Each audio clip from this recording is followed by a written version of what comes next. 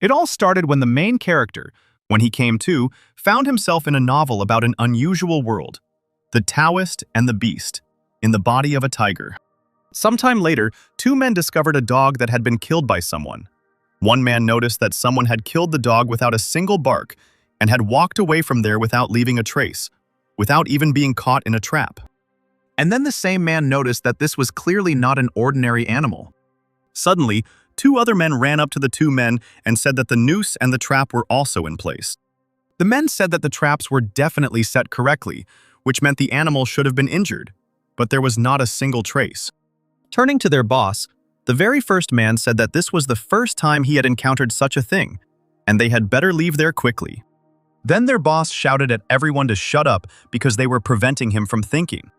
The man began to think that if his instincts were not deceiving him, then they were trapped, and if they moved now, this beast might attack them.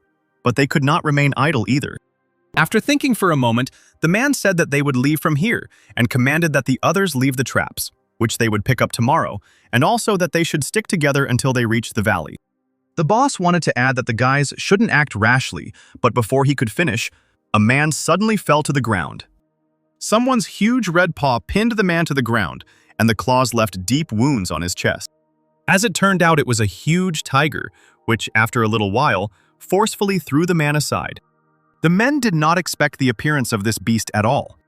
Their leader could not load his crossbow because his hands were shaking so much from fear. Suddenly, with its mouth wide open, the tiger rushed straight at the man. And then the beast began to wave its paws with sharp claws. The man, whose arm had been severed but was still alive, said they had disturbed something they shouldn't have touched. But the tiger was not going to leave anyone alive and attacked the last survivor. The next day, in some village, someone asked about what they say is that day. A man and a woman were sitting at the table and eating dinner. One of them asked again. The other answered that today was the day of the offering for the owner of the mountain. The man, biting off a piece of food, replied that it was so, and it would be tonight. The woman asked who it would be this time, to which the man asked if she knew a local nobleman, and then said that it would be one of his slaves. And then he added that this slave seemed to be small, but her hair was white and her eyes were blue, just like a ghost's. Night fell. The nobleman was standing on the street, waiting for something, when suddenly someone called out to him. As it turned out, it was an old woman, and next to her stood a little girl covered with clothes. The gentleman answered the old woman that she was a good girl for bringing the girl, and now she could go, and then added, turning to the girl, that she should follow him. The girl, clutching the clothes that covered her in her hands, did not move from the spot. Then the man shouted at her and said that he told her to follow him, and only then did the girl come to her senses. The nobleman led the girl to the palanquin, where several men were already standing and greeting the nobleman. When the girl sat down in the palanquin, the men lifted it up and carried it somewhere, and the nobleman stood and watched, seeing them off. Meanwhile, the girl's hands were shaking very violently. The men carried this palanquin somewhere further and further into the mountains. Having left him for some time, I realized that they immediately, as if afraid of something, ran back. For a while, nothing happened. The palanquin just stood on the ground. Then the girl decided to get out of it. When she got out of it, the girl immediately ran in some direction. When she reached the cave, the girl stopped and exclaimed about how big the cave was. But then, remembering something, she immediately fell silent and covered her mouth with her hand. The girl thought to herself that she would soon meet the master of the mountain, which meant she had to behave with dignity so that he wouldn't get angry. She thought that she was the one who would become the bride of the master of the mountain. Making her way deeper into the cave, the girl shook with fear and thought about how dark it was here. Suddenly, someone asked her who she was, and the girl froze with tears in her eyes. Trying to go further, the girl's legs gave way and she fell to the ground, her cloak flying off. Suddenly, someone asked the girl even louder who she was, while the girl was shaking with fear. The girl stuttered and wanted to answer, but she couldn't say it properly. But after a little while and gathering her courage, she clearly answered that she was the one who would henceforth honor him as her husband, and said that her name was Chelsea. This time the tiger did not answer. The girl blushed a little and covered her mouth with her hand, thinking that she had probably said too much. Suddenly, a huge tiger emerged from the depths of the cave.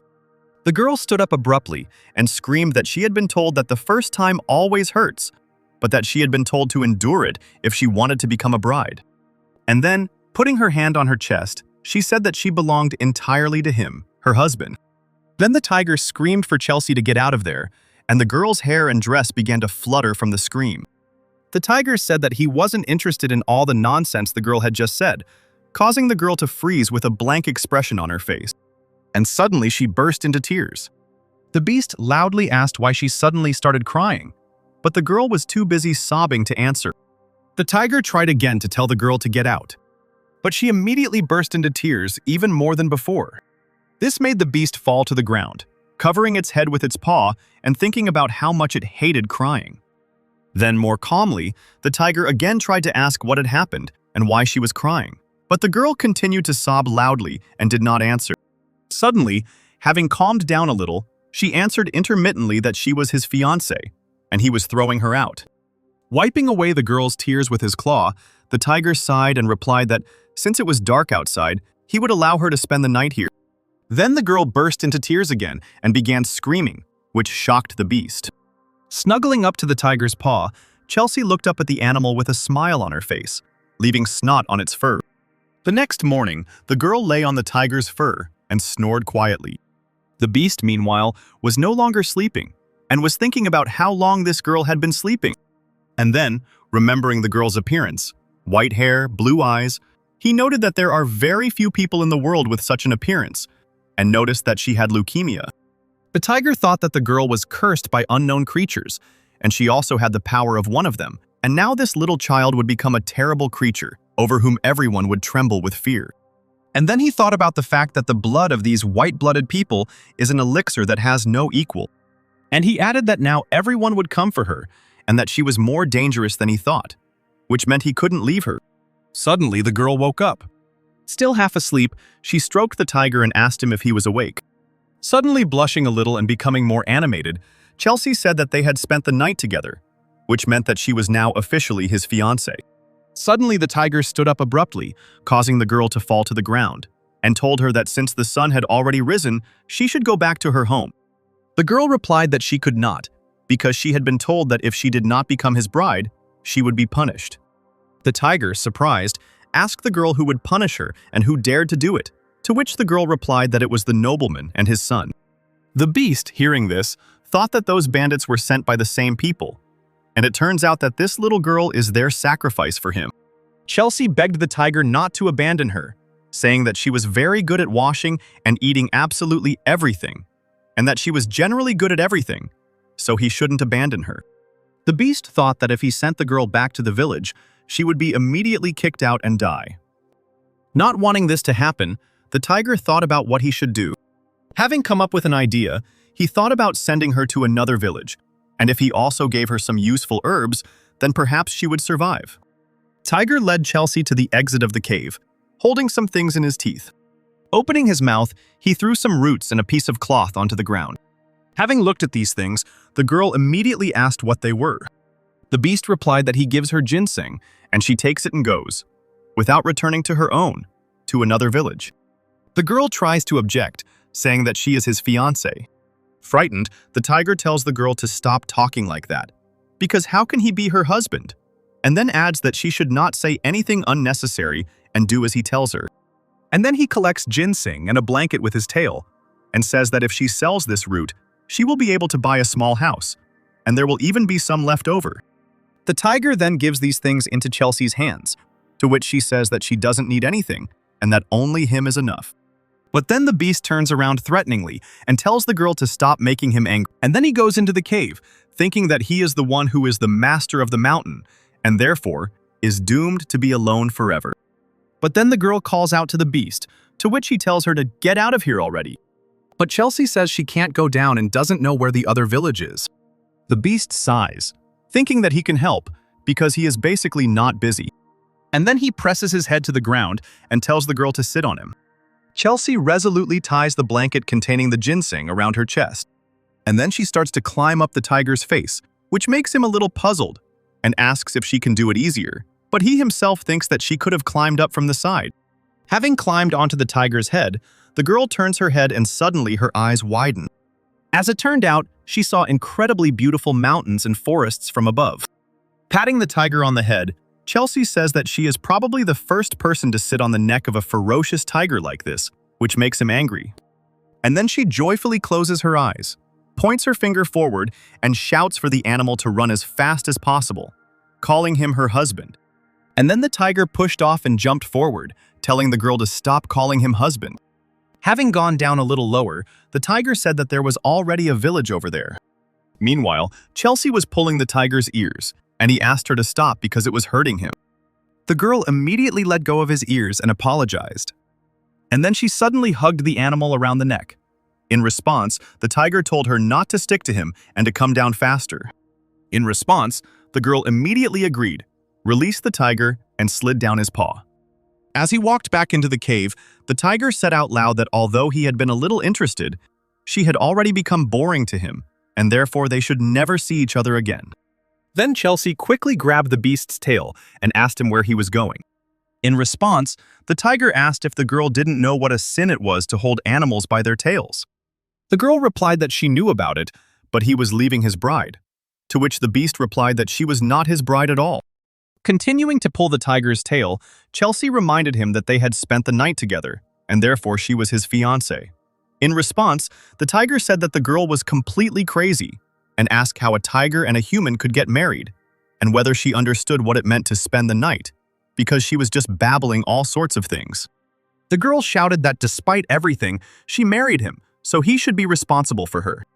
Confused about where the little girl got such strength, the tiger said that he even got her ginseng, which she could sell and live without denying herself anything. Chelsea abruptly threw the bag of ginseng onto the ground and shouted that she didn't want it that way, and that if the tiger wasn't around, she wouldn't need the useless herb. The beast asked himself whether the girl could imagine how expensive this useless herb was, and then he thought that it wouldn't end like this, which meant that even though he didn't want to do it, he would have to. Worried that his tail would fall off, the tiger suggested that the girl go to the village to sell the ginseng and then return back, thereby paying for the dowry. The girl's mind seized upon the word dowry, and her eyes sparkled, and she herself blushed. Joyfully picking up the ginseng wrapped in cloth from the ground, she told the beast not to go anywhere, because she would return quickly. The tiger agreed with this and began to warn the girl. He told her not to hurry too much, but the girl ran along the road as fast as she could. He then added that she should be careful, and Chelsea immediately fell to the ground. But a second later she stood up and walked on, disappearing into the distance. Near one of the houses in the village, near a fire on which stood a kettle, an old man sat and fanned the fire. Chelsea walked up to him and said that she had come to sell him something. When the old man looked at the girl, he immediately caught the gaze of blue eyes. And then the old man jumped away from the girl with a scream. But as he moved away, his scream became quieter. The man said to himself that he thought it was a ghost, and then, clearing his throat, asked what the girl had brought him. The girl took out some ginseng from the cloth and gave it to the old man, who began to examine it closely.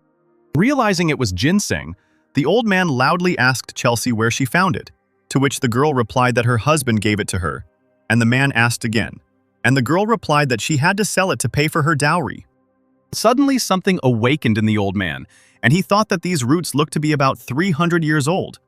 And this child clearly did not know their value and looked very stupid, which meant that he could easily deceive her and get this root for a couple of coins.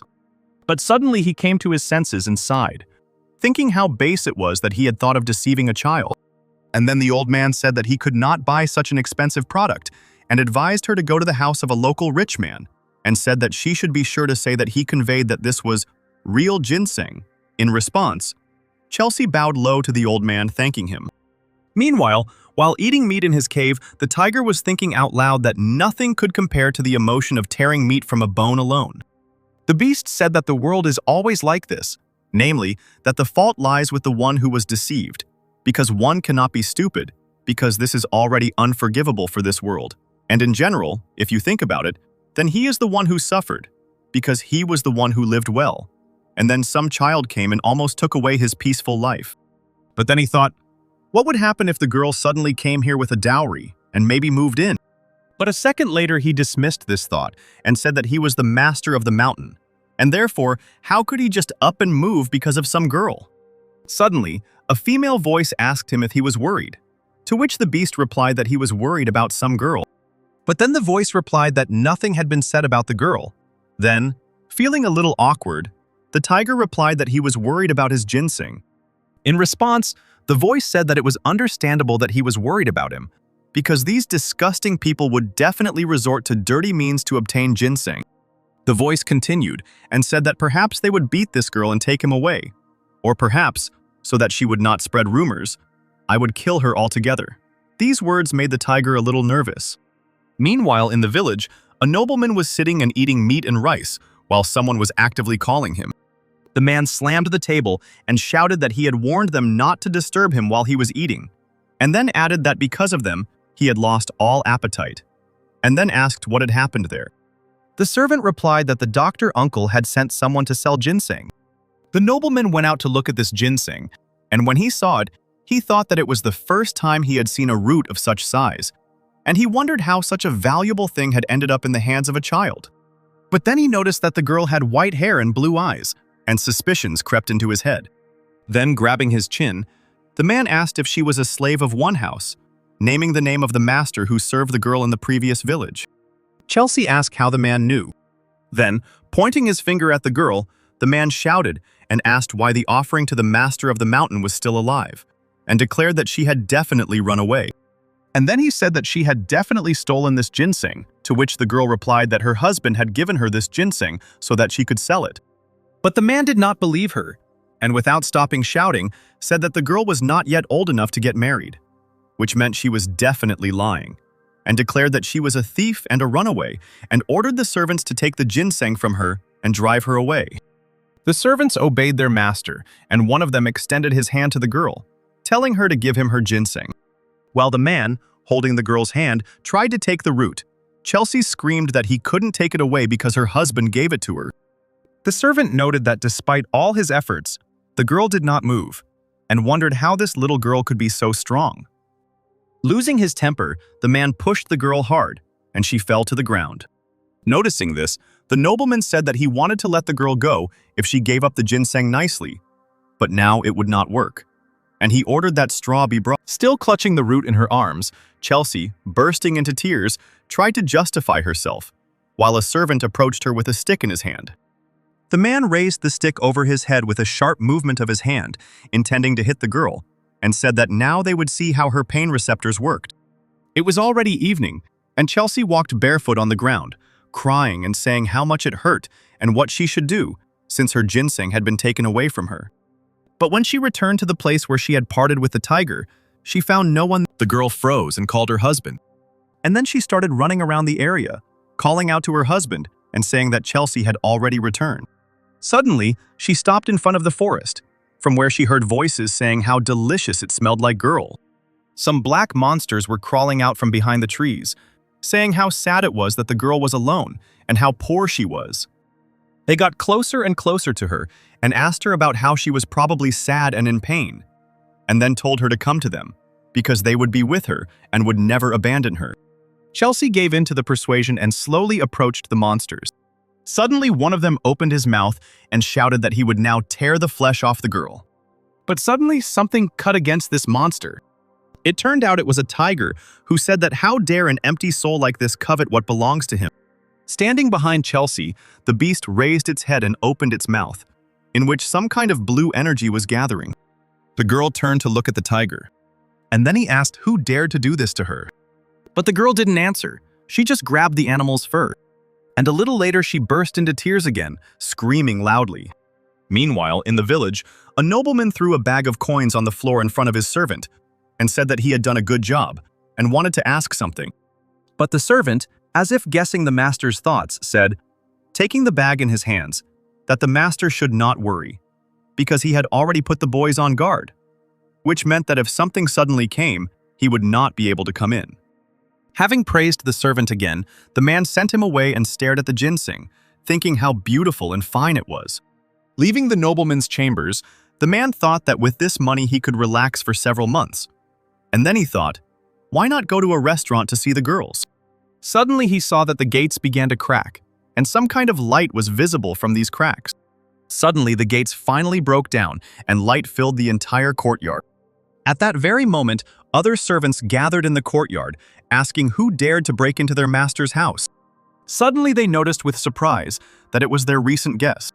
The servant who had beaten the girl earlier asked how she dared to come back here, and then said that it was clear she hadn't received enough blows then, and now she wanted to die.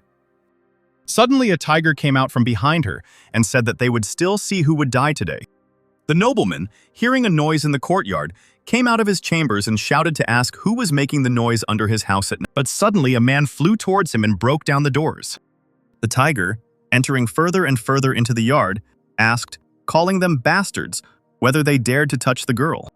He asked if they had gathered together and beaten a little girl, and that was all they could do, while all the men were shaking with fear. Declaring that these people were worse than trash, the tiger opened its mouth and began to collect luminous energy there.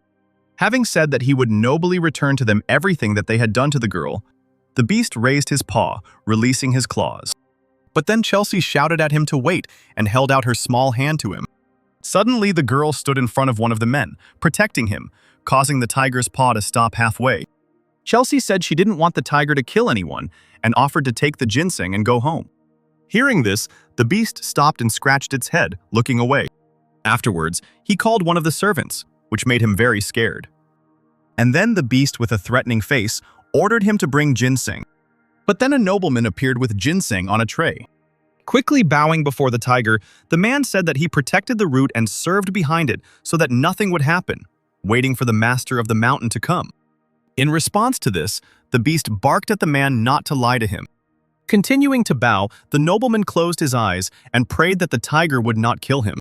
Suddenly, the beast said that if it were up to him, he would eat that dirty face off him, but he wouldn't do it, and he had the girl to thank for that. These words surprised the man so much that his eyes widened. And then the tiger said that the man should give him all his wealth in return, and if he kept even 1 grain of rice for himself, it would end badly for him. Shaking with fear, the nobleman ordered that all his riches be delivered to the mountain as quickly as possible. Hearing this, the tiger and Chelsea disappeared, leaving behind a blue haze. After this, the man turned gray with fear, thinking that the husband the girl had spoken of turned out to be Spencer, the owner of the mountain, which meant that she was the bride of the mountain's keeper. Waking up the next day in his cave, Spencer was puzzled as to how it all happened. He looked at the riches that had been brought to his cave and mentally mourned his quiet, cozy nest, his quiet, routine life. Chelsea, meanwhile, said she had found wild raspberries. And then she tried to put the berries into the tiger's mouth while he was still in a state of shock. Having put the berries in, the girl asked with a smile on her face if it was true that these berries were tasty. Thinking that he had brought her back, but nothing had changed, the beast finally stood up. In response, Chelsea asked where he was going. As he headed towards the exit of the cave, Spencer replied that he was going to get a drink of water, to which the girl replied that she wanted one too and ran after him. The tiger and the girl walked together through the forest to a pond. Here Chelsea, tugging at the tiger's fur, says that she is tired and asks how much longer they have to go, to which the beast replies that they have arrived, and before their eyes a pond opens up, over which fireflies are flying. Suddenly a catfish flies out of the pond and says, turning to the owner of the mountain, that they haven't seen each other for a long time. In response, Spencer says that it is true and asks how he is doing, to which the catfish replies that as soon as the tiger came, his life got better, and Chelsea, meanwhile, quietly laughs, thinking about what this fish is saying, why it is so funny. Spencer tells the catfish to give him what he left with him, to which the fish mockingly asks if he wants to give it to his bride. In response, the tiger only replies irritably to him to stop talking. Here the catfish takes a small oblong box out of its mouth, and then he solemnly presents it. The beast tells the girl to try to open this box. Chelsea gets to open a box, from which light immediately bursts out.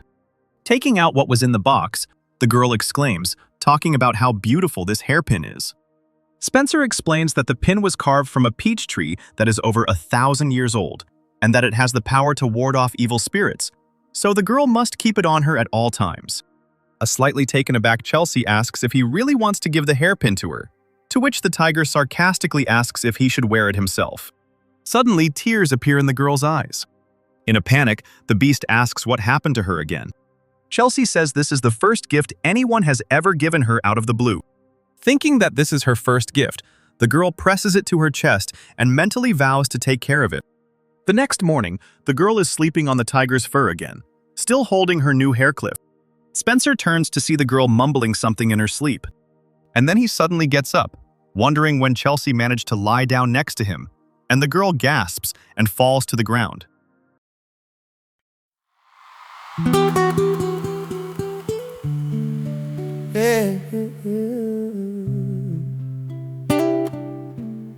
You got feeling in the floor, boys.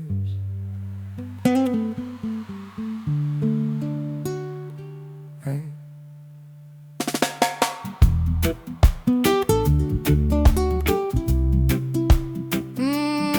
Listen.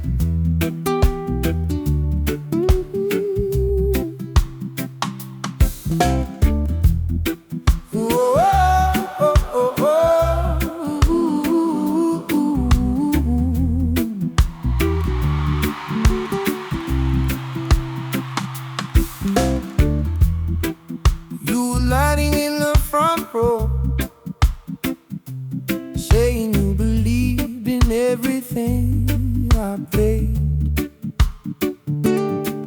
sharing secrets in the back door, smoke, helping at the promises we made. But when you stormed and tore my branches, you were ghosting fixes in the sun, breaking to my downfall with their glasses, calling what we had just for fun. Fake friends say, like vapor in the morning, clear as the light. I see their shame. I was breaking while they toasted to the story, using my crafts to carve their names. But my heart keeps turning pain into a chorus. I rise again from every flame. Let the fire burn the mask right off their faces. I'm walk out king from the embers of my name, from the embers of my name.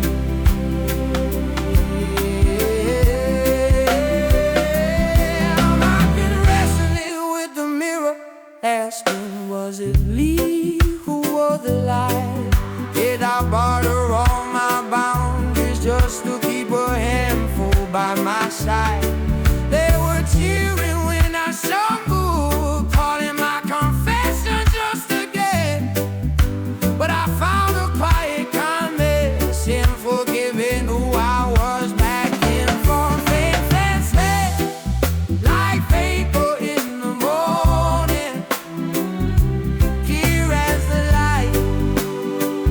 I see their shade. I was breaking while they toasted to. Still half awake, Chelsea asks her husband if he's awake yet, while drooling. The tiger tells the girl to get ready because they are going on a long journey. In response, the girl asks where they are going, to which the beast replies that even if he tells her, she still does not know, and then tells her to take as many valuables as she can. Chelsea walks over to the chests of floor and jewels and begins to fill them up, putting them into a bag. Suddenly, a female voice asks the tiger if he has to do this, to which he mentally replies that he will not get involved in her fate. In response, the voice asks if he does not think that becoming a bride was her destiny, or is he just still afraid of creating connections with other people? The beast replies that everything is not like that at all, and that a person must have a human destiny, and it is very different from him, an animal. And besides, it is enough for him that this voice bothers him. The voice notes that the tiger used to hate the word fate, but now he has begun to use it often. Spencer responds by saying that she remains as grumpy as she was, despite the years that have passed. In response, the voice mockingly says that they say that the older you get, the wiser you become. But apparently this is all nonsense, because with age, you can also become dumber, to which the tiger, starting to get angry, asks her again what she just said. In response, the voice innocently says that she was not talking specifically about him, and asks why he is so angry. Then Chelsea speaks up and says that she has finished getting ready and stands in front of the beast with a bag in her hands.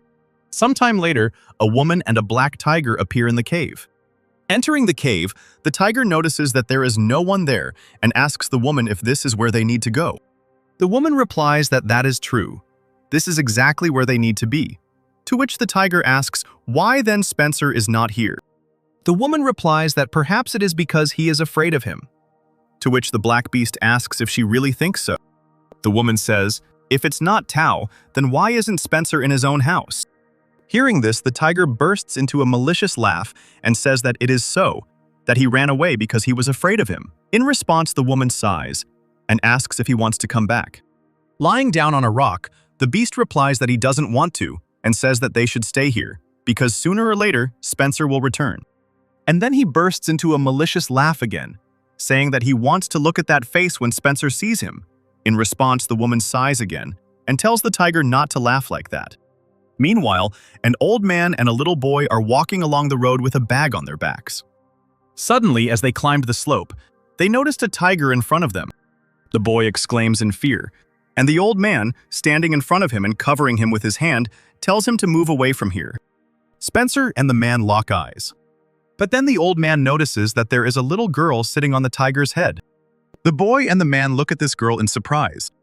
Noticing these people, Chelsea greets them with a smile on her face and waves her small hand. Blushing, the boy also says hello in it and hesitantly waves his hand in response. As the tiger walks away, the boy tells his teacher that there is a girl sitting on the tiger's neck, to which the old man replies that they will watch them. Night has fallen. A deer is running through the forest and chewing grass. Suddenly, a tiger attacks this deer. He successfully grabs this deer by the side with his teeth, while the other deer, seeing this, runs away in fear. Holding the deer in his mouth, Spencer thinks about why he always has to share his kill, but then calms himself down by thinking that they will soon reach the village.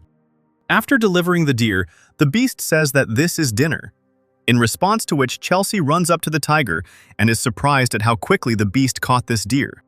And then she says that you think that among tigers, Spencer has the most excellent hunting skills. The slightly stunned tiger replies that it was very easy. And then, scratching his nose, he says that he can get anything if the girl just says so. Then he tears off the deer's leg and gives it to the girl, telling her to eat it. In response, Chelsea says that she does not eat raw meat.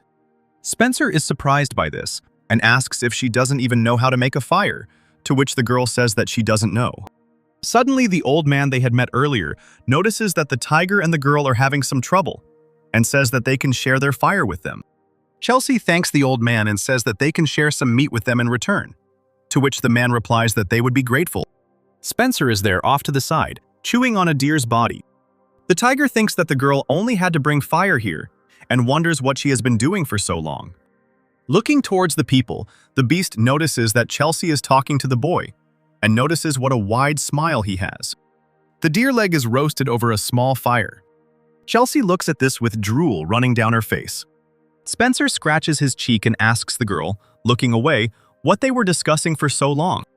Wiping away her drool with her sleeve, Chelsea replies that the boy is the same age as her, which is why they decided to be friends, and says that the boy's name is Ben. Suddenly, the girl's stomach begins to rumble loudly, and the tiger remarks out loud that the girl seems to be very hungry. Chelsea, her cheeks flushed, nervously replies that if the animal is hungry too, she can share with him. Spencer asks what she's talking about because she's so hungry herself, because he can hear the whale howling in her belly. In response, the girl, a little offended, replies that the tiger has a whale in its belly. Licking his paw, the tiger says that it seems that hunger has hit the girl hard in the head, and then wonders why she is so embarrassed. In response, the girl jumps up and says that everything is wrong.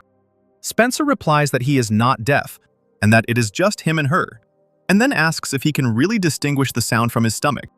The girl begins to frown and puff out of anger.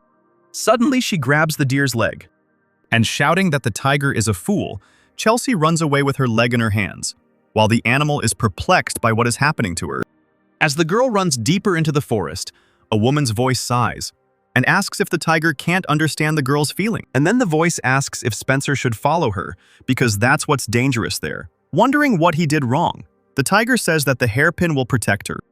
The voice says that maybe the hairpin will protect her from evil spirits, but there are even scarier creatures in the forest, and maybe she will even get lost. In response, licking her paw, Spencer replies that then this is her destiny. Then the voice asks if fate did the same to her, to which the tiger does not answer.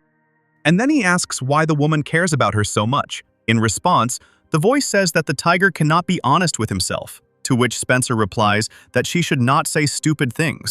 Suddenly, an old man appears right in front of the tiger and says that the beast is not a sacred animal, but just a creature that kills people. Rising from the ground, Spencer asks again. The old man says that he is from Mount Conger, and then asks the tiger that he didn't think that he didn't know about the ghost that is always next to him. As it turns out, the ghost, who was previously a man but was killed by a tiger, does not leave him, but bewitches other people and leads them to the tiger. Spencer, meanwhile, remembers that the warriors from Mount Conger are keenly aware of the topic of ghosts. And then he orders his ghost to come out, and a woman appears next to him. Pointing his sword at the tiger, the old man shouts that he is betting the honor of the warrior Conger and promises to cut out the beast's throat. Spencer sighs and turns to Hannah, saying that it was all his fault and that she had to deal with it herself. The man asks the beast where it went, as the ghost gets closer and closer to him. And then Hannah says that she will be his opponent, and her pendant starts to glow. Then a sword begins to appear from the pendant. Raising her hand, the ghost took out a sword from her pendant. Seeing this, the old man realized that this was a necklace where you could put absolutely anything, regardless of size. The man was surprised to think that this ghost could control him. After a short silence, he asked if he could ask a question. In response, Hannah said that they say that people who learn martial arts become too self-confident, and that once the old man pulled out his sword, the conversation is over. The man frowned and said that if she says so, then so be it. And then, using the dragon art technique, which created several clones of the man, he rushed to attack, thinking that this woman had lost her human essence anyway. And now the blades almost reached the ghost's head. Suddenly, the ghost blocked the blow of the real sword behind her back. The old man was surprised and exclaimed, "How could this be?" Hannah said that since he was so rude to the girl, she should pay him back with a worthy blow. Then she swung her sword, and the man was thrown back. The old man's hand holding the sword began to shake. But the ghost did not retreat, and now her sword almost reached the man's face. But the man managed to block the blow, and their swords touched, creating a flash of light. The old man struggled to contain the attack as the swords created sparks. Using dragon arts again, the man exposed himself to the blow from his pendant and moved to the side. But the ghost, asking where the old man was running away from her, and without looking, immediately pointed the tip of her sword to the side. And then she struck again, which pushed the opponent back. Ben called out to his teacher in fear. Meanwhile, his teacher stood leaning on his sword, his whole body shaking. The man thought with surprise how it was possible that he was losing to some ghost.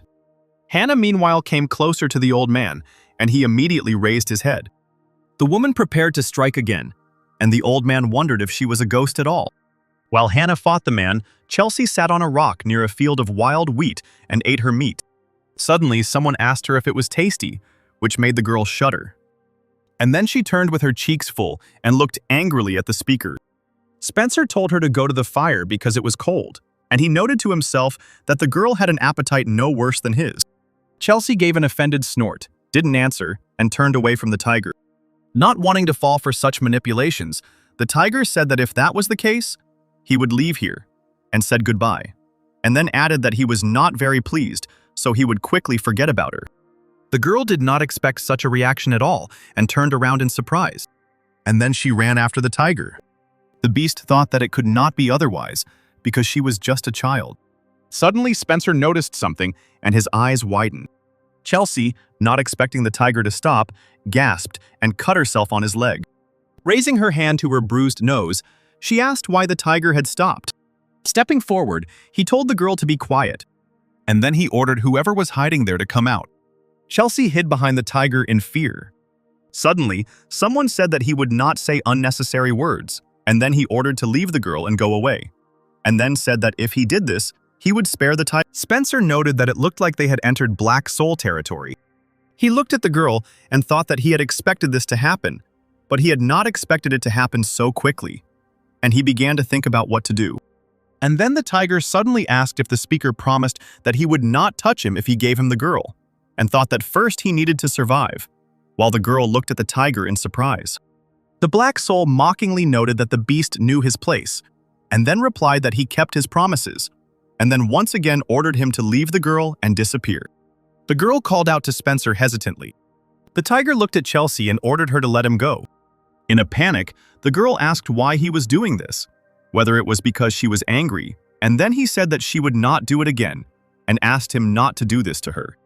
Looking sternly at Chelsea, Spencer said that he didn't want to die here with her, and then he said that he of course became attached to her, but not so much as to die with her. And then with a jerk of his leg, the tiger told the girl to accept her fate. And then the beast began to leave. Suddenly a dark shadow appeared behind the girl, who, laughing, said that the white-blooded one would soon die.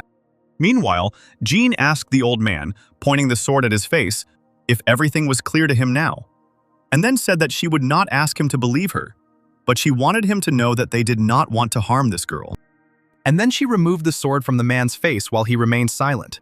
Sighing, the old man replied that what else could he do? Even if he didn't believe, he had to believe. With a smile on her face, the ghost said that it was good that he understood everything, because there is nothing more stupid than not knowing one's place.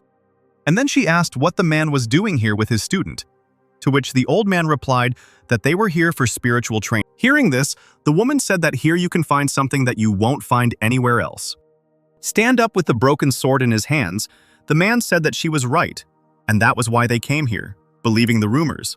In response, the woman asked what kind of rumors. The old man said that since ancient times, many people have been dying in these places.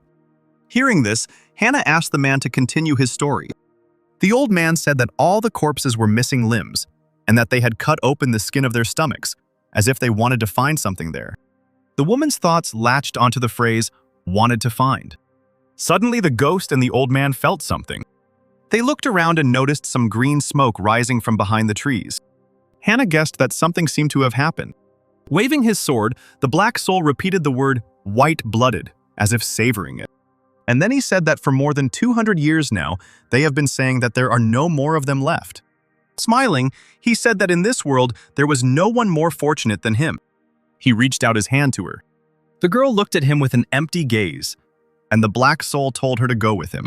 Throwing Chelsea over his shoulder, the black soul went somewhere.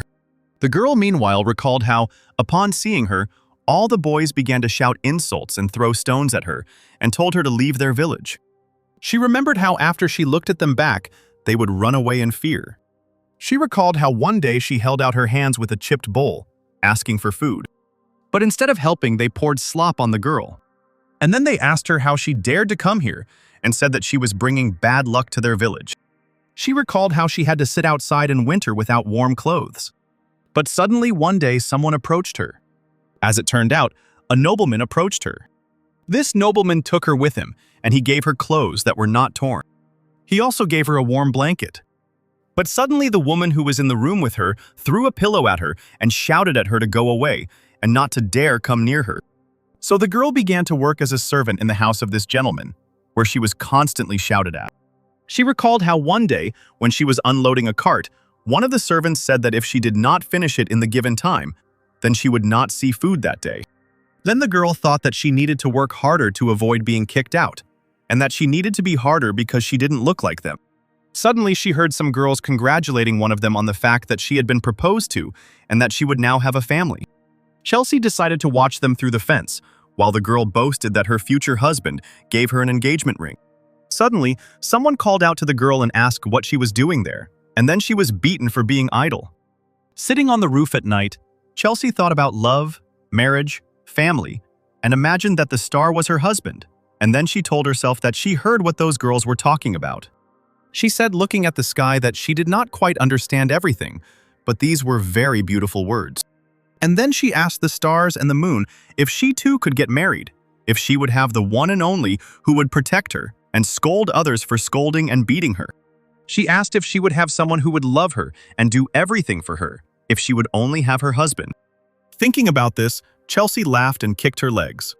Then one day the gentleman said that she should marry Spencer. Hearing this, the girl blushed. While doing her business and remembering her future marriage, she blushed every time. Chelsea thought about what her husband would be like. She didn't want him to have a cool look. She didn't demand some angel as a husband. The girl smiled, thinking that she too would have a family, and that she would no longer be alone, and that her husband would be a tiger. Chelsea learned that her husband would be a tiger from one of the girls. This girl said that it is unknown when he will decide to eat her, his bride.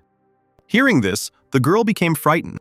When she was being prepared to be sent to the mountain, she was no longer happy, but thought only about the fact that she, a homeless person, was taken into a house, dressed in clean clothes, given a room, just for this moment, which meant that in the end, she could not become a person.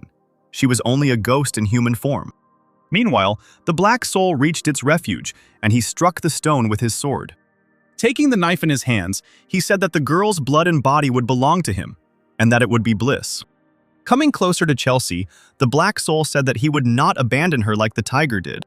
Taking her head and preparing to plunge a knife into it, he said that she should not be sad, but that she should be reborn again. And so the tip of the knife began to approach Chelsea, but she thought only about the fact that she did not hate Spencer, because meeting and being friends with him, his warm hugs, what he did for her, what he gave her made her happy.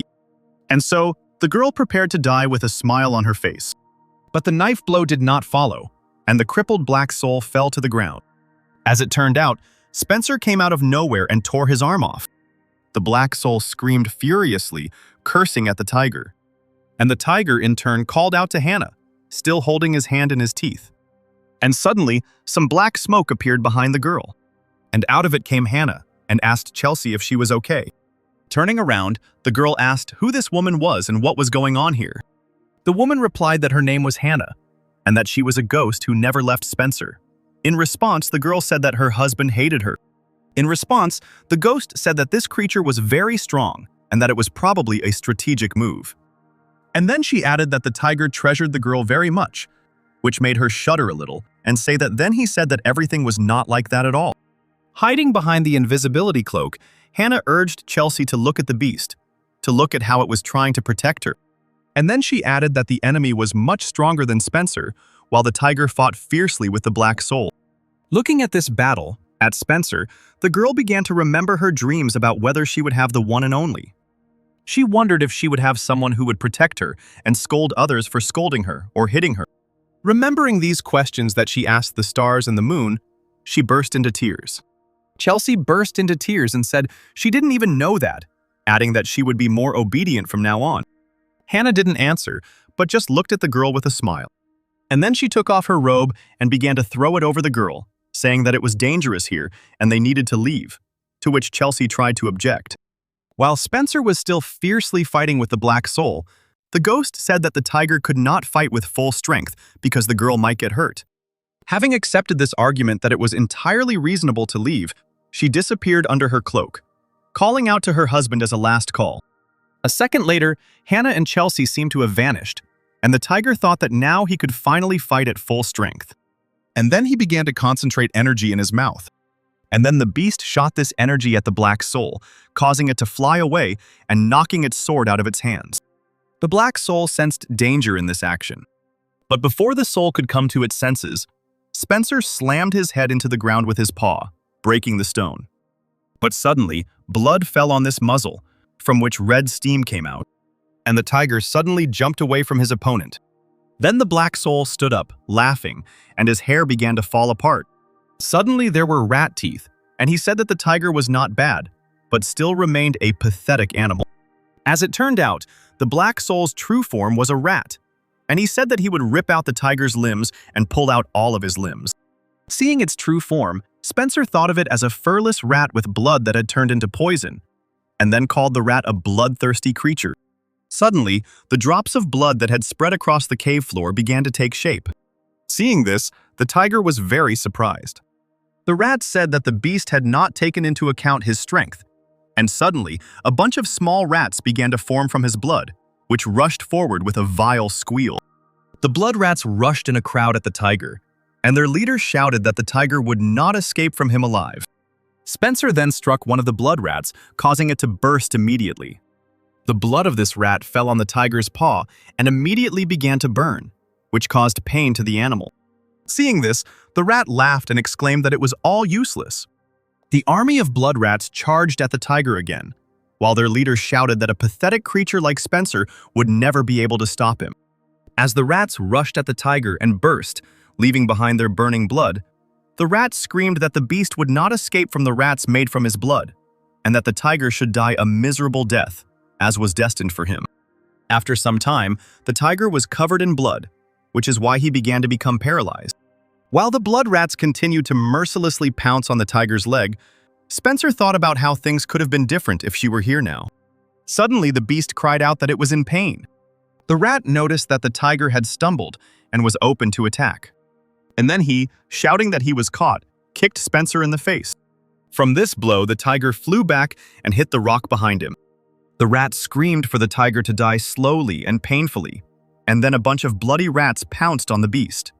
Crushed by these rats, Spencer thought only that he had to endure it a little longer. And then he picked away all those rats, concentrating the energy in his mouth. But still, all these attacks did not pass without a trace, and the beast was already pretty battered, and vapors of this poisonous blood were coming from it. Chris noted with surprise that he was still bravely going against his attacks and trying to run like a dog in water. Afterwards, he pulled out his huge claws and said that he would do him the honor of finishing him off himself. Calling his opponent a dirty rat, Spencer said he talked too much and for too long. Suddenly, Hannah attacked the rat from behind with a sword. And with a sharp movement of the sword, she made a deep cut on the enemy's neck, causing blood to flow out like a fountain. The woman told the rat that he was too reckless. Meanwhile, the black soul shook its head in panic, making grunting and gurgling sounds. Spencer said that he was taking too long to die and indignantly told him to die already. Clutching the wound on his neck with his paw, the rat began calling his opponents small creatures, and then said that they dared to touch his body. Thinking that there would be no second chance, the tiger raised his paw, preparing to attack, and used the furious fist technique, causing his paw to glow with blue fire. And then the beast rushed at the enemy, who was discouraged by this. And so, when the tiger's paw was almost at the opponent's face, he used the furious fist technique. Chris, a second before that blow tore his head into pieces, screamed that he hated that damn tiger. The lower part of the rat's body, still intact, fell to the ground, while the edges of the wound glowed with blue lights. The blue fire slowly but surely burned the body of the scythe. And then this fire flared up and engulfed the entire remaining body of the black soul. Meanwhile, outside, dawn was already breaking. Coming out of the cave, Spencer breathed a sigh of relief and said that he almost died there. And when he came out of the cave, he noticed with surprise that it was already light. Hannah, holding the rat's sword and his eyes in her hands, decided to draw her tiger's attention to the interesting things they had been able to obtain, and then said that they would be very useful to them in the future. Tiger asked where Chelsea was now, to which the ghost replied that she took her to the old man in the village and told them to go to the village. Then she said that if the beast suddenly died, then she would also lose her power. And if that happened, then all these creatures would attack the girl. Tiger frowned and looked at the ghost without answering, while she smiled innocently. And then Spencer admitted that it was true, and wondered what this feeling had awakened in him. Hannah then suggested that they go to the girl, to which the tiger only chuckled thoughtfully. Spencer thought about how something like this had happened as soon as he left the mountain, and that it would happen again. And with such power, he wasn't sure he could protect the girl, but by killing that monster, he had received an eye with the ability to transform, and he wondered if it was an accident. Looking at the eyes, he thought that if he were to transform into a human, he would be able to use the sword he had received and would be able to fight stronger opponents. He also noticed that he would finally be able to use the technique that he had been unable to master for so long, the flame blue flower. And he said out loud that before they went to Chelsea, he had some things to sort out. And then the tiger decided for himself that he should transform into a human. Meanwhile, the old man was walking with two children. Selchiba asked how far they still had to go, and then began to worry that her husband could not catch up with her. Turning around, the man said that the village was already behind the mountain, and said that they would wait for the tiger there. Suddenly, Ben told Chelsea that the tiger could not be her husband. Then the girl, screaming and pulling the boy's hair, asked what he was talking about, and then said that if she said that the tiger was her husband, then he was her husband. Then she let the boy go, and said that if he told her to do something again, he would get into trouble. To which the boy replied, holding his head and crouching down to the ground, that he understood everything. Suddenly, a man in a hat turned to the old man and asked who it was. The man in the hat asked the old man, while his carriage was riding alongside, if he was Joshua from Conger, and the old man responded by asking if it was Harvard. And then, folding his hands in a welcoming gesture, the man said that he was expressing his respect to the senior student, to which the latter replied that such formalities were not necessary. Harvard said it had been 10 years since he left Conger. The old man replied with a smile on his face that people from there will forever remain family. The man suggested to the old man and the children that if they were heading in the same direction, they should go together, to which Joshua happily agreed. Meanwhile, something was happening on Mount Wulong while the sky was covered with clouds. One boar, drooling, shouted that their leader must make a decision, because the number of people was growing. Another boar shouted that since there are more people, there are more animals that become food for them. And then they all shouted together, looking at the chief who had a tree growing on his back, that this was their family's business. And then they asked who would take care of Mount Udun if their leader died. The boar chief thought about how much he wanted to leave this place in peace, but there was no one who could protect these helpless ones, and it would be too selfish to abandon them like this. Suddenly a raven flew up to the leader and whispered something in his ear. Then someone said for the boars to disperse, and a red paw stepped onto the boar's land. The tiger came closer and closer to the leader until he did not open his eyes. Spencer noted out loud that this was their first meeting in 30 years. The leader of the boars said that it was unlikely that he had come to get even for the past, and asked what had suddenly happened to the mountain keeper. Thinking about how petty this boar was, the tiger asked why he suddenly started feeling nostalgic, and then said that he came to find the flame flower. The boar's thoughts latched onto the phrase flame flower, and he asked himself why the keeper needed this valuable medicinal herb. The chief said that he had this flower, and the tiger thought that he doubted that he had it, but still he had it. Then the boar said that the tiger must do him a favor, and if he refuses, he will not take even a single stone from this mountain. Spencer asked again about the favor. The chief said that if the tiger was the one who defeated that bloodthirsty rat, then it would not be difficult for him. The beast reluctantly agreed and asked what he wanted to ask for. Squinting slyly, the boar said that it was not difficult at all, and then added that he just needed to follow his son and help him. Sometime later, many wild boars began to descend from the mountain. The tiger was walking somewhere with them. Hannah noted that there were a lot of wild boars here, and then asked if they had accidentally fooled the tiger. Spencer reposed that there was nothing he could do. He couldn't fight all these pigs alone, and the main thing was that he got this flower. And then he added that they would see what would happen, and if something unexpected happened, they would run away.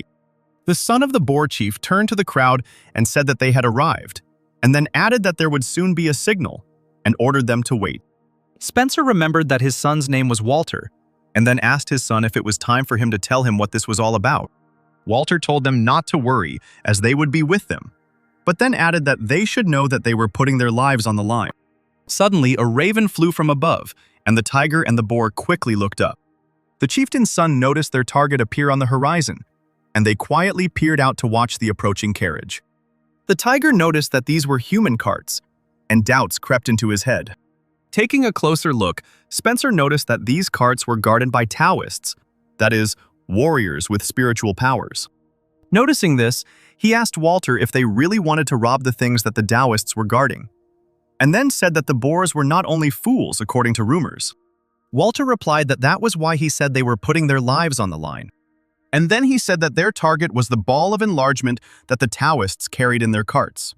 Spencer was very surprised to hear that they wanted to steal the enlargement ball because it is a potion that can increase the territory, something that many people dream of. The stunned tiger said that they had all gone crazy. Suddenly he said that he was leaving, to which the chief's son replied that they had already made a deal, in response to which the tiger asked who the wise man was who would bet his life on this. Walter said that it was too late to wash his hands and that there was no way out of it. Meanwhile, the boar leader stood on the top of the mountain. Suddenly he assumed that the operation had already begun, and then he thought about how this matter would determine whether they would be able to cope with the consequences. And then he suggested that, regardless of whether they take this ball or not, it is unlikely that people will sit idly by, but rather they will attack them in response. I thought that these little people would come not only for them, but also for their territory, and their clan would be defeated and disappear. Suddenly, Walter shouted that everything would have happened like this if Spencer hadn't come.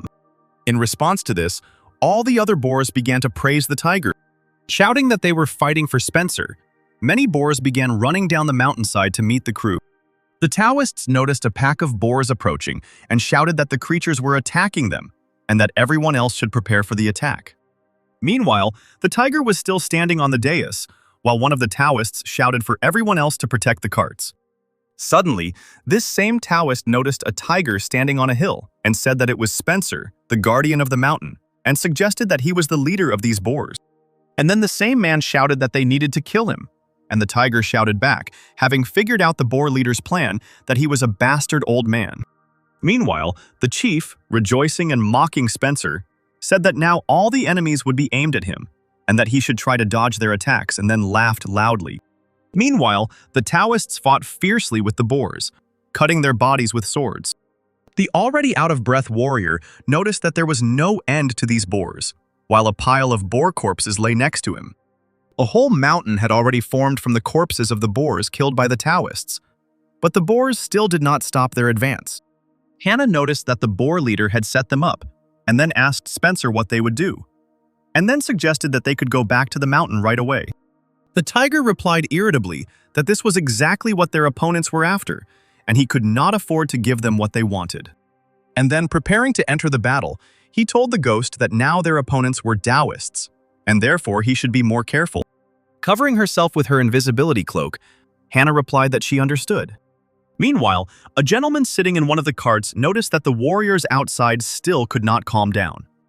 It turned out it was Harvard. He said he would go there alone, and then ordered Joshua to stay inside with his students. Meanwhile, Ben and Chelsea were sitting at the table eating, and an old man was sitting next to them.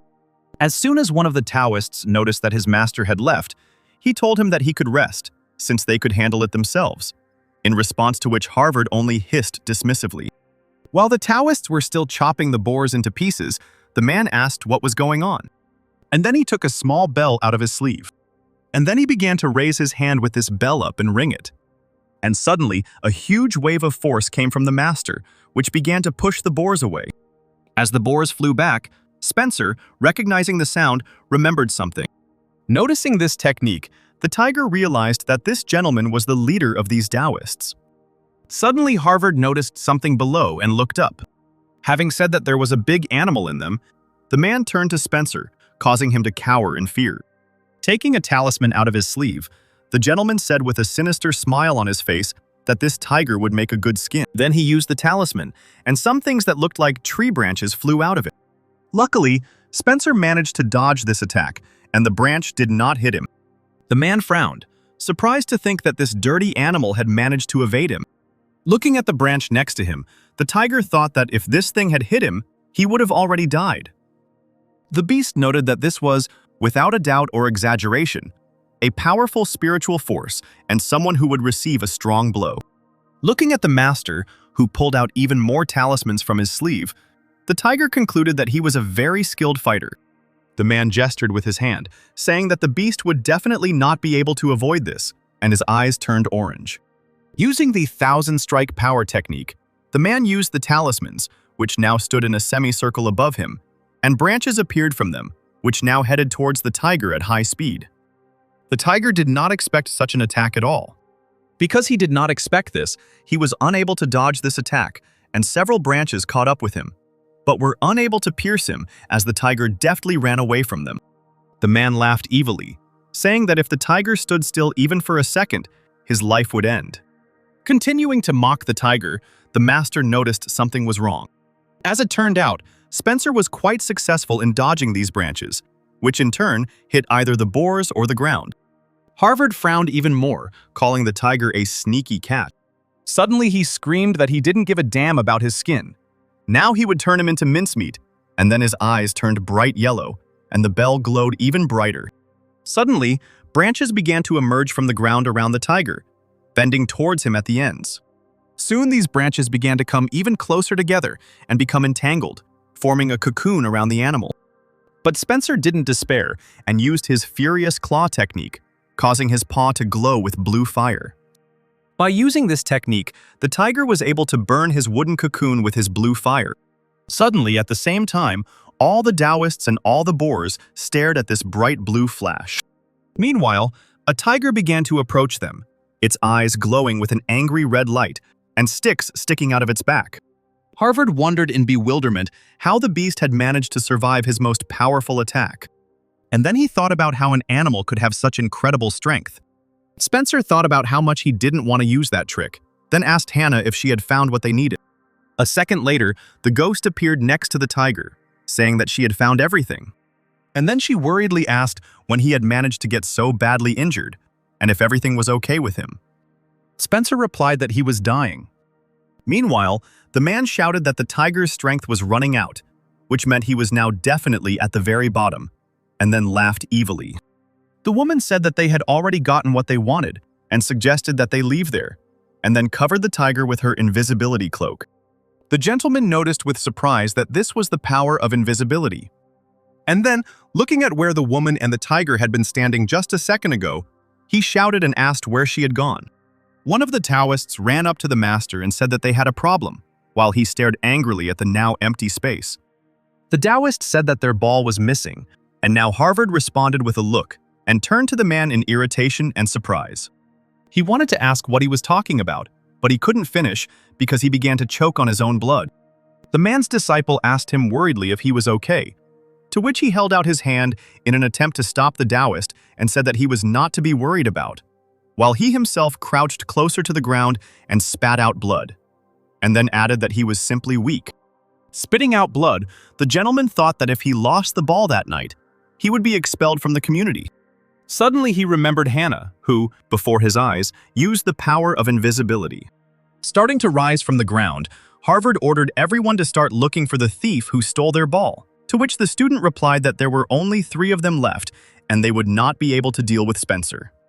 In response, the man angrily shouted that they had seen how weak the tiger had become after his attack, since he had barely survived it, and then said that while he was recovering, 1 Taoist should stay with him, and the other 2 should go after the beast.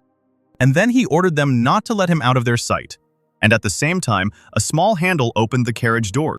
Chelsea looked out of the carriage with concern, and asked if they were talking about her husband right now.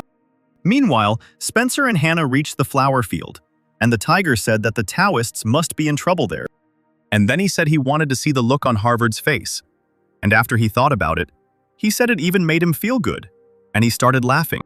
The ghost shouted, saying that now was not the time for laughter, and that the tiger needed to think about himself. The woman noticed that the animal was getting worse and worse, and wondered what had happened. Suddenly, Spencer fell to the ground, and the woman called his name in concern. Having fallen to the ground, the tiger suddenly began to vomit blood. Noticing this, Hannah said that this would not do, and that she needed to get those sticks out of the tiger's body, to which he, groaning a little, told her to do it. Suddenly, Spencer's scream shook the entire forest. Having pulled one of the sticks from the tiger's back, the woman noticed something bad about it, while the tiger meanwhile angrily muttered that he should have been warned before taking out this stick. Then the ghost said that these sticks had taken root in the body of the beast, and her hand shook slightly with fear. Sweating and emitting steam, the tiger told the woman to continue. The ghost tried to object, saying that he was already bleeding heavily, to which Spencer replied that if he waited any longer, those branches would suck all the blood out of him, and if she got them, it would be better than that slow and painful death. However, these arguments did not seem too convincing to Hannah, and she again objected, to which the tiger said that she knew he could handle it. And then again, but more insistently, he ordered her to pull out these branches. After a slight hesitation, the woman finally grabbed one of the sticks and, saying that it would be very painful, began to pull them out of the animal's body. Meanwhile, the Taoists were following Spencer and Hannah. Suddenly, one of the Taoists dropped to the ground and said that they had found this tiger. The other noticed that this tiger was very badly injured. And then this same Taoist told another to be careful, even though this tiger was badly wounded. In response, the first Taoist said that he knew what the mountain master's strength was, so he was sure that he was now dying. The first Taoist, rising from the ground, said that the ghost next to the tiger had invaluable power, and if they took this power from her and returned the ball, they would receive a promotion. Meanwhile, Hannah had removed all the sticks from Spencer's body. And then she thought that even though she had gotten all the sticks, the tiger had lost consciousness because he had lost a lot of blood. And then she decided that she still had to wake the animal up. Suddenly, someone's voice sounded from behind the ghost, asking who it was, to which the woman immediately turned around. The two Taoists finally reached the tiger, and one of them said that although the tiger was breathing, he was sure that these were its last breaths. And Hannah, screaming, asked how they found it. And then she took out a sword from her necklace. Attacking the ghost, the Taoist defiantly asked if she really wanted to protect her master. Shouting that this was all very funny, the Taoists pounced on Hannah, their swords pointing straight at her. Meanwhile, Harvard was in some dark space, meditating while some blue vapors were coming out of it. Exhaling blue smoke, the man thought he had restored his powers to the 3rd level, and then he decided that this was enough to return to the fight. The Taoist, who had been ordered to stay by the master's side, was now guarding the carriage, and he lamented that they were attacked not even by people, but by some kind of animals, and then remarked that it wasn't even funny. Suddenly something passed the crew window, and some bright flash came out from there. As it turned out, it was Harvard, who was thinking that although he had not yet fully recovered his strength, he would have assistance next to him, and then, heading straight towards the tiger, he remembered the stone on the ghost's neck, and assumed that it was most likely priceless. And then, with a greedy smile on his face, he suggested that there were many other valuables in this stone. Anticipating what would happen next, Harvard thought that if he thought of a strong tiger and a ghost who had power over that stone, then he would be the richest man. Sometime later, the man finally noticed the body of a tiger lying in a flower field. The man noticed with delight that his prey was lying right before his eyes. Meanwhile, in the carriage where Joshua, Ben, and Chelsea were sitting, some kind of commotion started, and the boy told the teacher that the girl had disappeared. In response, the man asked again, and the boy replied that she said that she was going to pee in the bushes, but after that he did not see her. Stepping outside, the old man swore quietly and exclaimed that it was very dangerous in the mountains. Meanwhile, Chelsea was walking somewhere through the forest up the mountain. Sweating a little from the climb, she thought that she was absolutely sure that those people were talking about her husband. And although she didn't know why they fought, she knew for sure that her husband had come for her. So the girl decided that now she would go to him. It was already getting dark, and Spencer was still lying in the flower field, and the flowers were covered in his blood. And Harvard came closer to the tiger's body. The man grinned and assumed the animal had died while pulling out its branches, then thought it was obvious and lamented how boring it was. Looking to the side, the Taoist said that since the tiger had died, the ghost had also disappeared, which meant that her little thing was somewhere here and it needed to be found. After examining the area around the tiger's body, the man noted with surprise that the necklace he was looking for was nowhere to be found. Starting to shake with anger, Harvard assumed that one of his students had already taken the necklace. The man swore loudly and, in a fit of anger, used the talisman to strike the tiger on the neck. The blow sent Spencer's head flying off his body and rolling across the ground. The man thought furiously about how this bastard dared to steal his thing. And then, assuming that this Taoist could not have run far, Harvard set off in a bright flash to look for him. Sometime later, someone approached the tiger's head.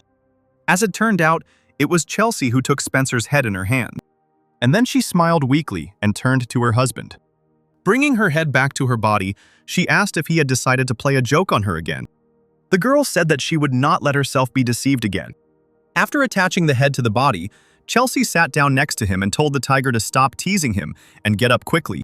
But then the head fell off the body again, and she rolled across the flower field. The girl stared at the head in surprise. And then she picked it up again, saying again that she had asked him to stop making these jokes. Chelsea reattached the head to the body and said that Spencer had done a good job and should get up. But the beast did not get up, and its head fell off again. Then the girl burst into tears. And then she burst into loud sobs near the tiger's lifeless body. Meanwhile, Hannah was carrying Spencer on her shoulder, saying how heavy he was. Suddenly, she dropped it on the ground. The tiger suddenly opened his eyes from this blow. The beast rose abruptly and wondered when it had managed to pass out. And the ghost was glad that he finally woke up. Suddenly, Spencer noticed something strange about the woman. As it turned out, Hannah was slowly evaporating. A few hours earlier, she had fought with two Taoists. The swings of swords flickered in the air like a bright flash. One of the Taoists was amazed at the power of this ghost and replied that at this rate they would lose. Suddenly, an idea came to his mind. And then he pulled two knives out of his sleeve.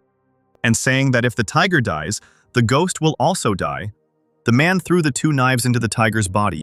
And now there was a second left, and these knives would plunge into Spencer's head, killing him.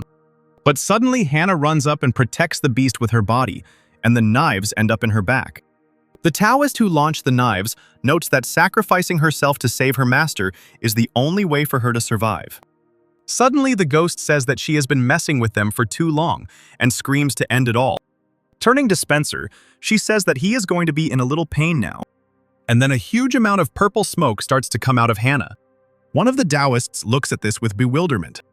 The other one, angry, asks if she really decided to use illusions, and then says that she is no match for him and attacks her with a sword. The first Taoist tries to stop his comrade. Suddenly, the ghost's eyes light up with a bright flash.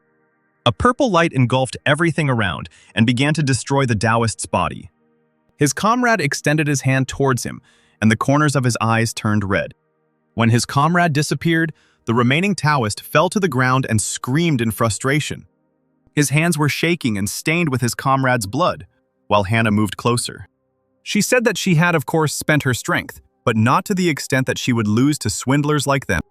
With tears in his eyes, the man looked at the ghost and thought that she was invincible. And then he prayed that she would not kill him, because he was just following orders. The woman asked the Taoist if, after all he had done, he was now asking for mercy.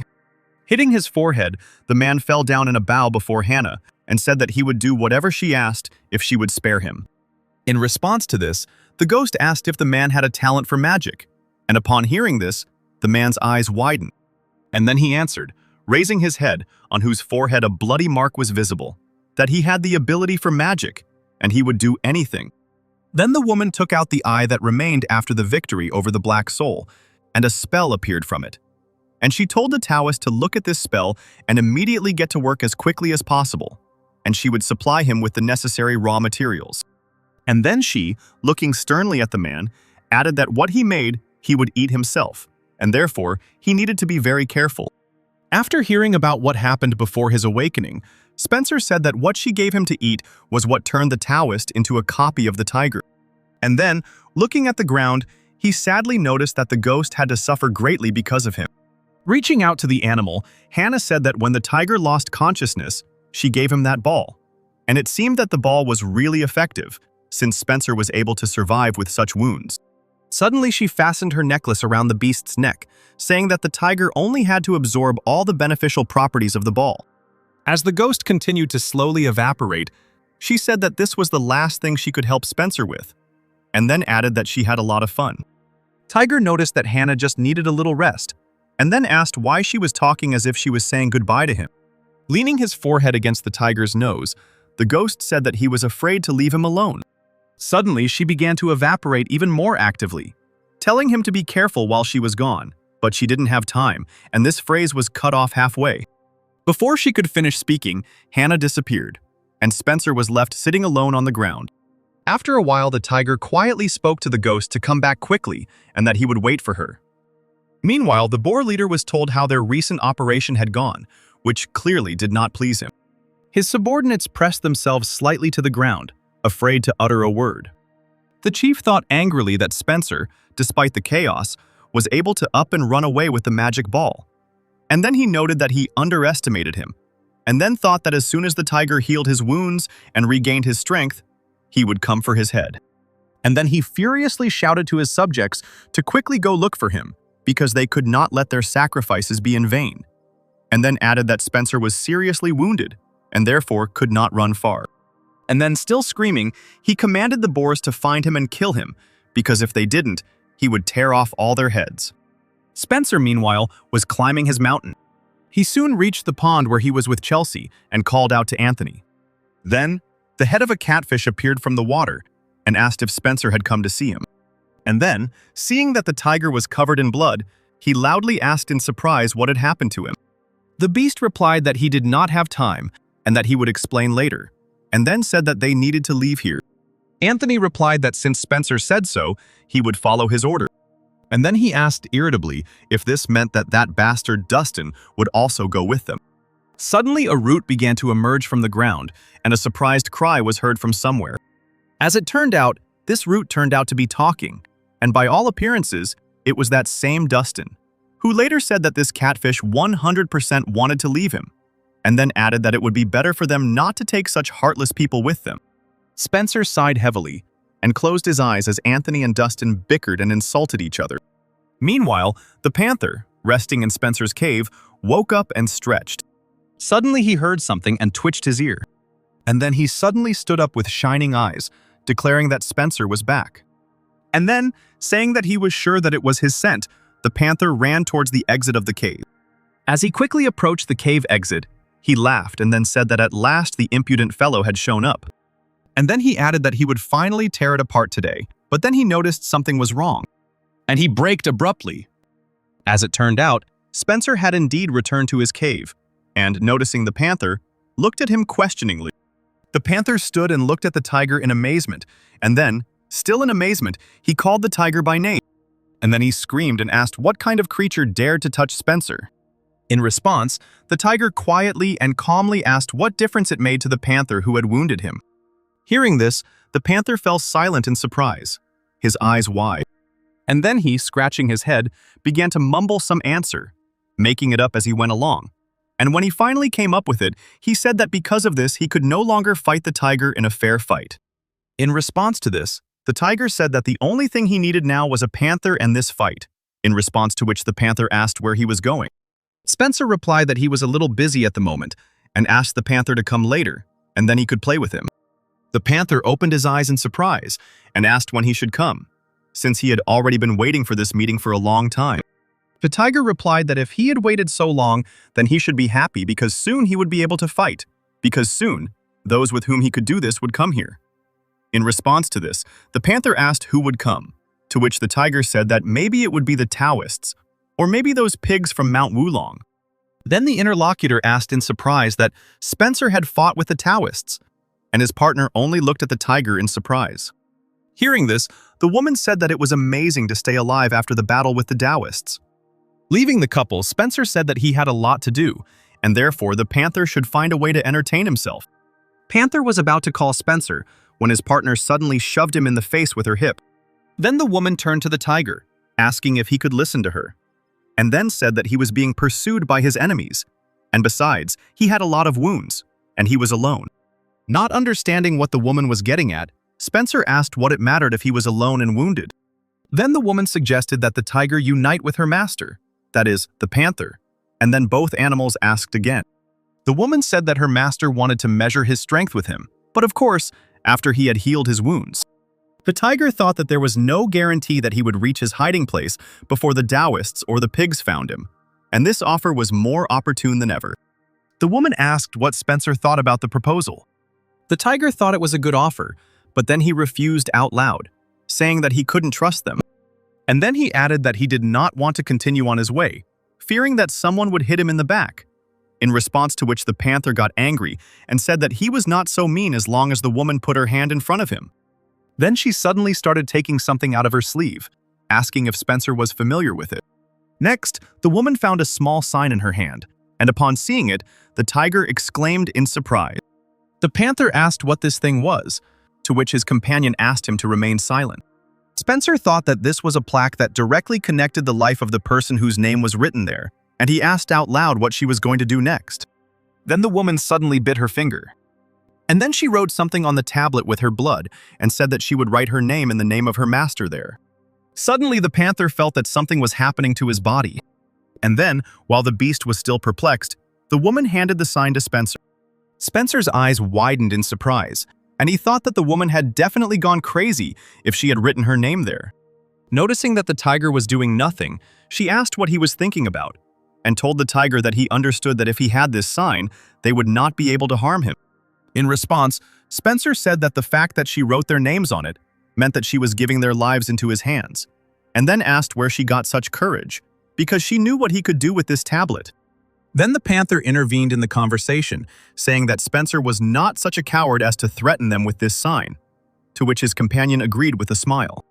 Turning away from the couple, Spencer said that he didn't need such a thing because it would only burden him, and then began to walk away from them. The woman and her master stood still, and then the panther hesitantly called the tiger's name. Suddenly, the tiger turned around and asked why they were still standing, since they had a long journey ahead of them. Hearing this, the panther joyfully turned to his companion. And then he ran up to the tiger and said that since the tiger was unable to cope alone, he would help him. And then they all set off on their journey together. Sometime later, the company decided to take a break. Lying on the ground, Spencer thought that they had been walking for several days without rest, and the woman did not look tired at all. And then he noted that this woman was of a higher level than he thought. Then Spencer called Hillary's name, and she answered. Afterwards, he asked if she could teach him how to hide his spiritual power. Hillary noted that it was not difficult for her to train the tiger to do this, and then asked what he would give her in return. Hearing this, the tiger asked what she wanted. Stroking her master behind the ear, the woman replied that she didn't even know, and then said that she noticed that Spencer already guessed a lot about her, and it was difficult to lure her with anything. And then, pulling the panther by the cheek, she said that her owner, who was sleeping peacefully like a baby, was very easy to lure. Hearing this, Spencer realized that Hillary had chosen to accompany her master all her life, although it was unclear why she chose such a fool. And suddenly she asked the tiger if he had a dobonghuan ball, which surprised the tiger. Looking at the woman, he wondered how she could have found out about this. Could she really know what was inside? Suddenly, seeing the tiger's reaction, Hillary clapped her hands and said that she had been sitting and guessing all this time. But it seemed she had guessed correctly, and then she explained that she had lived a long life, and therefore, she had a very developed sense of smell for such things. After replying that he understood, Spencer thought that it was a shame to give up the ball just for this. Then the woman took a book out of her sleeve and said that if the tiger gave her this ball, then in return, he would receive a sacred book in which very powerful forces were hidden. And then, to the tiger's surprise, she said that this book was very difficult to master, but if he succeeded, he could easily raise his level to Shinsu. And then he thought about how people like him only have 6 levels of power, and all magical creatures like him dream of rising to the level of Shinsu. Then Spencer thought that no matter how hard you try to raise your level, it is not given to everyone, because it is very difficult to get even 1 level. But if he has this book, then he can become many times stronger without raising his level. Hillary said, looking at the book, that it showed signs of its previous owner, and he was clearly of the highest standard. The tiger swallowed when he heard that the owner of this book had not been able to fully master it. The tiger asked if the woman was really happy with this exchange, since she was losing a lot by giving him this book. Hillary replied that everything was fine, but in addition, she would like to ask Spencer to be more friendly with her master. The tiger was surprised by this request to be more friendly with the panther, because it meant that he needed to help him, since they were on the same level, but he still agreed. Suddenly, voices were heard in the forest, and Spencer noticed that it seemed like the pigs were already close. Turning around, the woman said that since they had discussed everything, let the tiger go ahead. Spencer asked if the woman could handle it. In response, Hillary said that the tiger had big plans since he was going to that place, and then added that she trusted his owner. Spencer replied that he understood, mentally noting how much Hillary cared about the panther. The tiger then began to wake up the panther, tugging at his ear with his paw. Reluctantly, the panther woke up, saying that he had had such a good dream. Then Spencer said that it was time for them to go, in response to which the panther asked if it was really time already. Noticing that the tiger had already started to leave, he shouted for him to wait, and then turned to Hillary and called her. The woman said that she would soon catch up with them, but for now he should go ahead, otherwise he would lose sight of Spencer. Hearing this, the panther quickly ran after the tiger and shouted to the woman to catch up with him quickly. A little later, when the animals had already disappeared from sight, wild boars began to appear from the forest. Meanwhile, the tiger and the panther were already walking across the field, and the panther asked if what he had just eaten was a dobonghuan ball, and then asked the tiger why he had given him such a thing, to which Spencer replied that in exchange for this ball, he had given something to Hillary. As the animals approached the tree, the panther became indignant, asking if that was really the whole reason. Looking around, the panther asked if they had come to the right place, since there was nothing here. while Spencer came closer and closer to the tree. Then he touched the tree with his paw, and then he released his spiritual powers straight into the tree. A second later, leaves began to appear on the bare branches of the tree. A little later, the tree was completely covered with leaves, and the panther joyfully asked if this was really a magic tree. Suddenly, the ground beneath him began to shake, and soon, a staircase appeared in front of the panther.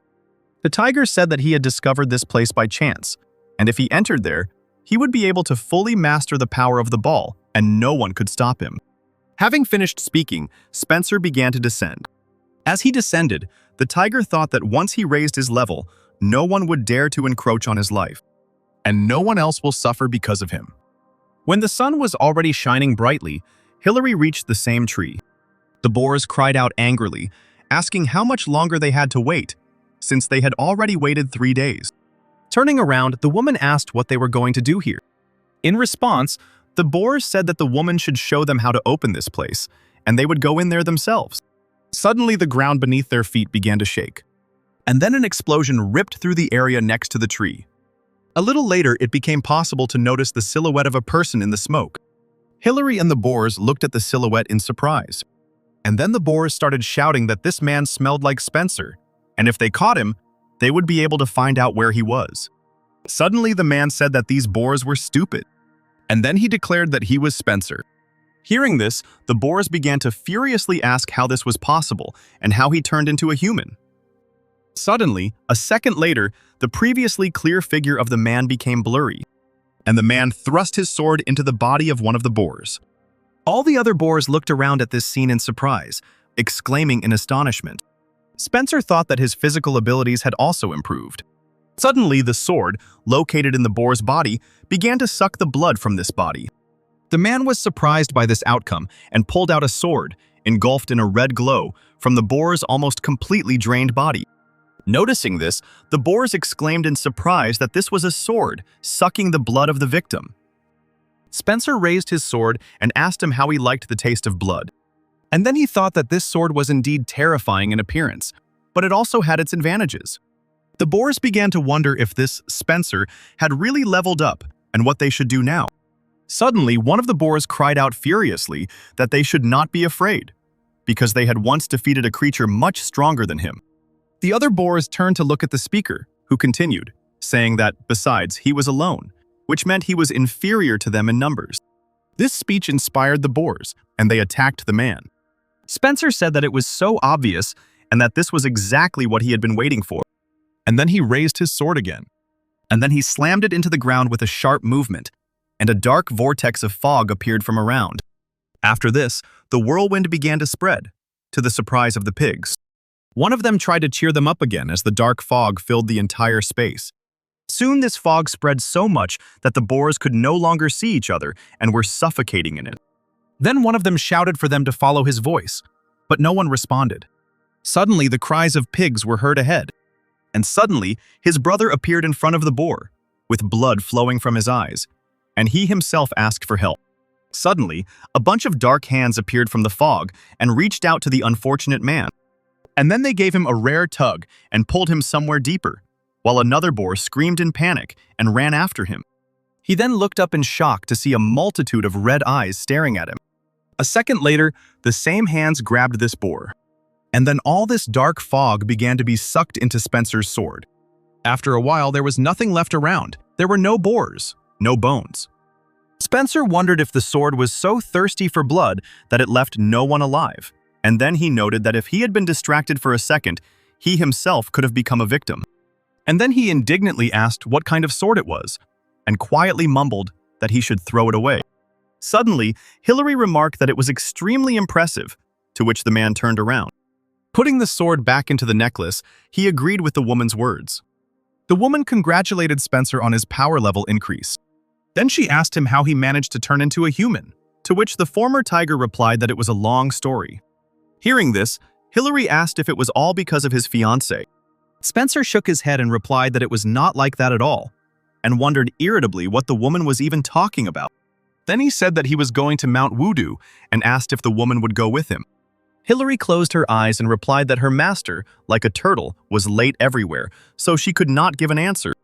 And then she said that her master, as soon as he woke up, would immediately go look for Spencer. And so she handed him a bracelet in the shape of a snake. Spencer scratched his cheek and noticed with bewilderment that it was a love bracelet, which was only worn by couples in love. And then the man wanted to refuse, but suddenly, one of the bracelets jumped off the woman's hand and flew straight at the man, and it immediately wrapped itself around his wrist. After this, Hillary said that she would give the other half to her owner, in response to which Spencer only made a dissatisfied face and chuckled. Then the woman said that the former tiger was unlikely to reincarnate anytime soon, and then asked if he could lend her one of his transformation gadgets. Spencer looked at Hillary in surprise and said that he didn't think a woman would need a transformation ball. In response, the woman objected, saying that she would need this ball. Without resisting for long, the man finally gave her the transformation ball, and Hillary thanked him in return. After that, Spencer said that he would then move on and that it was unknown when they would meet again, so she should take care of herself. And then he began to walk away into the distance, while the woman stood in this vacant lot, watching him go. And then Hillary told herself that she didn't know when either, but they would definitely meet again. And then she, saying that she couldn't wait for this, began to approach the tree. Sometime later, somewhere in the mountains in the forest, night had already fallen. In this forest, there stood a red-haired guy inside. And then he asked why he had to be so stressed out about him, while the old servant stood behind him. Then the guy turned around and asked if Spencer really lived here. The elderly servant replied that this tiger definitely lives here, and every resident of the nearby village knows this place. Suddenly, someone approached the red-haired guy from behind, saying that Spencer was not in the cave, and therefore it seemed he guessed about their arrival and ran away. The dark-haired boy said that the tiger seemed to think that if he ran away, he would not be found, and then, putting the tiger's hair in some object, he said that if he put the tiger's hair in this compass, he would be able to find him, wherever he was. And then the guy added that this compass has a downside, which is that if you use this compass, you can't use it for another 2 days. Then suddenly a beam of light burst out from this compass and began to point in a certain direction. The dark-haired guy noticed that it was the southeast direction, and the journey would take 3 days. The red-haired guy said that then they should hurry to get rid of this tiger as soon as possible and return. Then he loudly commanded the other Taoists to go to the southeast. The next day, someone yelled at the girl about how she dared to take the shamrock from his territory, to which the girl replied that she didn't know and apologized. But this someone continued and yelled that this shamrock belonged to him, and she should not even dream of taking even one leaf. Then the girl, shaking with fear and with tears in her eyes, said that if she did not bring the shamrock, her chickens would starve, and if they starved, they would not lay eggs. Then the interlocutor, hearing this, shouted how she dared to argue with him, which caused the girl to close her eyes. This someone said that in the end, people raise chickens only to eat them, which makes them really disgusting. As it turned out, this formidable defender of his territory was a hare, who, stamping his foot, said that while he, Spencer, was still alive, no one could take anything from this clearing. Looking uncertainly at the hare, the girl asked if perhaps she could take some of the shamrock after all. Then the hare, hearing this, jumped up sharply, raising his paws, and shouted that how dare she be insolent to him, and asked if she really wanted to test the sharpness of his claws on herself. Opening one eye slightly, the girl thought about what she had heard that Spencer was a huge, menacing tiger, but later the rumors were wrong. Seeing the claws on the hare's paw, the girl closed her eyes again, thinking that these claws probably cut through the air and everything around them. Seeing that he had managed to intimidate the girl, Spencer grinned proudly. Suddenly, someone grabbed the hare by the ears and asked who this pseudo-Spencer was. As it turned out, it was the real Spencer, and the hare, meanwhile, began to flounder in his hands and furiously scream and threaten. Then the girl told the man that he couldn't do that because he was Spencer, the owner of the mountain. Spencer, still shouting, declared that he was the master of this entire territory and asked how this insignificant man dared to hold him by the ears. Not at all frightened by these threats, the real Spencer leaned over the hare and asked if this was really the case. And then he suddenly looked menacingly at the hare, and his tiger stripes appeared on his face. Seeing this, the hare became very frightened and began to beg for mercy. Having achieved the result, Spencer told the girl that she was taking the basket and everything in it with her, in response to which the girl asked if she really could do this. Then the man approached the girl and, handing her her basket, said that the owner of Mount Spencer was not so petty as to be angry over such nonsense. Having thanked her, the girl ran back to the village with the basket in her hand. The man watched her go with a smile on his face, when suddenly the hare, who had already come to his senses, gave a voice. Holding the hare higher, Spencer said that he needed to talk to him about something. And then he added that he hoped that the pseudo-Spencer's ears were not just for decoration. Spencer then asked if anyone had been in his cave. The hare immediately responded, continuing to shout that 3 days ago some Taoists came, were looking for something, and then went in a southeast direction. Scratching his chin, the man thought that 3 days ago he had just reached the tree, and it was located in the southeast direction, which meant they had definitely come for him. And then he thought that from now on, wherever he went, these Taoists would follow him. So he had to go to Mount Wudong and lose throats to everyone there. But then Spencer noted that first one needs to know the level of the Taoists and how many there are. And until then, one cannot act rashly. The man was thinking that he needed to find out what strength consisted of, but then a great idea came to him, and he laughed quietly. Then Spencer suddenly called the hare, to which he immediately responded. And then the man said menacingly that if he did as he was told, then he would let him go. And then the hare went into the forest to tell all the animals that the Taoists had caught Spencer and were going to Mount Wudong. The raven also heard this gossip. Hearing this, he immediately took off and flew. Sometime later, this raven flew to Mount Wulong and told the boar chief about this gossip. Hearing this, the other boars began to ask how it happened that Spencer was caught by the Taoists and that they were now coming here and why they didn't kill him. Suddenly, the leader said that apparently the tiger did not want to die alone. Then one of the boars asked the chief what they should do in this case. The chief said that this tiger cub must have said that he hid the Dobonghuan ball here. Then the boars, hearing this assumption, again shouted out loudly that he had really lied to the Taoists and that they could defeat the servants, but definitely not the Taoists. Suddenly, one of the boars shouted that they needed to run away from here, causing the leader's eyes to darken. Suddenly, he stamped his hoof, splitting the stone on which he stood. Frightened by this, the boars suddenly fell silent and bowed their heads. Then the leader of the boars, releasing steam from his mouth in anger, shouted that this place was from Rodan, and asked where they would run away, leaving this place. And then he said that the local land was ideal for them, and that they would use the terrain and take the enemies by numbers.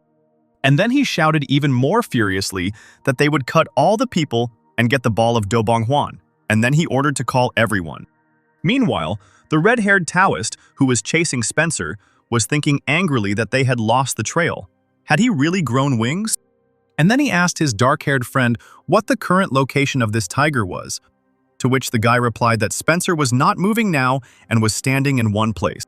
And then he said that the compass points to Mount Wudong.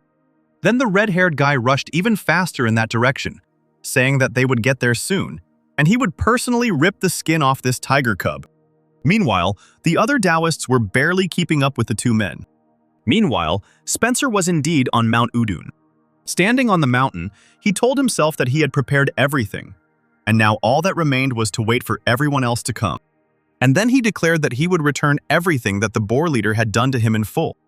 After some time, the Taoists and servants finally stopped, completely tired. The red-haired guy thought that they barely made it to this mountain, and then wondered how they were going to look for this tiger on such a big mountain. But then he remembered that Spencer had been seriously injured by the Taoist, so if they split up, they would be able to find him. Suddenly he noticed that someone was walking in the distance in the forest, and he immediately called out to this guy, who turned out to be Spencer, who in response only pointed at himself in bewilderment. The Taoists called the man to them and told him that they were looking for a huge tiger that devoured people, and that they had come to catch it. And then they asked him if he had seen it. Spencer, playing the fool, slapped his fist into his palm and replied that he had doubted and could not believe his eyes when he saw its size. But now he was absolutely sure that he had seen a large tiger. While one of the servants sighed with relief, the dark-haired Taoist asked where the guy had seen him. Spencer responded by saying that it was difficult for him to explain, so he would rather take them there. Then all the Taoists followed the strange guy. Spencer, leading the people, said that even in a dense forest, animals make a path, and large and formidable animals often walk along this one. Looking behind him, he added that if they went along this road, they would come to the place where he saw the tiger. Spencer turned around and looked at the Taoists, noting that there were only 2 Taoists and 6 servants. And then, with a smile on his face, he thought that even if these Taoists were strong, there would still be more boars in number, so it should be an interesting performance. Spencer then asked if they knew anything about Mount Wudong, to which the dark-haired Taoist replied that they knew little. Hearing this, the man said that wherever they go, there is always a story that has taken root in a certain area, and then said that it is not for nothing that this mountain is called the Mountain of Dominance, because all creatures, from people to animals who love to dominate in everything, have gathered here. Touching the tree, Spencer said that it was said that wild boars now dominate this mountain. And then, raising his hand with a piece of wool, he said that boars' vessels in the form of their wool were left everywhere. The red-haired Taoist looked at his comrade and asked if he thought it was funny that pigs were dominant. In response, Believe said that he heard that their people had recently been attacked by wild boars, and then suggested that perhaps this tiger had lured them there on purpose. Sighing, the red-haired man replied that there was nothing wrong with that, since their opponents were just animals. Then the dark-haired Taoist told the boy to listen to his surroundings, and noticed that not only animals, but even insects could not be heard here. Hearing this, the servants began to look around a little excitedly. Suddenly, one of them noticed something. Suddenly, wild boars started running out from behind the bushes towards the people. One of the servants shouted to the others to shorten their steps, while one of the boars tried to knock them down with its body. But this boar only dined past the men and wasn't further into the bushes. The servant was surprised that the boar had just passed by for lunch. Suddenly, another one shouted that there was danger behind. The first servant did not immediately understand what the other meant, and meanwhile, a huge boar was approaching him. And a second later, that boar lifted that servant into the air on its tusks, piercing him through and through. The servant who managed to notice this boar called his already dead comrade and rushed at the boar, while it also rushed at the man. While the screams of servants and the angry grunts of pigs echoed around, the red-haired Taoist stood and simply watched. Suddenly, his hand was engulfed in flames, and he said that if they could think of attacking from behind, then they were quite smart for pigs. And then, when the fire had engulfed his entire body, the guy said that he should then respond to them appropriately, and then said that he would burn them all to ashes. Meanwhile, one servant fought with a boar, trying to defend himself from his ex with a sword. Suddenly, this boar noticed some light to the side. And suddenly, the red-haired Taoist appeared from the side and launched his flame at the boar, hitting it, causing it to fly to the side. The servant thanked the red-haired Taoist, calling him Alex. Alex glanced at the servant and told him to finally pull himself together. Otherwise, if he got distracted, these boars would kill him. While the Taoists and servants fought the boars, other boars watched from behind the bushes. Suddenly, one of the boars returned, and the other noticed him and noted that he was still alive. And then he said that these little people immediately began to use their abilities, just as the leader had predicted. Afterwards, he quietly said that he would try to change his location, but then Spencer, who appeared out of nowhere, said that this would not work, because they all had to cut each other's throats. Frightened by this sudden appearance, the boars instantly ran out from behind the bushes, exclaiming in surprise and fear.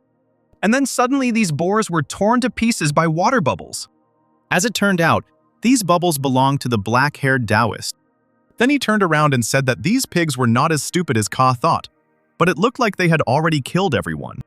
Then one of the servants, turning to the Taoist, calling him Kyle, said that they had lost sight of that guy, meaning Spencer, to which Kyle replied that it looked like the boars had taken him, and then he told the men to forget about him and better kill some more pigs. At the same time, the boars, who had been hiding until now, were shaking with fear, and one of them was perplexed as to why the boars continued to come out to them if he had ordered them not to do so after the first attack. Meanwhile, Spencer was sneaking up behind them, smiling maliciously. Suddenly he screamed, and the boars cried out in fear. And then, like the previous two, they also ran out from behind the bushes. Seeing this, the guy laughed, covering his mouth with his hand. And then he thought about how difficult it is for animals to suppress their instincts. And then he thought angrily that these pigs should continue to kill each other until they all died. Meanwhile, another of the boars was also perplexed by what his comrades were doing and why they were not following the plan. Suddenly, the leader's eyes began to shine with an unkind light. Suddenly, he stepped forward, saying that he himself would sort everything out. As he ran forward, he wondered why these stupid nobodies couldn't just follow the plan. He thought about why they had walked over his words, and that he knew they were stupid, but not that stupid. And then the boar leader finally stepped onto the battlefield. With his eyes wide and huffing with anger, he wondered what was going on there, since there were only 10 left. Suddenly, one of the servants noticed the leader and decided to draw the attention of the Taoist Kyle to him. Looking at this boar, the guy immediately realized that, judging by its appearance and behavior, it was their leader. Suddenly, one of the boars asked the chief whether he needed to call everyone together, to which the chief angrily asked whether he had really decided to act. Sitting on a rock and watching the proceedings, Spencer said that, as expected, the boar leader began to flutter when almost all of his subordinates had given up their hooves. But even those who survived looked tired. And then, looking condescendingly, he asked what the result of this fight would be. Then the boar leader furiously shouted to his subordinates to attack the people with all their might. And then, running out with them, he said that he, the leader of Mount Wulong, would fight with them. Alex, noticing the leader, said that their boss had really come out, and then noted that his size was quite impressive. Starting to get heated up, he noticed that his current attacks wouldn't even scratch him, so he decided to do something. And suddenly his entire body was engulfed in flames, burning his clothes, and he shouted that he would reveal his full potential. And then he shouted that he would put an end to this battle. Alex stretched his arms forward and launched a fiery phoenix at the boar leader, which headed straight for the boar. The leader thought that the Taoist was underestimating him if he wanted to defeat him with such forces. And then he stamped his hoof. And his eyes glowed with a yellow light, and he thought that he would take the life of the Taoist in exchange for those that he had taken. And suddenly the phoenix flying towards the boar was torn apart, and it did not touch the leader at all. Alex's mouth dropped open in surprise as he watched this. Without a second's hesitation, the leader pounced on the boy while he could only raise his hands in fear. Then the boar struck the guy with an attack, and a bright flash of light eclipsed everything around. As it turned out, Kyle had managed to get in front of his partner and protect him, asking irritably how Alex could have wasted all his powers without thinking, while Alex noted that this boar had been hiding his powers until this moment. As it turned out, Kyle managed to injure the leader and break off his tusk, and the boar was only thinking about how this Taoist was able to parry the blow into which he put all his strength. A huge crater appeared in front of the boys, and the leader stood nearby, while the servants asked if the Taoists were okay. Looking at the Taoists, the leader thought that everything was a little more complicated than he thought, and wondered what he should do now. While adjusting the protection on his hands, Kyle told Alex to regain his strength while he finished what he started. Suddenly, Spencer came out onto the battlefield, hissing loudly and saying that it was no fun to fight either. Everyone present looked at the guy in surprise. Suddenly, Spencer, approaching, suddenly jumped up from his place, and he found himself right behind the backs of the Taoists and the boar leader. After saying that it was impossible to interfere in other people's fights, the guy waved Kyle's severed arm with the thing that protected Alex, declaring that it was cheating, and therefore he would take that thing away. Suddenly, Kyle felt a strong pain, and blood began to spray from the wound.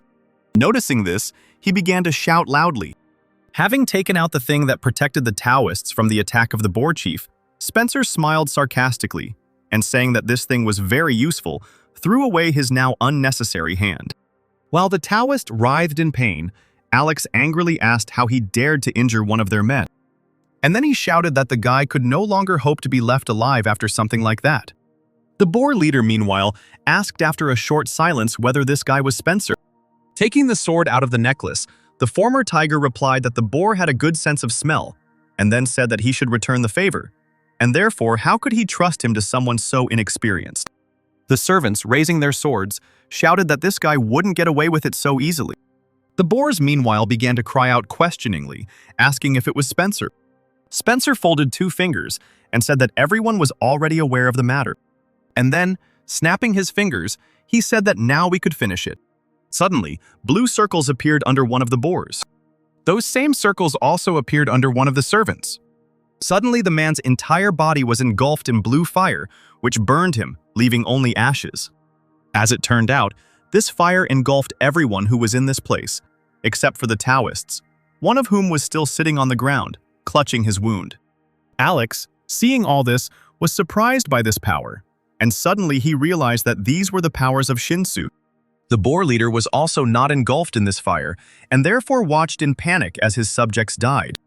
Alex thought that such power of this level had long since ceased to exist, and had disappeared before his birth. And then, looking at the guy in surprise, he wondered how this guy could use this power.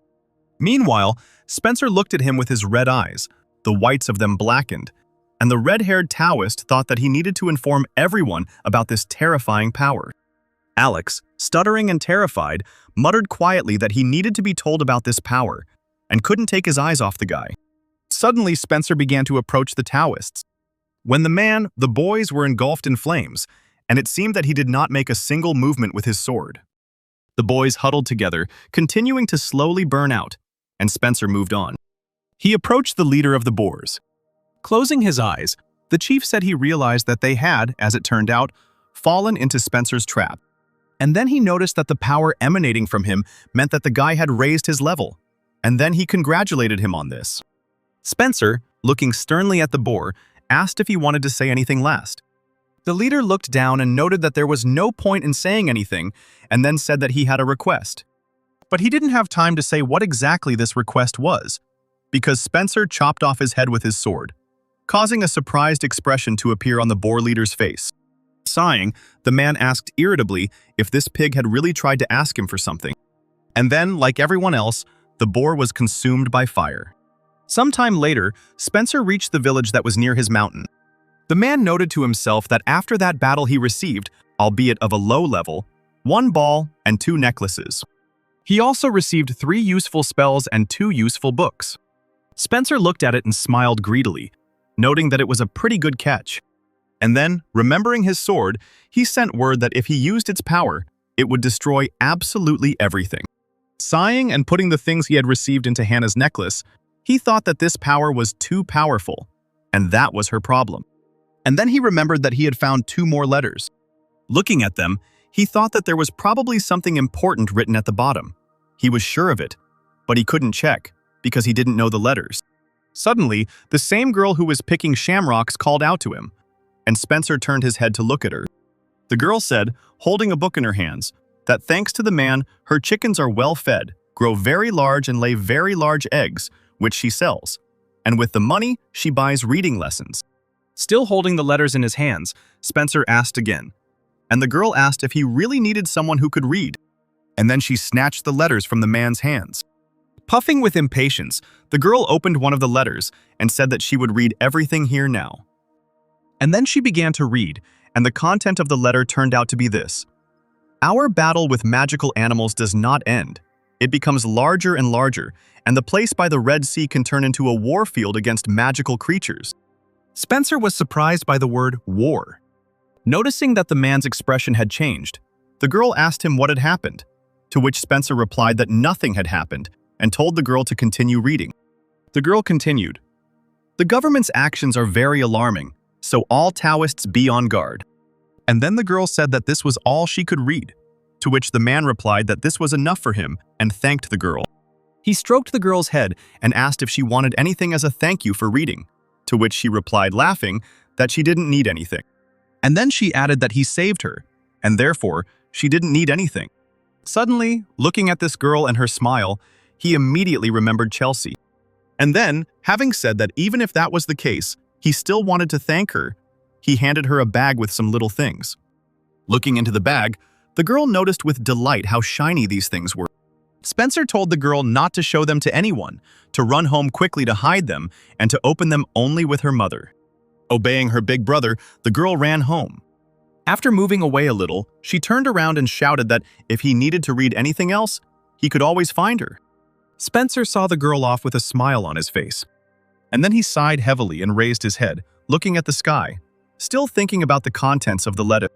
It was already night, and Spencer was walking somewhere in the forest, and thinking that the Red Sea was a region to the west of here, and if a war started, it would quickly reach his village. Suddenly, he touched the stone with his palm. And then he moved his hand down, and some signs began to appear on the stone and shine with a blue light.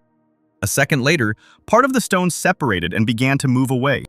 As it turned out, there was a hidden door in this stone, which was now wide open. And behind this door there was a staircase that led down. The man stepped out the door and began to descend the stairs. thinking that if a great war began between people and magical creatures, then all the evil souls would raise chaos in this mortal world. A little while later, the man reached some kind of visit and walked straight ahead. There was a blue glow ahead, and Spencer walked boldly towards it. As he got closer, he thought that in case of war, everyone in this world would need strength. And then a huge blue bird appeared in front of Spencer. The man wondered out loud if anyone thought that his mountain contained something they thought had disappeared centuries ago. Continuing to approach closer, he noticed that before he simply couldn't approach here, but now everything had changed. Suddenly, some kind of blue mist separated from the bird, and taking the form of a bird, it screamed furiously. Coming almost close, Spencer declared that he was now ready to absorb the power of Shinsu entirely. Suddenly, the bird from the blue mist began to concentrate energy in its beak, as if preparing to attack. Then she fired a huge beam of energy straight at the man, which he didn't try to dodge. The blow left Spencer feeling pretty bad. His clothes were torn, and he nearly fell to the ground, but he managed to stay upright. Grinding his teeth with the effort, he thought about how even though he had raised his strength level, he was still barely holding on, and then wondered if his body could withstand all this force.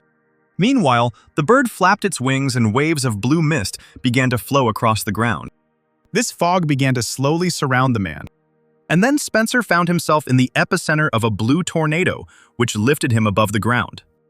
This tornado of power continued to tear the man's clothes and tousle his hair, but he did not give in, but only tensed up even more and shouted loudly that he had to endure it.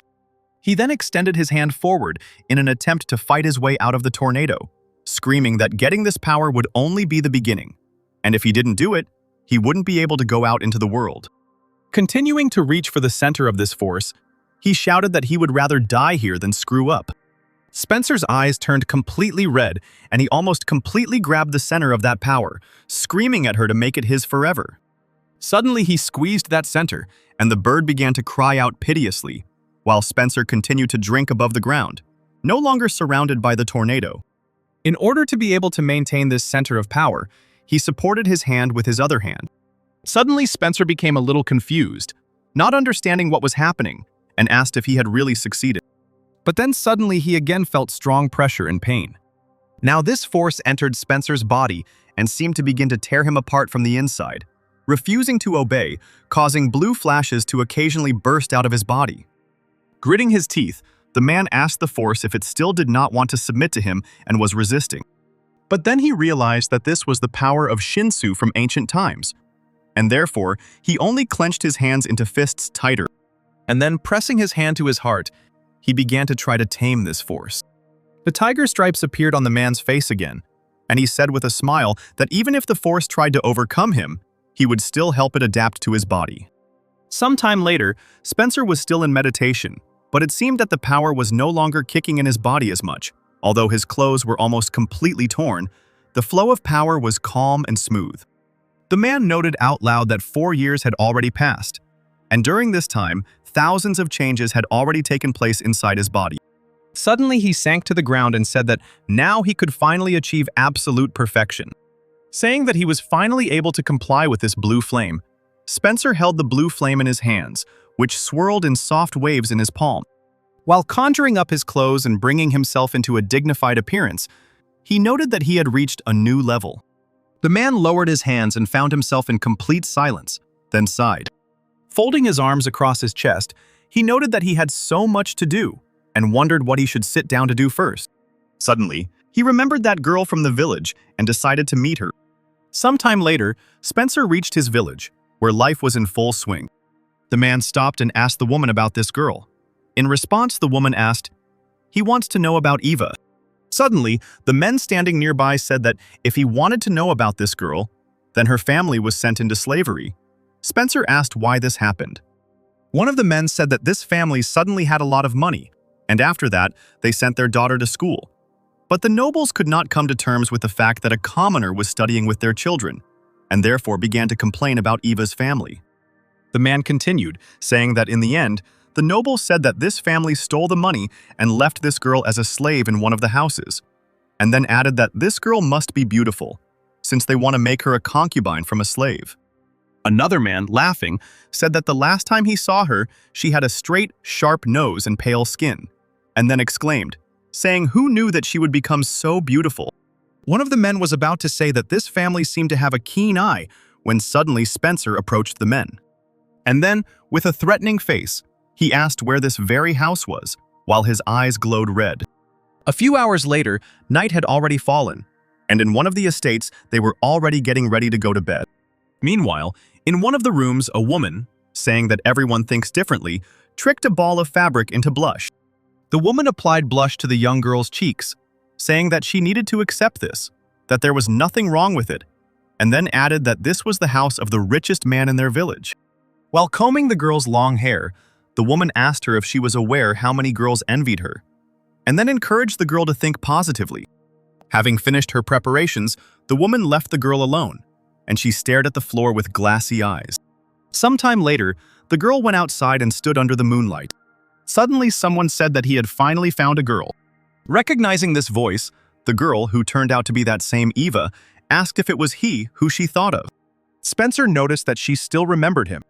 The girl, now a young woman, replied that of course she remembered, since he had helped her 4 years ago, and then said that the man had not changed at all during that time. Coming closer, the man said that he had come today to learn to write. The girl looked at the guy in surprise and asked again, her eyes wide open. And then she smiled brightly and closed her eyes, saying that of course she would help, but she didn't have much time. Spencer and Eva found a place to study and sat down on the rocks, and the girl began to explain something to the guy, pointing to something in the book. The girl said that if he wrote it like that, the meaning of the sentence would change. While she was telling all this, her eyes were shining with happiness. Suddenly, the girl stopped explaining and fell silent, her expression drooping a little. The man, noticing the change in the girl's behavior, looked at her questioningly. Slamming the book that was lying on her lap shut, Ava said that it was time for them to finish their lesson. Standing up, the girl with her eyes closed said that she was glad that Spencer was able to master today. Clutching her skirt in her hands, the girl continued, saying that she suddenly remembered how she was discriminated against for being a girl and studying. But she did not give up and continued, and then said that probably, thanks to a man, she was brave. Looking at the girl, Spencer asked again about courage. Looking at the guy with a sparkle and hope in her eyes, Ava asked if the man could fulfill her wish since she had taught him to write. Sometime later, a drunken gentleman returned to his estate. With a sharp movement, he threw open the doors to the room where the girl was already sitting. Laughing obscenely, the nobleman asked how long the girl had been waiting for him, and then said that he had drunk to lift his spirits. Coming closer to the girl, the man extended his hands to her and noticed that she looked even more beautiful in this dress. Almost touching her, he said that today they would go to heaven, and she only had to obey him. And so the man lowered his hands to his belt, unbuckling it. Suddenly, Eva hit him in the face, screaming at him not to touch her, causing blood to splatter. The man looked in surprise at his cheek, which now had a cut on it. Pointing a knife at the nobleman, the girl shouted that she did not want to live in such a house with such a man, and that she would rather die than do this, and he would die with her. Then, shouting that Eva was a slut, the man also hit the girl on the head with a jug of wine, breaking it. From this blow, the girl fell onto the bed, and the gentleman shouted how she dared to cut him when he was spoiling her with compliments. And then the nobleman continued to beat the girl until she could no longer sit and only clenched her teeth.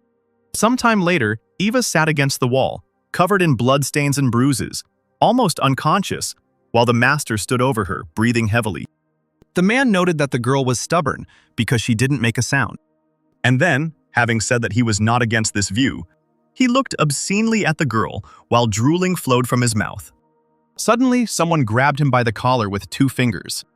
And then Spencer, on foot, with a wave of his hand, threw the man to the other end of the room. The girl didn't react to this in any way, but only sighed heavily. The guy said that he was worried about her because she asked him to find silver and then sent him here.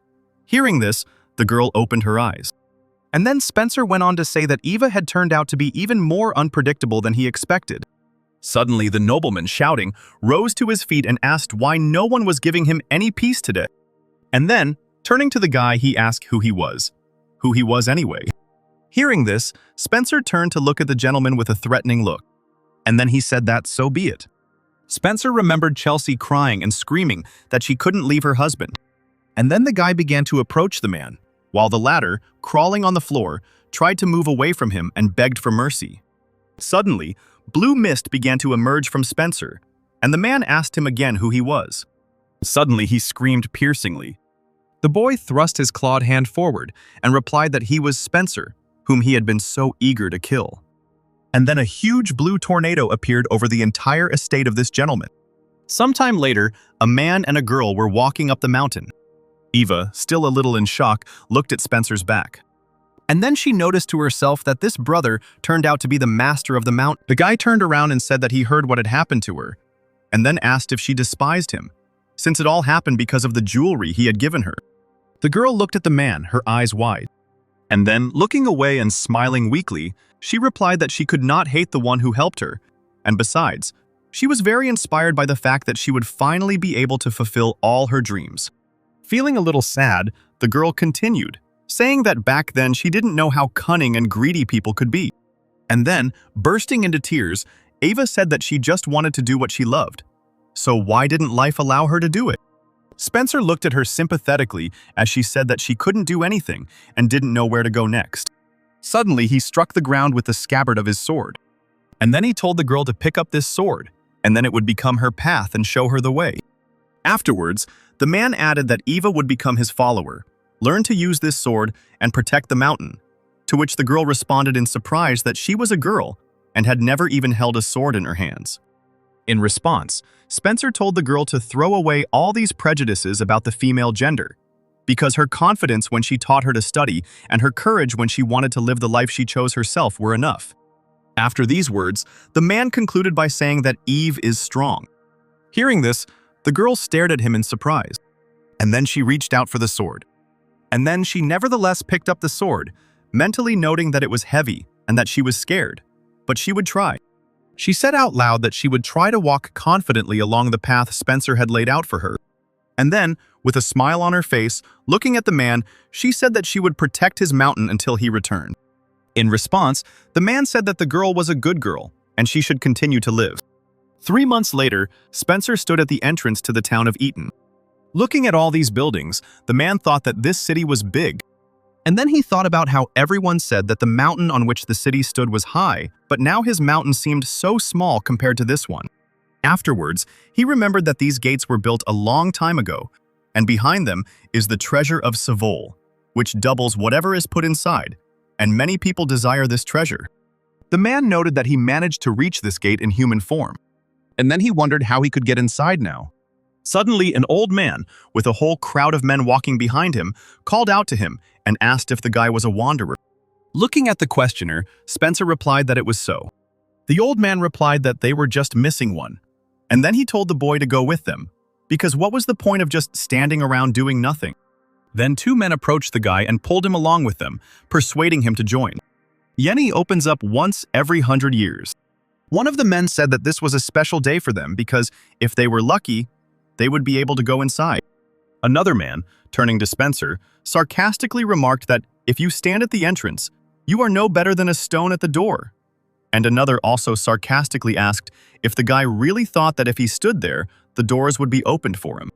And then he said that the guy seemed smart, but didn't know anything, while Spencer looked at them with a stone face. Suddenly, another man complained that they were helping this land. So why should they enter through the back entrance and not the main? Looking at the man with his sharp gaze, the boy wondered if these fools knew what would happen to them if they went in. And even if they succeeded, they only killed the weaklings. And then what? But then he thought that he didn't care about it. The main thing was that the doors opened, and in the meantime the company got to the doors. The old man pulled out some kind of piece of wood and extended his hand towards the door. Suddenly, a beam of light burst out of this piece of wood and went straight to the lock on the door. And then the doors suddenly swung open.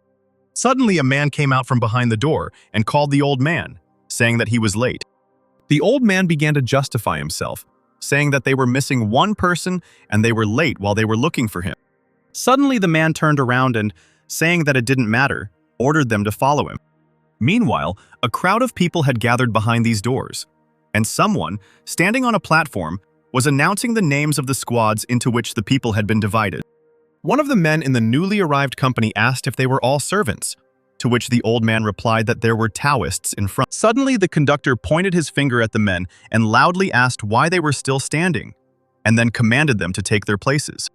Passing members of the other squads, Spencer concluded that he was in the 5th squad. Suddenly, a man standing on a platform loudly announced that today, after 100 years, the doors of the mountain were finally opening, and then he greeted everyone. Wishing everyone success, he folded his hands and said that they would now begin teleportation. Suddenly, he shouted to someone to open the gate, and suddenly, the ground on which the troop stood was illuminated by a red light. Meanwhile, the red demon was devouring the meat of a huge snake. Suddenly, he was distracted from eating, feeling something. And then the demon turned around, his green eyes flashing, and was glad that people had finally arrived. Suddenly, he spread his arms out to the sides and shouted a greeting loudly, and then laughed madly. Meanwhile, the people had already successfully teleported, and questions immediately began to be heard in the crowd about where they were and whether they were already inside the mountain. Suddenly, one of the men noticed something and tried to attract attention in a shaking voice. Suddenly, a huge magical wolf appeared in front of the crowd, amid their surprised cries. Suddenly, one of the men, taking out a sword, asked how they were supposed to fight such a huge monster from the very beginning. Suddenly, some man shouted out that they were all fools, since they could not distinguish a sacred animal from an ordinary beast. And then he added, to the laughter of the other participants, that this is why they do not rise in rank. Suddenly, the man with the beard noticed with a little surprise that this was the guardian of Mount Yeni. Then another man with a tattoo on his forehead replied that it was so. And this wolf protects this mountain, and he has also reached a high level of strength. To which the man with a beard replied that then it would be necessary to greet him personally, and his comrade noted that other animals would not dare to compete with a sacred animal. Then the man with the tattoo on his forehead replied that that is why he is someone they are proud of. And then the squad leaders began to gather their men, preparing to enter the mountain. Suddenly, the sacred beast, sensing something, turned around sharply. As it turned out, something in the crowd of people caught his attention. Suddenly, Spencer felt the beast's gaze on him. In a panic, the man wondered if this wolf had revealed that he was not human, then that would be very bad. While the beast kept looking at the guy, he thought that if the fact that he was not a human was revealed, then all the Taoists would pounce on him to kill him. But suddenly, to the surprise of the former tiger, the sacred beast only smiled, closing his eyes. Noticing this, Spencer thought with relief that it seemed like they weren't going to expose him. Suddenly, one of his squad mates touched the guy's shoulder and asked why he was still standing, since it was time for them to go. Meanwhile, all the troops were leaving the cave in an even formation. Sometime later, someone asked if it was true that he had been inside this mountain years ago, to which the interlocutor replied that it was true, and that then he had seen many healing herbs that he could not uproot. Then the woman replied that if it was true, then they would share, and then asked if they were on the right path, because it seemed to her that they were treading water. In response, the old man, the leader of Spencer's squad, replied that the woman should trust him, since it would not be in his own interest to deceive them. Suddenly, one of the girls, who was watching the woman, shouted that if the old man had decided to do something, he would not escape death. Then suddenly, the next second, something carried this girl away, leaving only splashes of blood. Hearing strange sounds, the woman and her subordinates turned around abruptly. As it turned out, the red demon grabbed the girl, dragging her along the ground by the head, while she, stretching out her hand to her comrades, asked for help. Noticing the red demon, the woman wondered where this evil spirit came from. The evil spirit, meanwhile, licked his sharp teeth with his long tongue. At the same time, another detachment was running through the forest. Suddenly, one of the men told the squad leader that everyone else had been left behind, to which he replied that he didn't care, because they hadn't come here to do botany. In response, the man said that if they were left, they could be killed, to which the squad leader replied that no one cared about their miserable lives.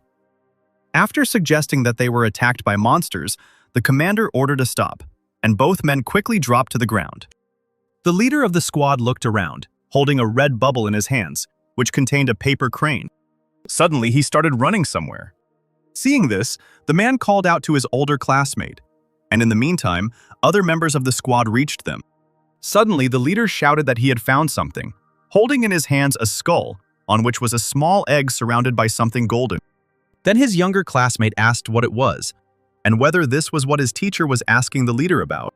The squad leader replied that this was a very rare and special egg, under which golden lichen always grew, and then added that the man's teacher said that he hid it here because its time had not yet come. But now this egg is perfect. The man with the egg in his hands thought slyly that if he took it, he would rise in rank and become rich, and then began to say that they could now leave, when suddenly someone ordered them to stop. Suddenly another group appeared from the depths of the forest, and their leader said that he smelled something as the men ran past the healing herbs. The men already there were very surprised by the appearance of another detachment. The captain of the other squad said with a predatory smile that he now understood why they were so eager to get here, because they had hidden such a valuable thing here. The leader replied that they had found the thing first, and therefore, it belonged to their squad. Suddenly, two men from the enemy squad emerged, preparing to fight to take the egg back. Then the man exclaimed, asking what he wanted, a battle between their troops. In response, the other replied that if they had their eye on the same thing, then why don't they measure their strength, and the winner will take the prize. In response to which the man only gritted his teeth.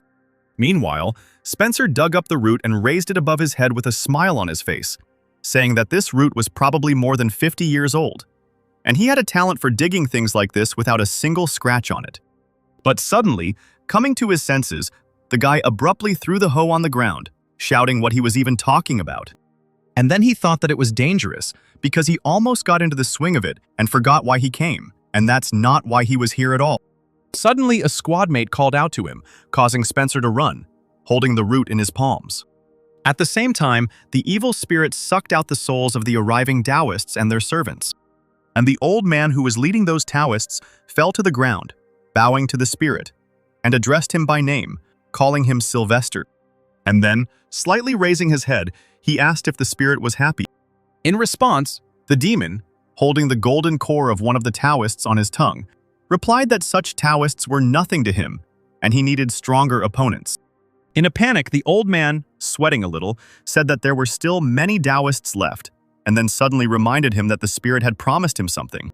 In response, the evil spirit broke the golden core with 2 fingers and told the man not to worry.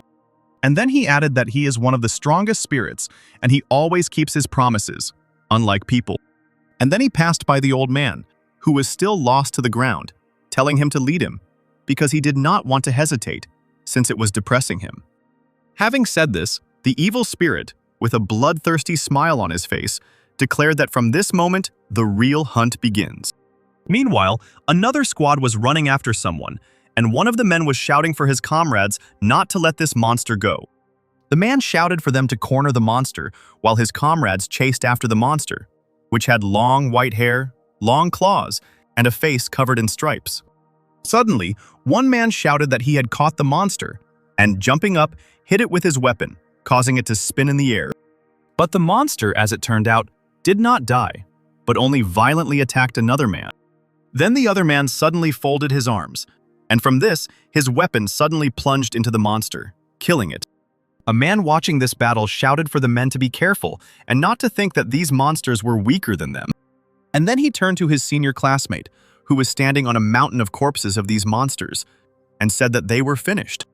The men began to discuss how much they could sell these monsters for, since there were a whole bunch of them here, when suddenly an evil spirit appeared behind them. The men quickly noticed him and immediately turned around, drawing their weapons. Looking at the newcomer, one of the men asked if this was a human being, to which the other replied that this was an evil spirit. In response, the first man asked what this evil spirit was doing inside the mountain. An older classmate and also the captain of the detachment called one of his comrades and then ordered him to attack the spirit. Then the man attacked the spirit, cutting it into 2 pieces. The servants, seeing this, joyfully exclaimed that this was what they expected from the Taoist.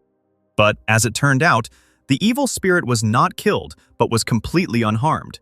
He tore off the man's head with his claws, saying that he was pathetic. And then quickly approaching the captain, he noted that he was slow. He then pierced the Taoist with his hand, who did not have time to do anything, causing him to cry out dully. A spirit's hand was sticking out of the man's body, holding his golden core, and the spirit noted with disappointment that the Taoist didn't have much strength, while he groaned pitifully. The evil spirit suggested that if the captain had so little strength, then the others did not, and then said that he would turn them all into sand. The servants began to run away screaming. Laughing dully, the spirit asked where they were going. Meanwhile, another detachment was following the tracks of some animal. The girl walking behind the captain asked if her older classmate had found anything. The man turned around and said that he would install a Huanjin here. The girl asked again in surprise, her eyes wide open. The man, taking out some object and emitting a beam of light from it, said that while he was doing this, the others should protect the territory. Suddenly, a focused beam of light emerged from the object and spread out in different directions. The girls, notifying others, walked around the area, saying that they were installing a Huanjin here, and therefore the servants needed to rent their places. The captain focused by raising his index and middle fingers and told the others to be on guard. Suddenly, someone shouted that someone was there, and they began to emerge from the fog. Suddenly, with irritation, they recognized the man they had found. Afterwards, one of them clarified whether it was correct that this man's name was Tyler. As it turned out, the man turned to Spencer and said that they would be nearby, so he should not worry, because he would be safe and could continue to go and collect medicinal herbs. And then he added, ordering him not to go far. Spencer looked at the men with an emotionless face and agreed with everything they said, thinking that they thought he was a loser. The man installing the Huanjin sighed and said that he thought he was done with everything. As he lowered his hand, he said that he didn't know what would happen, so he had to be focused. Suddenly, someone asked the man why he was staring at the Huanjin, since there were no creatures visible here. In response, the man asked if the girl had ever heard of Yoyuk Chohak. And then he began to explain that this was an evil spirit from ancient times, until this spirit, in the form of a small ferret, met someone. Suddenly, the men who met Spencer, noticing the ferret, wondered if such animals lived here. One man, saying that he was bored, decided to catch this animal, and had already started to take out his sword. Suddenly, this cute-looking ferret bared its sharp fangs and made a huge hole in the man's body. Spencer, meanwhile, continued to collect herbs, when suddenly he heard something that made him flinch. Turning around, he wondered if someone had just shouted out there. Standing up, the man asked if something had happened, and then noted that his sensory system was not working properly because of the Huanjin. Meanwhile, the man who installed the Huanjin told the girl that evil spirits lived there and did not care about these servants. At the same time, Spencer walked in the direction where the babies were screaming, and he noticed something. As it turned out, all the men who were scouting the area had already been killed, and next to them was a huge flock of these evil spirits. Suddenly, the spirits raised their heads from their bodies, and noticing a new victim, they began to squeal furiously. Suddenly, these little evil spirits gathered together and, swirling, created a huge hurricane. This hurricane mercilessly tore apart the bodies of already dead men. And now this hurricane has reached Spencer. And all that was left of the man was a splatter of blood. But as it turned out, this hurricane did not hurt the guy at all, and he, in turn, chopped up the animals with a stone face. Why did all these little animals fall to the ground? Hearing how dangerous these spirits were, the girl asked the captain if they should leave this place then. The captain replied that if they did not take the risk, they would not gain anything useful, and besides, these spirits could only be fought with the help of Huanjin. The man looked at her sternly and said defiantly that the spirits only had to come here. Meanwhile, Spencer asked what the little thing was and said that he killed them all out of fear. And then he noticed that these animals possessed amazing strength. The boy scratched his head and wondered what he should do if all the servants had died. And then he began to pick up the bodies of these spirits, smiling greedily. Suddenly, the man noticed someone and looked at him. A black silhouette appeared in front of Spencer. A man emerged from the shadows and asked in a trembling voice if he was from the Pingun squad. Meanwhile, another squad was previously busy fighting, and one of the men was holding a huge ball made of seals. Another said irritably that this was exactly the place where the Huangjin was installed, to which another man replied that it was probably a Taoist from Pingong. The man asked his leader what they should do now. The leader replied that they would go ahead. And then he said that some minor obstacle had appeared, but nothing had changed in a global sense. The squad rushed forward, and their leader said that if anything happened, there would be a battle of squads. Soon the men disappeared into the fog. But as it turned out, Sylvester had been watching them all this time, and the old man asked him why he had let these people go. Baring his sharp teeth in a smile, the evil spirit replied that this way, all the people would gather together, and that this was better than catching them one by one. In response, the old man said that the Huangjin was created by people, and if they hid under it, then everything would go to waste. Hearing this, the spirit shouted that he had certainly thought of everything, and then something wrapped around his hand. As it turned out, these were centipedes, which the evil spirit called his children. And then he ordered them to go and find the Huangjin kernels. Obeying their master, the centipedes suddenly flew to the side. Laughing, Sylvester said that soon this Huangjin would become a cemetery for these people. Meanwhile, the man who met Spencer sadly noted that he, in order to avoid danger, rushed to the Huangjin, but met only a private who did not know anything. And then he asked into nowhere why he was having such bad luck now. And Spencer, at the same time scratching his head, thought that he felt as if he himself was resisting him. Suddenly, another squad caught up with the man, and one of the squad asked, "So what if the man was able to limp all the way here?" To which Spencer and the man turned around sharply. The man, taken by surprise by the enemies, asked in surprise how they got here so quickly. In response, the pursuing man asked the other if he was surrendering. Spencer noted with surprise that it was a Tayson squad. Then the man who was being pursued smiled meekly and said that it seemed his hour had come. And then he took out his sword, saying that, as a representative of his squad, he would not run away and would accept the battle with dignity. And then he said that the golden lichen was in his necklace.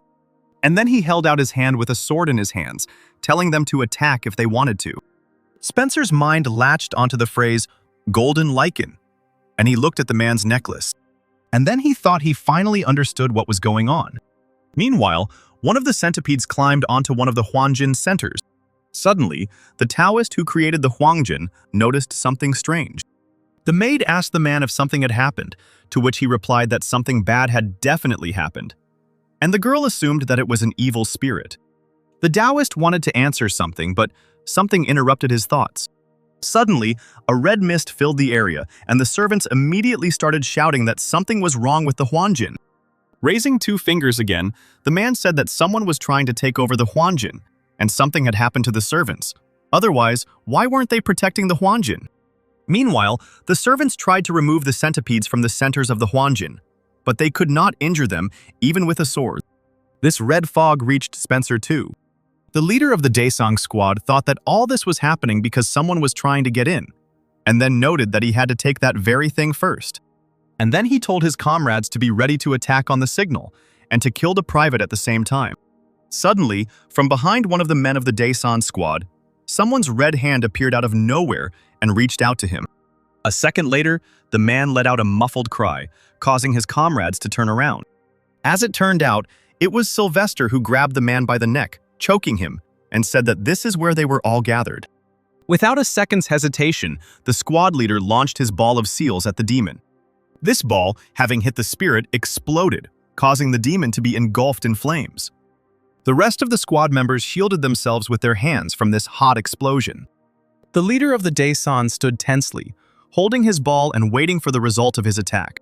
While the rest of the squad was shouting curses, two balls appeared in the air, and the heat from the explosion began to gather around them. As it turned out, these balls belonged to Sylvester, who emerged from this explosion unharmed, saying how much he liked it all, and then noticing that the man had collected all the explosive spells into the ball. Seeing this, some members of the squad became quite angry, preparing to attack, and shouted that they would kill this spirit. But these threats did not frighten the evil spirit at all, but only provoked him, and he called the men to him, spreading his arms. Meanwhile, the man who was being pursued muttered out loud the question of who had appeared there. Meanwhile, Spencer noted that the spirit's body was red, as if washed in blood.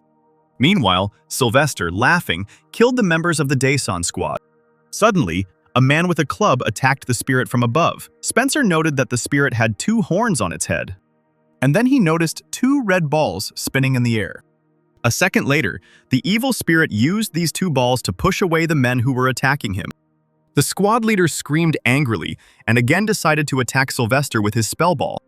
And soon another huge explosion thundered, after which the ball disintegrated, and the spirit found itself at the epicenter of the explosion. The leader of the squad, breathing heavily, dropped his arms. His sleeves were frayed by the explosion because he was too close to the explosion, and he thought that he had detonated his largest ball. But as it turned out, this attack was also nothing to the spirit. Then the man standing next to Spencer asked what it was, and all the Taoists were instantly defeated. Seeing the spirit in action, Spencer realized who it was. And then he remembered that it was one of the most powerful spirits, Spencer, while he was dragging the man by the head. Suddenly, the evil spirit turned its head and stared at the men with its shining green eyes. Having come into the sight of this spirit, the men simultaneously shuddered with fear. Having released the man's head, the evil spirit began to come closer and closer to Spencer and the Taoist. Spencer panicked and thought about what he should do, because he didn't have enough strength to defeat the spirit, and he would die here like the last dog. And he also wouldn't be able to get out of this dome. Then, as it seemed to him then, the only solution came to the guy's head, and he began to move his hand. Suddenly, Spencer fell to one knee in front of the evil spirit, showing his surrender and calling Spencer great. While the man standing nearby was perplexed by what was happening, the boy, looking at the ground, thought that he did not know what would happen because the evil spirit had the same origin as him. Noticing him, Sylvester, looking at the guy, chuckled contentedly. And then he noticed that Spencer was a very interesting guy. Suddenly, the man standing next to the boy shouted that even if he was afraid, how dare he bow down to this evil spirit? And then he asked if the boy was denying his human origin, while the evil spirit was scratching his ear with his finger. The man was about to continue his tirade, saying that Spencer had dared to bow down to the spirit without any remorse. But Sylvester could not stand the noise, and telling him to shut up, dealt a chopping blow to the man. And then the spirit said, "How dare such an insignificant person like him say such a thing?" But then he noticed something. Spencer looked at the man who had fallen dead. Sylvester, looking at the guy, noticed that he was an animal that hid among people, but pretended to be human, and then noted that this was quite interesting.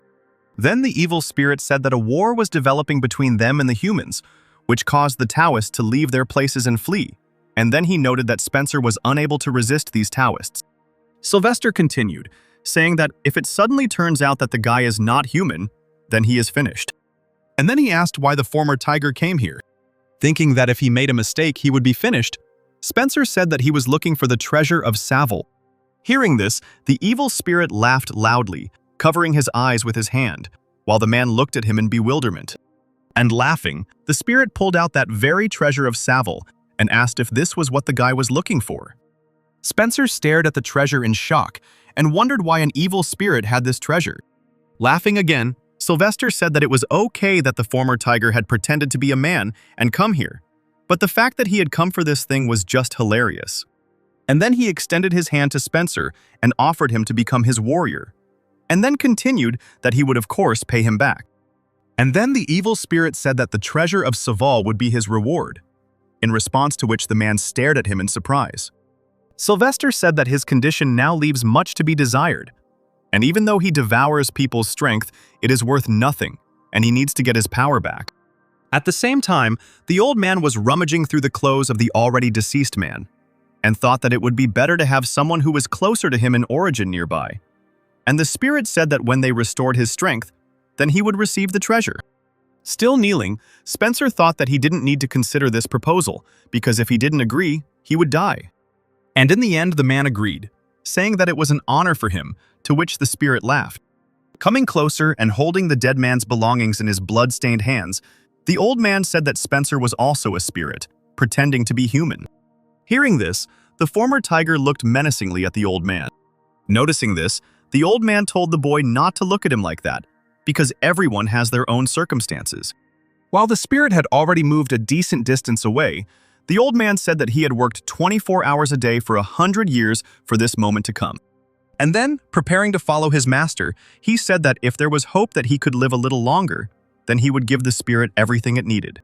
Spencer didn't respond to this, and the evil spirit began to urge them on.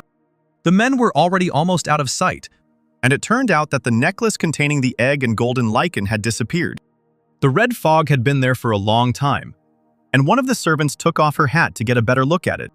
The leader of the squad who set up the Huanjin told the girl not to worry, as this was the center of the Huanjin, and therefore he would protect it. But he would not be able to hold out for long. And then he ordered that, while he was here, the servant should go and check the protective pillars and gather all the servants, when suddenly someone said that this was not necessary. As it turned out, it was Sylvester, with his red balloons dangling in the air next to him. As the ball was breaking through the Huangjin's defense, the evil spirit said that they were the only ones left alive in this dome. A second later, the ball managed to break the barrier, and the spirit said that since everyone had already died, it was time for them to die too. The leader of the squad exclaimed in surprise that the spirit was able to break through the center of the Huangjin so quickly, when suddenly a servant jumped out in front of the man, saying that she would protect the Huangjin. And her sword collided with the red ball of the evil spirit. A second later, the man made a strangled sound and a cloud of dust rose around him and the maid. Another servant, covering her mouth from the dust with her sleeve, called the man and the girl. But when the dust cleared, it turned out that the blow had torn off both the man's and the girl's arm. Noticing this, the maid screamed loudly in fear, clutching her face with her hands. But then Sylvester threw his red ball at the girl, telling her to shut up. While the girl was still in shock, a figure in white ran up to her. The man intercepted the sword, holding it with both hands. And then this girl stuck it into the ground, and then blue ice began to spread across the ground. The red ball and the ice were almost ready to collide. But the red ball still managed to break through the ice shield. And he flew straight at the girl, whose eyes opened wide. The ball crashed into the girl, knocking her hat off her head and releasing her white braid. However, the girl was still standing on her feet, although the ball still hit her hand and she inflicted a wound with her hand. The girls and Sylvester and Spencer were at a distance, and it turned out that the ball had punched a long and wide hole. Spencer noted that the girl bravely tried to fight off the blow, but she would still die at the hands of the evil spirit. Sylvester noticed with some surprise that the girl was able to hit his ball back, and then said that her soul was unusual. Meanwhile, the former tiger was thinking that if you are weak, you will be devoured, because this is the law of the universe. Looking at the girl, he thought that if you come to hunt on Mount Yenna, you immediately become the target of a stronger enemy. Suddenly, Spencer noticed something that surprised him. As it turned out, this fearless servant was Chelsea. Looking at the now grown-up Chelsea, the man wondered what she was doing here. Having come closer to the girl and leaned over her, the evil spirit, laughing, said that since he managed to meet the white-blooded one, he was the luckiest one today. And then Sylvester said that he would take the dirty soul of the girl, which immediately angered the former tiger. But still, the question of what she was doing here did not leave him. The man recalled that Chelsea was supposed to leave with that Taoist, so why was she here now? Spencer understood that the evil spirit would definitely kill the girl, and therefore he had to save her. However, the man immediately began to doubt himself. Could he really save her from one of the most powerful spirits? Could he even resist him? And then he thought that they weren't even that close, which meant there was no point in sacrificing himself. However, Chelsea decided not to give up easily, but she decided to fight on and raised her sword. Sylvester, dodging her attacks, said that the girl was very strong. And then he extended his hand to her and said that she should not try before she died. But the evil spirit's blow did not hit the girl, but the ground, because she managed to dodge. However, Sylvester still managed to inflict a shallow wound on her cheek. Spencer's eyes widened when he noticed this. Bringing the claw covered in the girl's blood closer, the evil spirit hissed and said that she was indeed strong. And then he licked his claw, saying that everything that was happening was actually amusing him. Suddenly, the spirit felt something that made his body shudder and his eyes open wide. Smiling broadly, the spirit shook with euphoria, saying that this was beyond his expectations because it was a taste he had never tasted. Suddenly, he found himself at the girl's side, saying that, in addition, he was beginning to feel a surge of strength. Chelsea didn't have time to dodge, so Sylvester was able to grab her by the neck and said that only a few drops of blood had produced this effect. And then, approaching the girl's neck, the spirit said that the girl's blood would help him raise his level of power. The evil spirit opened its mouth wide, preparing to swallow Chelsea whole. But suddenly his jaws closed not on the girl's tender neck, but on the tip of a sword. As it turned out, it was Spencer who inserted the sword between the spirit's jaws, to which it called him a little bastard. Taking the sword out of his mouth with his other hand, Sylvester said, "How dare the guy do that?" while Spencer stabbed his hand that was holding Chelsea by the neck with his other sword. Suddenly, an explosion thundered from the place of the cut on the evil spirit's body, which pushed the girl away from the spirit. Chelsea fell to the ground and, on her knees, held her throat and coughed. Wiping her lips with her sleeve, the girl looked away, thinking that this guy was following her squad. Looking at Spencer, who was already ready to deliver or receive another blow. The girl thought that she had seen him before. Smiling nervously and sweating, Spencer thought he was going crazy. He thought about what he had done, and then sighed heavily. And then the former tiger turned to Chelsea, who had already risen from the ground, and remarked that it wasn't so bad that he was able to meet her before his death. Smiling, the guy noted that Chelsea had already become so mature and had grown into a beauty. In response to this, the girl looked at him in confusion. Suddenly, an old man started flying towards Spencer from the side, shouting about how this scoundrel dared to attack the respected Sylvester. The boy swung his sword, and a dark purple mist appeared around him. This fog, in which red eyes began to appear, began to absorb the old man, who did not understand anything and was in a state of panic. Looking sternly at the man, the guy said that initially he didn't care about him, but now he began to irritate him, and then asked him if not everyone has their own circumstances, repeating what he had told Spencer earlier. The old man's eyes were wide and slightly red as he begged for mercy. However, the fog did not spare the old man, and only splashes of blood remained of him. Clutching his injured shoulder, Sylvester rose to his feet, calling Spencer an insolent man. And after he looked at him menacingly, he asked if the guy understood what he had just done. And then he himself answered, saying that with this action Spencer had turned all his brothers into his enemies. Sighing quietly, the guy replied that he understood and even already regretted it. And then, gripping his sword more tightly, he continued, saying that there was nothing he could do now, since his instincts had already taken hold of him. Raising his remaining hand, the evil spirit called fire into it, saying that these instincts of his were telling him of his imminent miserable death. And then he threw a sword made of fire at the former tiger. In response, Spencer swung his sword, sending a dark purple mist with red eyes that opened its mouth to meet the fiery sword. These two attacks collided, but still the sword of the evil spirit continued its movement further. The boy opened his mouth slightly and was surprised that this sword was able to pass through his barrier so quickly and easily. And then he met that sword, deflecting its blow with his sword, causing the fiery sword to bounce upward. But suddenly Sylvester grabbed the sword and shouted that he would cut the guy into small pieces. The three swords clashed together, and the evil spirit began to press Spencer into the ground, causing cracks to appear in it. Suddenly, one of the guy's swords broke, and a small explosion thundered between the opponents. The exploded sent Spencer tumbling to the side, shattering the ground into pieces. Looking at the guy, the evil spirit noted with surprise that he was able to reflect his blow.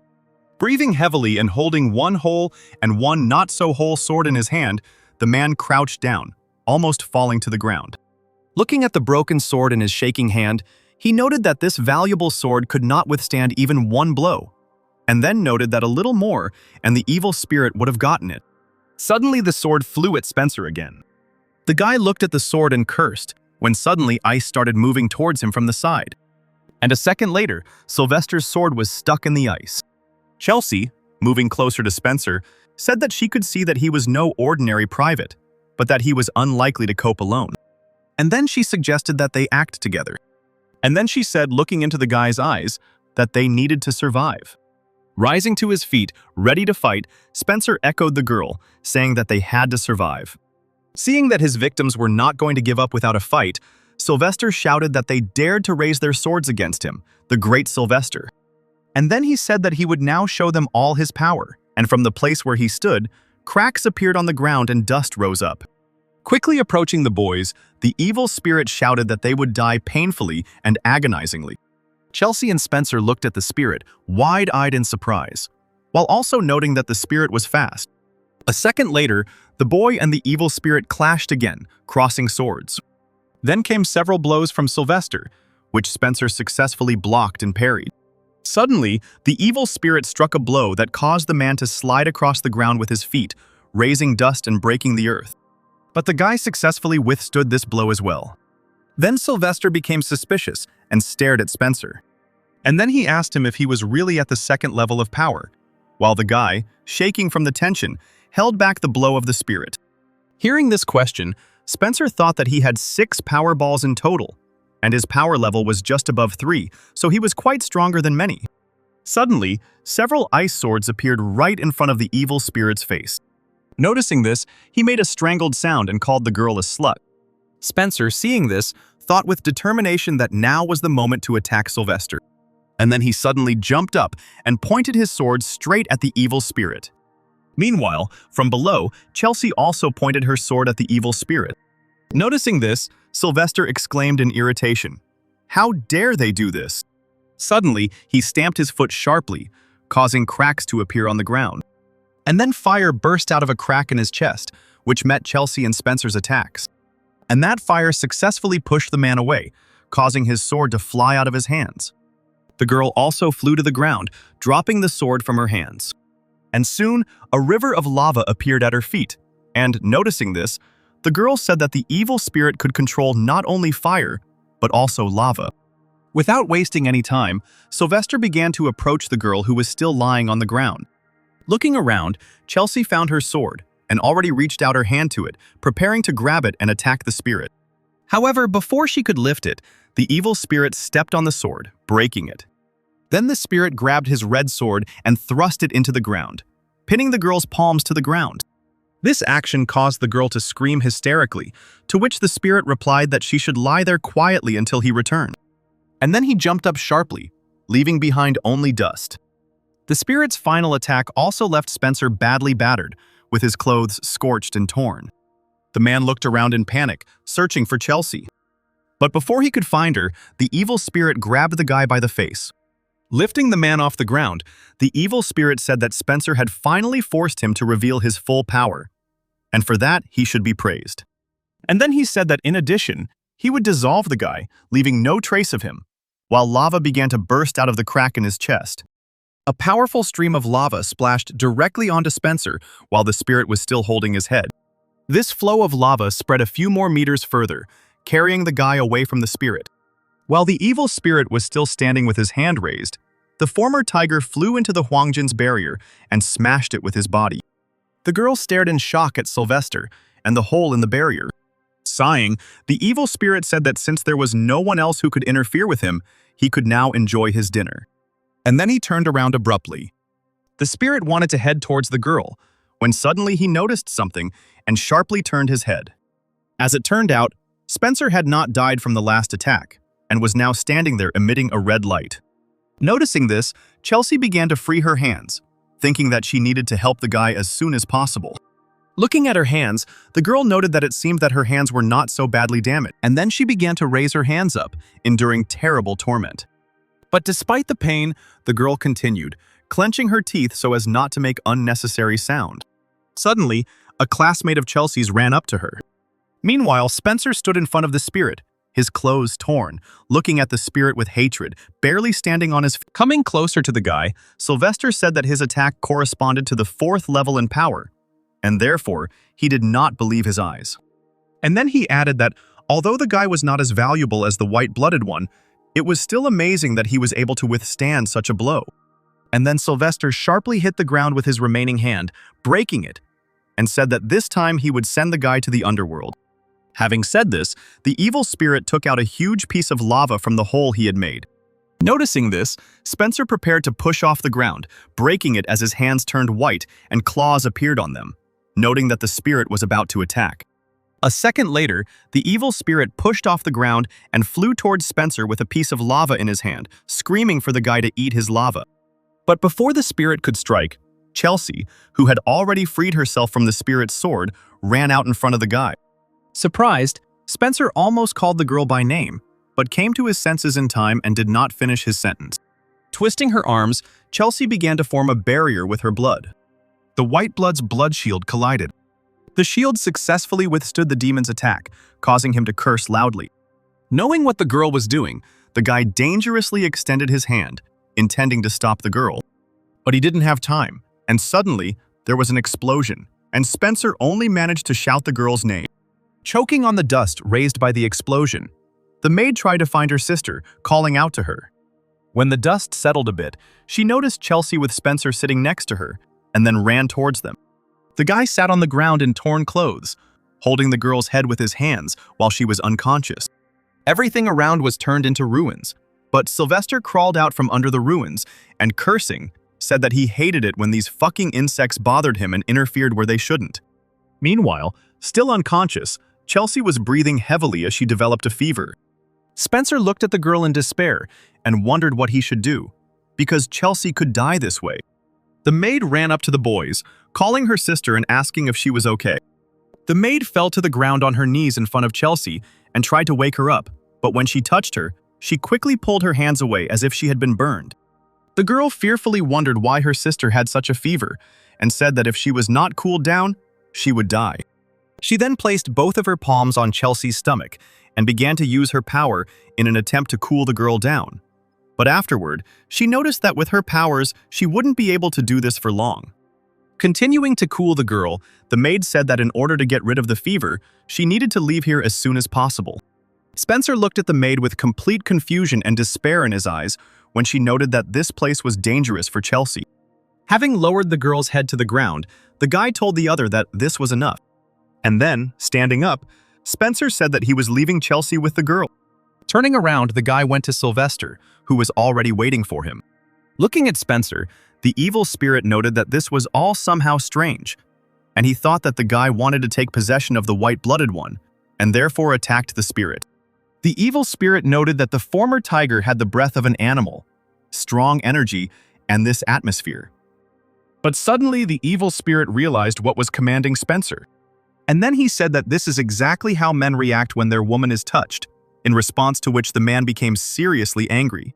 Without a second's hesitation, the boy struck the evil spirit with his claws, revealing his sharp teeth, and then followed a whole series of blows. But the opponents were worthy of each other, and so far no one could win. Suddenly, one of Spencer's blows hit Sylvester's shoulder. Having received this wound, the evil spirit became very angry and pierced the enemy's shoulder with his palm. But the former tiger did not give up. He only clenched his jaws tighter and grabbed the spirit's hand. And then he punched Sylvester in the face. And now on the face of the evil spirit, there were 2 wounds from which golden blood flowed. Shouting that the guy was really annoying him, the evil spirit used his foot to push the guy into the ground. Spencer bounced back, landing on his feet, and trying to stop himself by clawing at the ground. Suddenly, the man began to cough, and blood sprayed out of his mouth. After that, he concluded that he had no time, because his body was falling apart. And then, as he increasingly transformed his body into that of a tiger, he thought that he needed to fight with all his might. Tiger stripes appeared on Spencer's face as he thought about tearing this evil spirit to pieces. A second later, Spencer rushed forward at full speed, preparing to attack Sylvester with his claws, his eyes glowing red. Noticing this, the evil spirit was very surprised, wondering why this former tiger was becoming stronger and stronger. The man and the spirit clashed again, striking each other with many blows. After shouting that Spencer is an idiot and that he should stop already, Sylvester hits the ground again. And then he suddenly raised his hand up, and a huge column of lava burst out of the ground, which the guy was unable to avoid. The evil spirit laughed triumphantly, saying that the man had already gotten to him, and therefore he should simply melt in his seething lava. But suddenly this column of lava was surrounded by blue fire, and the guy in it began to scream loudly. Sylvester was very surprised to see the blue fire and could not believe his eyes. Suddenly, with the help of his blue fire, Spencer was able to dispel the spirit's lava column. The shocked evil spirit muttered a question. "How is this possible?" But the former tiger did not hesitate for a second and began to attack the evil spirit with his blue fire. Now the blue fire had spread several meters in length, and the evil spirit could not escape it. This blue fire became a good weapon against Sylvester because while in it, the spirit began to burn, turning into ashes. Spencer watched his opponent suffering with a heavy heart, and all the features of the tiger in him had already disappeared. Sometime later, the battle was over, and Chelsea woke up. Noticing the movements, the servant, still using her powers on the girl, asked her sister if she was awake, in response to which the girl muttered that she should help him. In response, the maid said that Spencer had already defeated Sylvester, but the girl replied that he was still in danger. Upon hearing this, the first looked at the second in surprise and thought that Chelsea sometimes said strange things, but she was never wrong. Meanwhile, Sylvester was still burning in the blue fire, while his killer stood before him. Spencer closed his eyes and sighed, his dry lips parted, relieved that the spirit had lost, and that the battle was finally over. Suddenly, the spirit spoke. He said that this flame is the Shinsu belts. And then, flashing his green eyes, he stared at the guy, saying that this is a flame that does not go out without killing the enemy, and then exclaimed that Spencer is not worthy of such power. Hearing this, the man's eyes widened, staring at Sylvester. Suddenly the spirit's green eyes flashed, and a dark blue fog appeared around him, and the spirit itself called the guy to see the real appearance of the great Sylvester. And then the evil spirit rose above the ground, and some red flashes began to burst out from the crack in his chest. And then, having increased in size, Sylvester revealed his true appearance. He grew horns, and protection appeared on his chest, and his arm grew longer. Spencer looked at the evil spirit in bewilderment, wondering if the evil spirit's power had increased. And then the spirit, taking hold of his horn, said that with this technique he would spend all his resources. As it turned out, this horn was a sword with which the spirit was going to finish off the man. Attacking the former tiger, Sylvester said that although this move would exhaust all his resources, at least he would not leave Spencer alive. And then he quickly moved behind the man, who did not expect such an outcome. Without a second's hesitation, and with a sharp swing of his hand, the evil spirit dealt a powerful blow to the man, causing a bright flash. However, to Sylvester's surprise, Spencer was able to dodge this attack. The spirit became seriously angry and began to strike the guy repeatedly. However, the man almost successfully evaded these attacks, although he sometimes received minor injuries. The evil spirit was surprised to see that the man was able to dodge his attacks using his animal instincts. And then he extended his newly grown fiery hand towards Spencer. And after shouting for the man to try and dodge the attack, he attacked him with an explosion. Spencer didn't have time to dodge, but could only cover his face with his hands in an attempt to defend himself. The explosion sent the man flying several meters away from the evil spirit, shattering the ground. The stunned man, breathing heavily, thought that this was probably his limit, because his opponent was, after all, one of the most powerful evil spirits. Suddenly, some thorns came out of the ground surrounding Spencer. Saying that it was time for them to wrap things up, Sylvester made the spikes wrap tightly around the boy, occasionally piercing him, causing him to make a strangled sound. After a while, the evil spirit thought with irritation that the limit of his capabilities had already been reached, and there was no more time. And then he said that Spencer was just a bastard who was able to somehow increase his strength despite his origin, and then added that he would help the former tiger disappear. And then, shouting that he would destroy the guy so that he would not become a burden to such great spirits like him, he rushed at the former tiger. And now, the evil spirit's thorn had almost reached Spencer's face, and he could do nothing about it. But suddenly the maid thrust Spencer's sword into Sylvester's back, preventing him from striking the man. Enraged, the evil spirit turned towards the girl, causing her to release the sword in fear, which remained in the spirit's back. The evil spirit wanted to get this sword, but it began to emit vapors of purple mist with red eyes, which grabbed the spirit, not letting go. Noticing this, Spencer told himself that this was his last chance, and he had to show all his strength. And then his beast nature began to appear again. And then he, breaking the earth, prepared to attack Sylvester. The evil spirit angrily exclaimed that the man would not be able to defeat him with such a cheap trick. Then he waved his hands and the purple mist dispersed, releasing him. And now the opponents were ready to face off again. Using his blue fire, Spencer delivered a blow to Sylvester's stomach, causing him to be unable to dodge it and only making a dull sound. When the evil spirit looked at the former tiger, he said that he would try to defeat him with such a trick. The man then used blue lightning strike, causing the spirit to suffer in agony as blue light erupted from every orifice it could find. This blue fire rose several meters, burning Sylvester.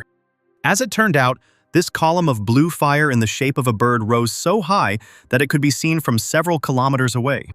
Meanwhile, on the mountain, while the storm was raging and lightning was sparkling, a dragon sat, wrapping her in his body. Suddenly, this dragon landed on a small ledge on the mountain, and its body, turning into mist, began to transform into the body of a man.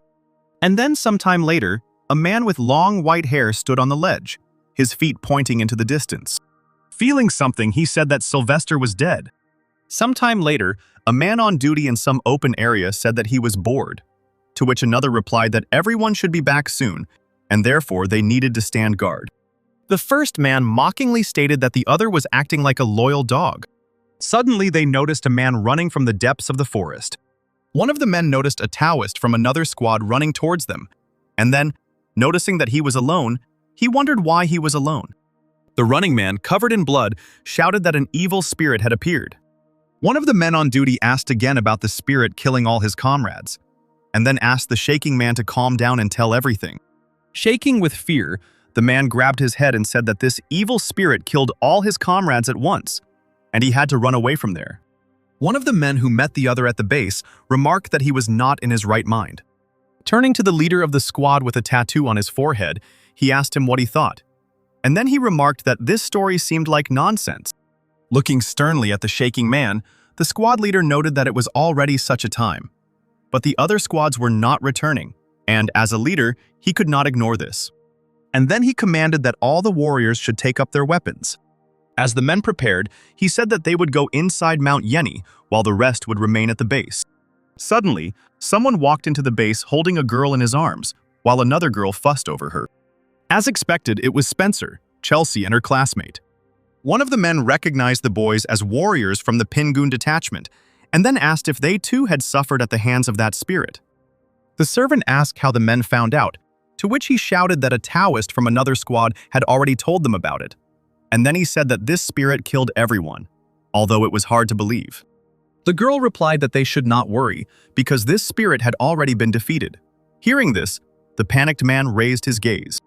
And then he shouted that this could not be, because the power of that evil spirit was of the 3rd level or even higher, and therefore, it would be impossible to defeat it even if they all attacked together.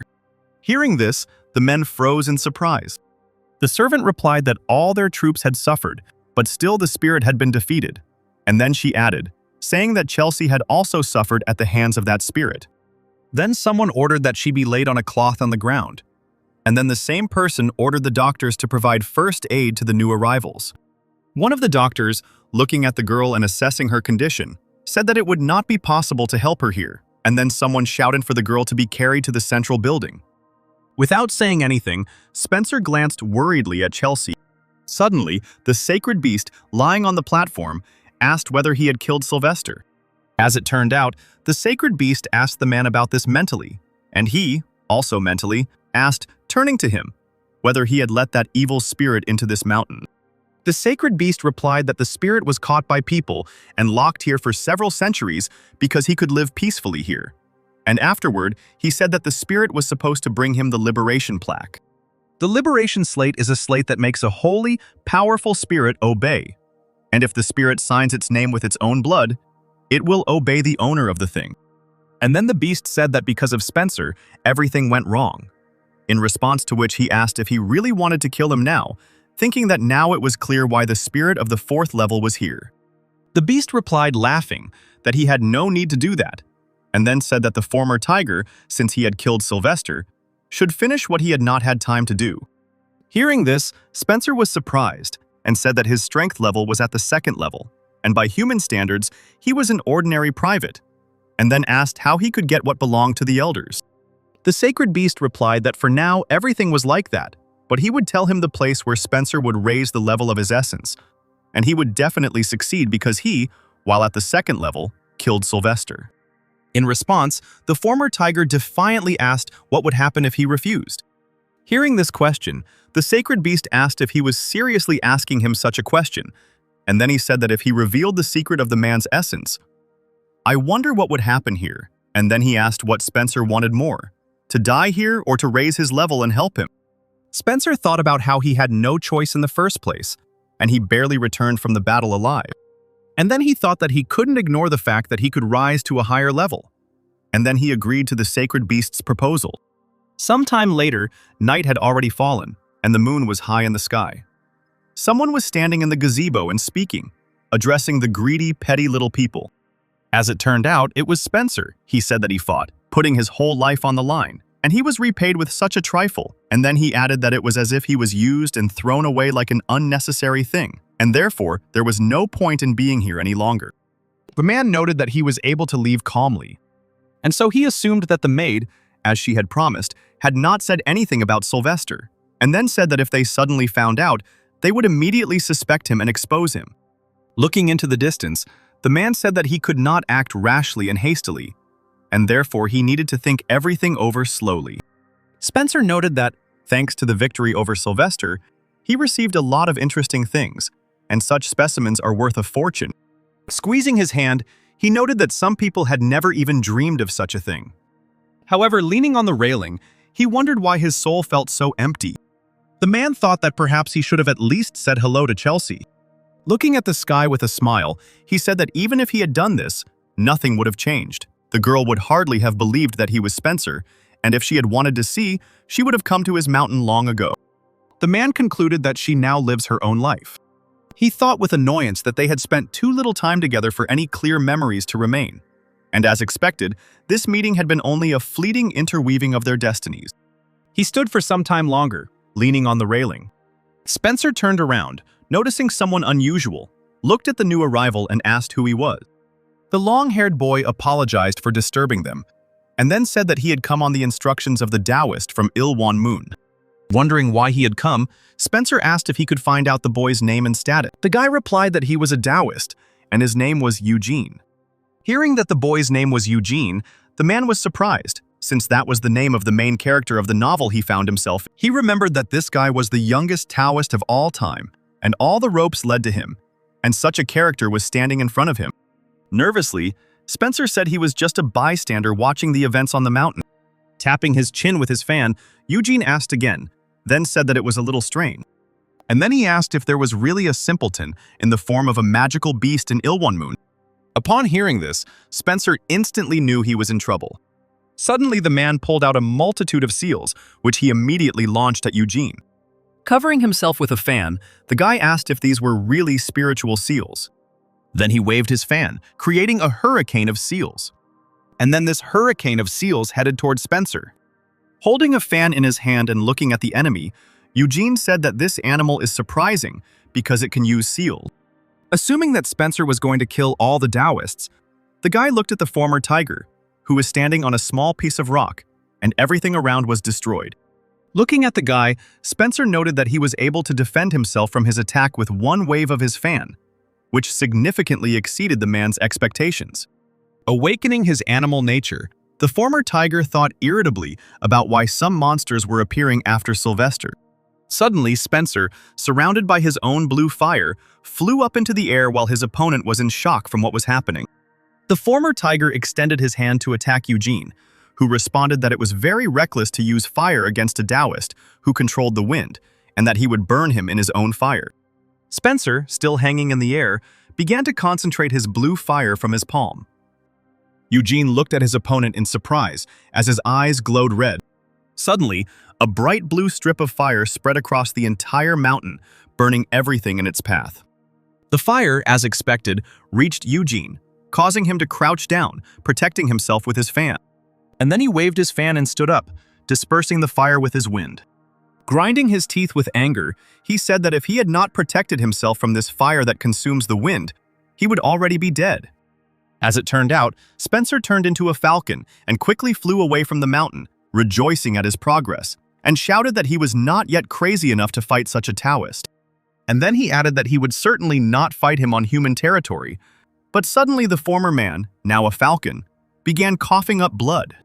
Wiping his beak with his wing, Spencer thought that it was because he had overdone it, and it was immediately noticeable. Thinking that he needed to leave this place as quickly as possible, he noticed that an area in the sky was glowing pink. Suddenly the falcon was struck by lightning. Eugene, flying up on his sword, swung his bident, calling down that very lightning, and shouted that the bastard had finally been caught. Looking menacingly at the falcon, he asked if he really thought he could escape from him. But then, flapping his wings, Spencer pulled out Sylvester's red ball from somewhere, which shattered the lightning into pieces. Noticing this, Eugene's eyes widened, wondering what had just happened. As he rushed towards his opponent, he thought that it was amazing that his opponent could transform into different creatures. But what was even more amazing was that he had protection against his Nui Horan attack. Smiling greedily, the guy thought that Spencer had many more ways to protect himself from fire, and he would take them all for himself. He suddenly raised his hand, in which he held the bident, and lightning began to burst out of it. And many lightning bolts fell on Spencer while he tried to protect himself from them with the help of red balls. In a panic, the falcon thought that he would not be able to hold off these attacks forever. And then he thought about how he would have to use it. Suddenly, the falcon's body glowed blue, and many falcons identical to Spencer flew away from the enemy. In response to this, Eugene's eyes lit up with a yellow light, and he shouted that his latest trick was really clones, but this cheap trick wouldn't work in front of his eyes. But it suddenly turned out that this cheap trick is not so simple. Looking at the falcons, the boy noted that his eyes identified each one as real. And then he wondered how a pathetic second-level beast could use power of such a level. Standing still as the birds flew away, he thought that if he warmed himself behind each clone, he might miss the real Spencer. For a second, Eugene froze, wondering what to do. Suddenly, he raised his hands, in which he held his fan and bident, and said that no matter what, he must obtain these abilities, and it would not matter if several mountains suffered. Meanwhile, the real Spencer, in human form, was hiding in a tree, breathing heavily, watching the enemy. He wondered why the guy wasn't chasing the clones, and then suggested that he was having trouble telling which one was real. And then he hoped that Eugene wouldn't be able to sense his spiritual power, because there was no way he could know where the real Spencer was just by energy. The man thought that he had only one Nadana left, and if he was found, it would be the end for him. Suddenly, something flashed purple in the sky. And then this something began to glow even brighter, illuminating everything around. Suddenly, lightning struck the ground, shattering it, and Spencer thought that it seemed like the Taoist wanted to destroy the clones, along with the mountain. Meanwhile, on Ilwanmun, the servants and Taoists were doing their best to extinguish the blue fire. One of the men shouted for the others to quickly call all the other Taoists who possessed the powers of water. Arriving at the place, the Taoists asked in bewilderment what was happening in the middle of the night. And then, waving their arms, they attacked the fire with jets of water. However, it seemed their water could not cope with this fire. And then the Taoists suddenly jumped back away from this fire. One of the Taoists noted in bewilderment that this fire was capable of burning even water. Suddenly, Elder Magnus arrived and shouted why the men were just standing there while everything was burning.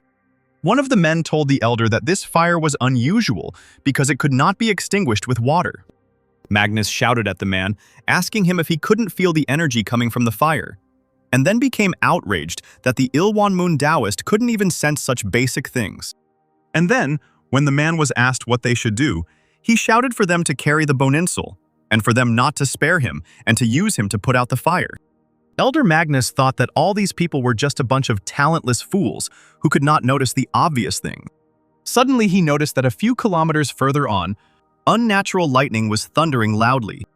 And suddenly the man, having turned into a nuisance, disappeared. Meanwhile, Eugene's lightning battered the mountain, tearing trees from the ground by their roots. The blow also hit Spencer, sending him flying to the side. Hitting the ground, the man pushed off and flew further, falling on his back.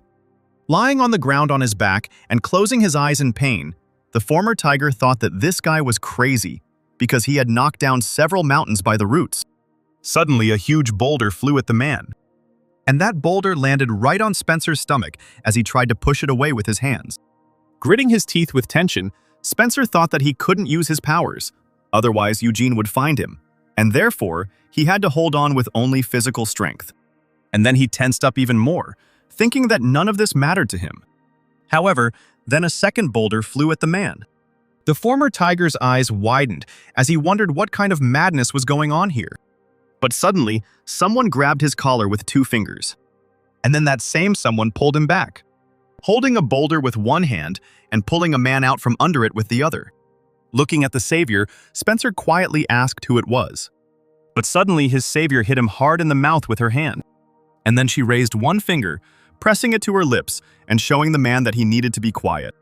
Meanwhile, that same boulder began to crumble into small pieces as it hit the ground. Rising above the ruined area, Eugene wondered why he hadn't sensed his opponent's energy yet. Breathing heavily, the boy assumed that the beast had already managed to escape. But then he remembered that Spencer had used all the clones, and then he thought that this bastard was able to deceive all the Taoists of Ilwanmun. Arming himself again with his fan and bident, the boy said that the beast should continue to hide until its strength was exhausted, and if it found even a hair of it, there would be nothing left of it. Suddenly, Elder Magnus appeared next to the guy and asked the guy if he was the rebel who started all this. Looking at the man, the boy immediately recognized him as Taoist Ilwanmun, who was also a Hwanson-level howl. And then, having introduced himself, Eugene bowed his head and folded his hands, greeting the elder. Hearing that the boy's name was Eugene, Magnus immediately remembered that he was the same one who, at a young age, had already managed to become a Taoist, ahead of many. And then, looking sternly at him, the elder said that the boy would still have to answer for everything he had done today. Eugene immediately tensed up when he heard this. And then he began to justify himself, saying that he hadn't meant to cause a commotion, but simply couldn't turn a blind eye to the fact that an animal, pretending to be a Taoist, was wandering among his comrades. And besides, his magical abilities were good, and therefore, he had no choice. The man was surprised to hear that a magical animal had made its way up the mountain. Combing his white beard with his fingers, the elder said that it was unlikely that the boy was deceiving him, and then wondered if the beast had taken advantage of the moment when all the Taoists had left their posts due to the war with the magical beasts. But then the man asked Eugene if he didn't think he had crossed the border today, and then added that although these mountains were nameless, they belonged to Ilwan-moon. A little confused, Eugene, trying to justify himself, said that everything was not like that at all, because this beast was of extraordinary strength, and it was both physically and magically stronger than all that he had seen before. Then he wanted to ask for assistance, but came to his senses. And then the guy started to think about what would happen if he caught Spencer with the help of the elder. After thinking for a moment, Eugene realized that he would need the elder's permission to obtain all of Spencer's abilities, and besides, the chance of refusal would double. And then he thought that he couldn't watch his powers being taken away by someone else. Suddenly, Elder Magnus asked the boy if he was really trying to say that he was wrong. Holding his bident with a trembling hand, the boy once again sent a message that he could not allow anyone else to obtain these abilities. Crossing his arms in front of him, Eugene apologized, asking the man to forgive his rash act that led to nothing. And then he said that they would definitely catch that evil spirit, so there was no need to be angry. Looking sternly, the elder replied that this was exactly how it should be. Looking at the man from under his brows, Eugene sensed that this cunning old man wanted to assert himself at his expense, and therefore he would bend his neck for now. Flying away from the guy on his sword, the elder concluded that he had done so much, but was unable to catch the beast, and therefore they would still have to discuss his speech in the main hall. And besides, he wanted to hear how Eugene ended up in Ilwan-moon. Agreeing with the man, Eugene thought that he would definitely return everything to him in full. Looking back at the ruined mountains, he thought that even though Spencer had managed to get away today, he would definitely find him and take everything he had. A few hours later, it had already arrived. Suddenly, someone's hand burst out of the ground, and Spencer emerged from underground. Suddenly, he took a sharp breath, exhaling dust. Rubbing his bruised back, he began to get indignant, saying that he had come across some kind of psycho. And then he turned around and said that he was in debt again, and then thanked him for being able to survive. Hillary replied that there was nothing wrong with that, while the man thought that if the woman had not appeared, the man would have definitely killed him. And then he remembered that the differences in strength between the elder and Eugene were too great. Suddenly, someone loudly called Spencer's name. As it turned out, it was some girl with cat ears on her head who, screaming, asked why he was constantly walking around beaten. And then she noted that if it weren't for them, he would have died already. The former tiger stared at the girl, trying to figure out who she was. Suddenly he realized that it was a black panther. While the girl was shaking sand out of her ears, saying that the human body was uncomfortable, Hillary tried to calm her down. Still shocked, the boy asked if the black panther had really been a girl all this time. In response to this, the girl said that he was asking the obvious. Now Spencer was completely out of it, while the black panther complained that he had left again without saying anything. And then she said that it was all karma, and therefore he shouldn't go alone anymore. And then, leaning over, she asked if the guy understood everything. Spencer, blushing and stuttering, replied that he understood everything. Suddenly, he noticed that same bracelet on her hand. And then he looked at the bracelet on his hand. And then, turning around abruptly, he asked Hillary if they could take off these love bracelets. The woman replied that of course, they could. Hearing this, Spencer immediately approached the woman, ordering her to take them off right now. In response to this, Hillary said that there are two ways to remove this bracelet. The first is that someone must die, and then the bracelet will disappear on its own. And then she continued that the second way is to cut off your own hand. And after throwing lightning, she said that Spencer could choose any of them. In response to this, the guy, without saying anything, stared at Hillary, who was throwing lightning bolts. And then he said that he thought about it and realized that this bracelet is quite fashionable. And then he said that he decided to wear this bracelet not out of desperation, but because he himself decided so. And then, looking at the woman who was still ready to attack, he asked her to calm down. A few hours later, it was already evening, and Spencer was walking across the field. He thought that his body was slowly recovering, but his spiritual power had not yet been fully restored. Spencer assumed it was because he used that power. Then he thought that in order to restore the Yondan, he needed to rise to the 3rd level. And then he remembered the offer that the sacred beast had made to him. Arriving at Subanbong, Spencer thought that with great power comes great responsibility, so he needed to protect himself well first. Looking at the sunset, the guy thought that here in Subanbong, unlike other mountains, there is little spiritual energy, but there are many Taoists, and that Eugene, who is probably chasing him, is unlikely to think that he is hiding among people. That's why he decided to stop here. The Black Panther asked if it had taken them so long to get here, since there were better places. But here there were a lot of people and it was crowded. Spencer turned around and shouted that she wanted to follow him, and that he wasn't going to leave, so she could leave if she wanted. Night fell. Spencer, the Black Panther, and Hillary stopped in a cave. Hillary and her owner slept next to each other. But as it turned out, the woman was not sleeping, but was watching Spencer, who was also not sleeping. Leaving the cave and reaching the cliff, the boy noticed that the clouds had covered the moon, and its power had not yet had time to fully absorb it. But later he added that it was still necessary to prepare in advance, while something was still glowing green. Spencer took out one of the treasures, the power of Savaljayan, and then wondered if it was as strong as they said. Taking out the egg and golden lichen, he noted that this was the most precious thing he had, and therefore, if he swallowed it, he might gain power that surpassed the 3rd level. But suddenly, while tearing off the egg, he said that for now his strength would be enough for him. And then he threw it into the treasure. Holding the treasure in his hands, Spencer noted that if something went wrong, it meant it didn't belong to him, since he had gotten it by accident anyway. But suddenly the full moon came out. The guy raised his hand after the treasure flying into the air. A few seconds later, white smoke began to emerge from the treasure, and suddenly everything around was illuminated by white light. Then, after the lid of the treasure opened, 2 eggs flew out. With a triumphant cry, Spencer caught the treasure, saying that apparently people were not mistaken when they called it the most expensive thing. Then the boy took one of the eggs in his hand and threw it into his mouth. Then a faint blue glow enveloped his body, and Spencer placed his hand on his heart and closed his eyes. Suddenly, his eyes widened and glowed orange, making a strangled sound. And then the body of the former tiger rose above the ground, and yellow smoke began to burst out of it, tearing apart his body. And then Spencer exploded in a yellow flash on that cliff. But as it turned out, this explosion did not destroy his body, and the guy noted that he was able to achieve an increase in his spiritual strength. A few hours later, morning came, and in the cave, Spencer was going wild, destroying the floor with his red balls. When a small hole formed in his butt, the guy decided that was enough. And then he raised his hand with the necklace, from which water began to pour out. The water flowed into that very hole, and Spencer asked if they were too crowded inside the necklace. The catfish that were previously inside the necklace responded that they weren't in the dark at all, and then said that they hadn't seen Spencer for a long time. The guy told them that they needed to stay in this makeshift lake for now.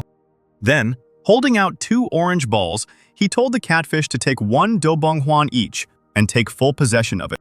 One of the catfish said that they couldn't take such a valuable thing because Spencer must have gone through a lot to get them. In response, the former tiger said that they would go through hellish pain and become Yonhua, and in order to walk side by side with him, they must become stronger. Hearing this, the catfish doubted that they could become stronger. But Spencer interrupted them, saying that if they were sincere, then even a fish could become a dragon. After a brief silence, one of the catfish replied that they would gratefully accept Spencer's gift, and 2 balls rolled towards the fish. Afterwards, Spencer poured some dirt onto the floor of the cave, and then began to take something out of his necklace. Suddenly, Dustin flew out of the necklace, happy that he was finally out. Afterwards, the root happily greeted Spencer, to which he responded by noting that Dustin was, as always, cheerful. The guy said that Dustin would be staying here for now, so he would have to keep an eye on these herbs. And then he also handed the living root to the Dobonghuan, to which it only grimaced, saying that he hated the smell of young ginseng. Spencer responded by simply saying that if he didn't want to, he wouldn't force him. And then he continued by saying that all the other guys at Myunghua's level had already eaten and were getting ready to level up to Yonghua. Dustin's eyes widened upon hearing this. And then, grimacing, he ate the ball anyway. Spencer, without saying anything, just looked at him with a smile on his face. And then Spencer decided to take care of the rest. And overall, everything was fine. But as it turned out, there was a problem with the Guwando sword, which had marks from the previous battle on it.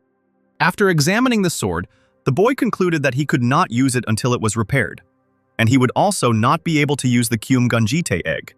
Looking at the egg, Spencer noticed that he had already drunk the elixir, so the effect would probably not be the same. And then he remembered that if he hatched this egg, he could get a Geumjangsa. But the problem was that he didn't know how to hatch the egg. While Spencer was wondering what to do, Sylvester's centipede was approaching him. And suddenly she ate the Kim Ganzite egg. Noticing this, the former tiger suddenly jumped to his feet and cursed the centipede. The boy shouted that this was the only egg he had, until the centipede's eyes suddenly lit up. And suddenly she rushed towards her comrades. And then, making squeaking sounds, she tore all her relatives to pieces. Spencer was about to rush to stop the carnage, asking why they had suddenly started fighting, when someone suddenly said that it would be better for them to watch for now. As it turned out, it was Hillary, who then said that this centipede had been known since ancient times. Looking back at the woman, Spencer asked if the centipede had a name. The woman replied that her name was T, and that he wandered the earth and swallowed everything he saw. While the centipede slaughter was still going on, Hillary continued by saying that T was absorbing the powers of others and changing his appearance, becoming stronger. And now the battle was over. The blood of her comrades was running down the centipede's whiskers, and the woman finished speaking, saying that no one could appreciate the grant of T's power.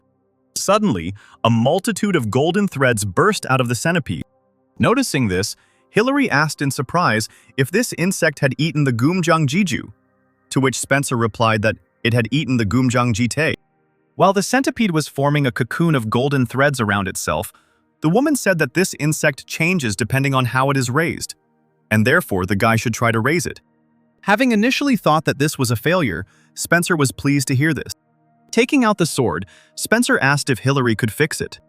After picking it up and examining it, the woman concluded that she could fix it, but she needed a few things. The boy readily went to the village to get the missing things. Suddenly, a black panther called out to him. Spencer looked back at her, giving her a questioning look. And then he, looking at her, asked if she had just woken up. The former tiger said that he was going to the village on business. And then he asked the girl if she wanted to go with him. Running closer to the guy, the Black Panther said that he would do him a favor.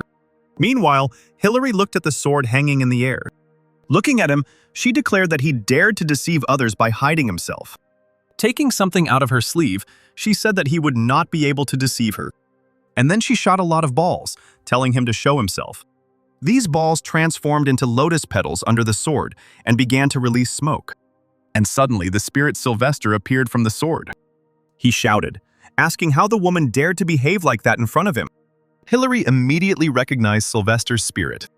And then she asked what happened to him, because he was one of the best, and in the end, the evil spirit replied that such a pathetic creature as she did not dare criticize him, and that she deserved severe punishment.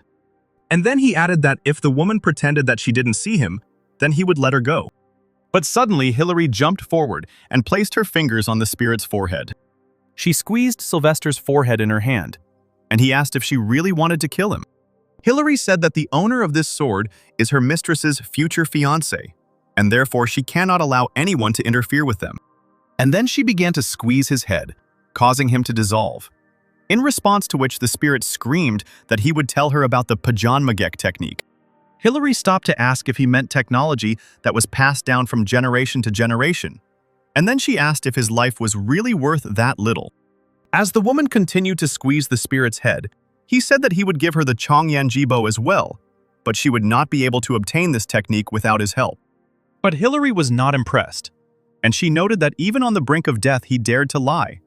and then said that this technique was transmitted to the spirits themselves, but since Sylvester was defeated, it had already lost its value. And then she said that there was no point in leaving the spirit alive, and then she pulled something white out of his head. While the woman's eyes glowed menacingly, she said that she would cut off a small part of the demon's soul and slowly study everything herself, and put the other part to good use. Hearing this, Sylvester was surprised by Hillary's level. But before the spirit could say anything else, the woman got down to business, accompanied by the spirit's loud cries. Meanwhile, in the city, a Black Panther asked if Spencer wanted to buy something. And then she asked why they were walking around here then. Spencer replied that the pavilions run by the large clans were very expensive, and the quality of the smelting there was poor, and that the situation was even worse for the small clans. The Black Panther sighed understandingly. Suddenly, she collided with the guy's back. Stopping in front of a shabby shack, Spencer said they had arrived. Rubbing his bruised nose, the Black Panther asked if he was imagining it or if the building was about to collapse. While the guy was going inside, she asked if there were any people there at all. Entering the room, Spencer asked if the owner was there. Suddenly, someone quickly dropped under the counter. And then someone started whispering under the counter, asking why they were hiding from their guest. Then two girls emerged from behind the counter and greeted Spencer loudly. Looking at the girls, the panther noticed that they were not animals, but not people either, and then she was surprised that they could live among people. Having placed the skins on the counter, the guy said that he wanted to make Huanjin Bei out of them, to which the girls began to actively inquire what he had put there for them. One of them said that it was the first time she had seen something like this, and the other said that the guy was doing them such an honor. Spencer asked how much it would all cost. Suddenly, one of the girls replied that it would cost 500 precious stones, which made the silly girl look at the other in shock. The guy thought that a good Huanjin Bei should cost that much. Black Panther, addressing Spencer by a different name, asked if he needed any pebbles, to which the guy asked if she really had a lot of them. And then she slammed the table down, telling him not to be surprised. And in the end, there were only 3 pathetic stones lying on the counter. All 3 looked at this huge catch. Meanwhile, the former panther boasted that she found them while looking for a guy. As a result, the girl was kicked out of the shop, and she sat down sulking against the wall. These girls turned out to be Catherine and Isabella, whose origins are written in deep history, although its influence is small, and in a few years, they will be talked about on every corner. But for now, they are just little girls, just like Chelsea in the past. Spencer, meanwhile, placed a bag of valuable stones on the counter. The girls looked at the bag in surprise. Catherine said in surprise that he had actually given them to them, to which Isabella, covering her mouth, laughingly said that Spencer would not regret it. But then Believe said that he had a request. He also wanted to participate in the process. The girls looked at each other doubtfully. Starting to take the stones from the stand, Spencer said that if they didn't want it, then so be it. But there were many people who would gladly agree. Hearing this, Isabella shouted that they understood, and then asked him to promise not to tell about what he saw inside, to which the guy agreed. Suddenly, someone entered the shop. The girls happily noticed that it was a certain hunter, and then they joyfully ran towards him, pointing to their first visitor. Hunter patted Catherine on the head, while the other held his hand, and then congratulated them. And then he said that since they were busy, he would go. And then he added that he didn't want to disturb the girls, because he just wanted to look at them. The girls saw their friend off. Spencer asked who this Taoist was.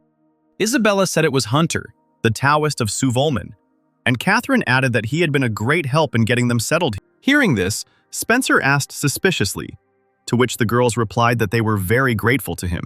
Spencer thought it was very surprising that a Taoist would help non-human beings. Meanwhile, Hunter's face was not at all happy. Standing by the wall of the shop, the panther was indignant, asking how much longer she had to stand there. Suddenly, she heard something.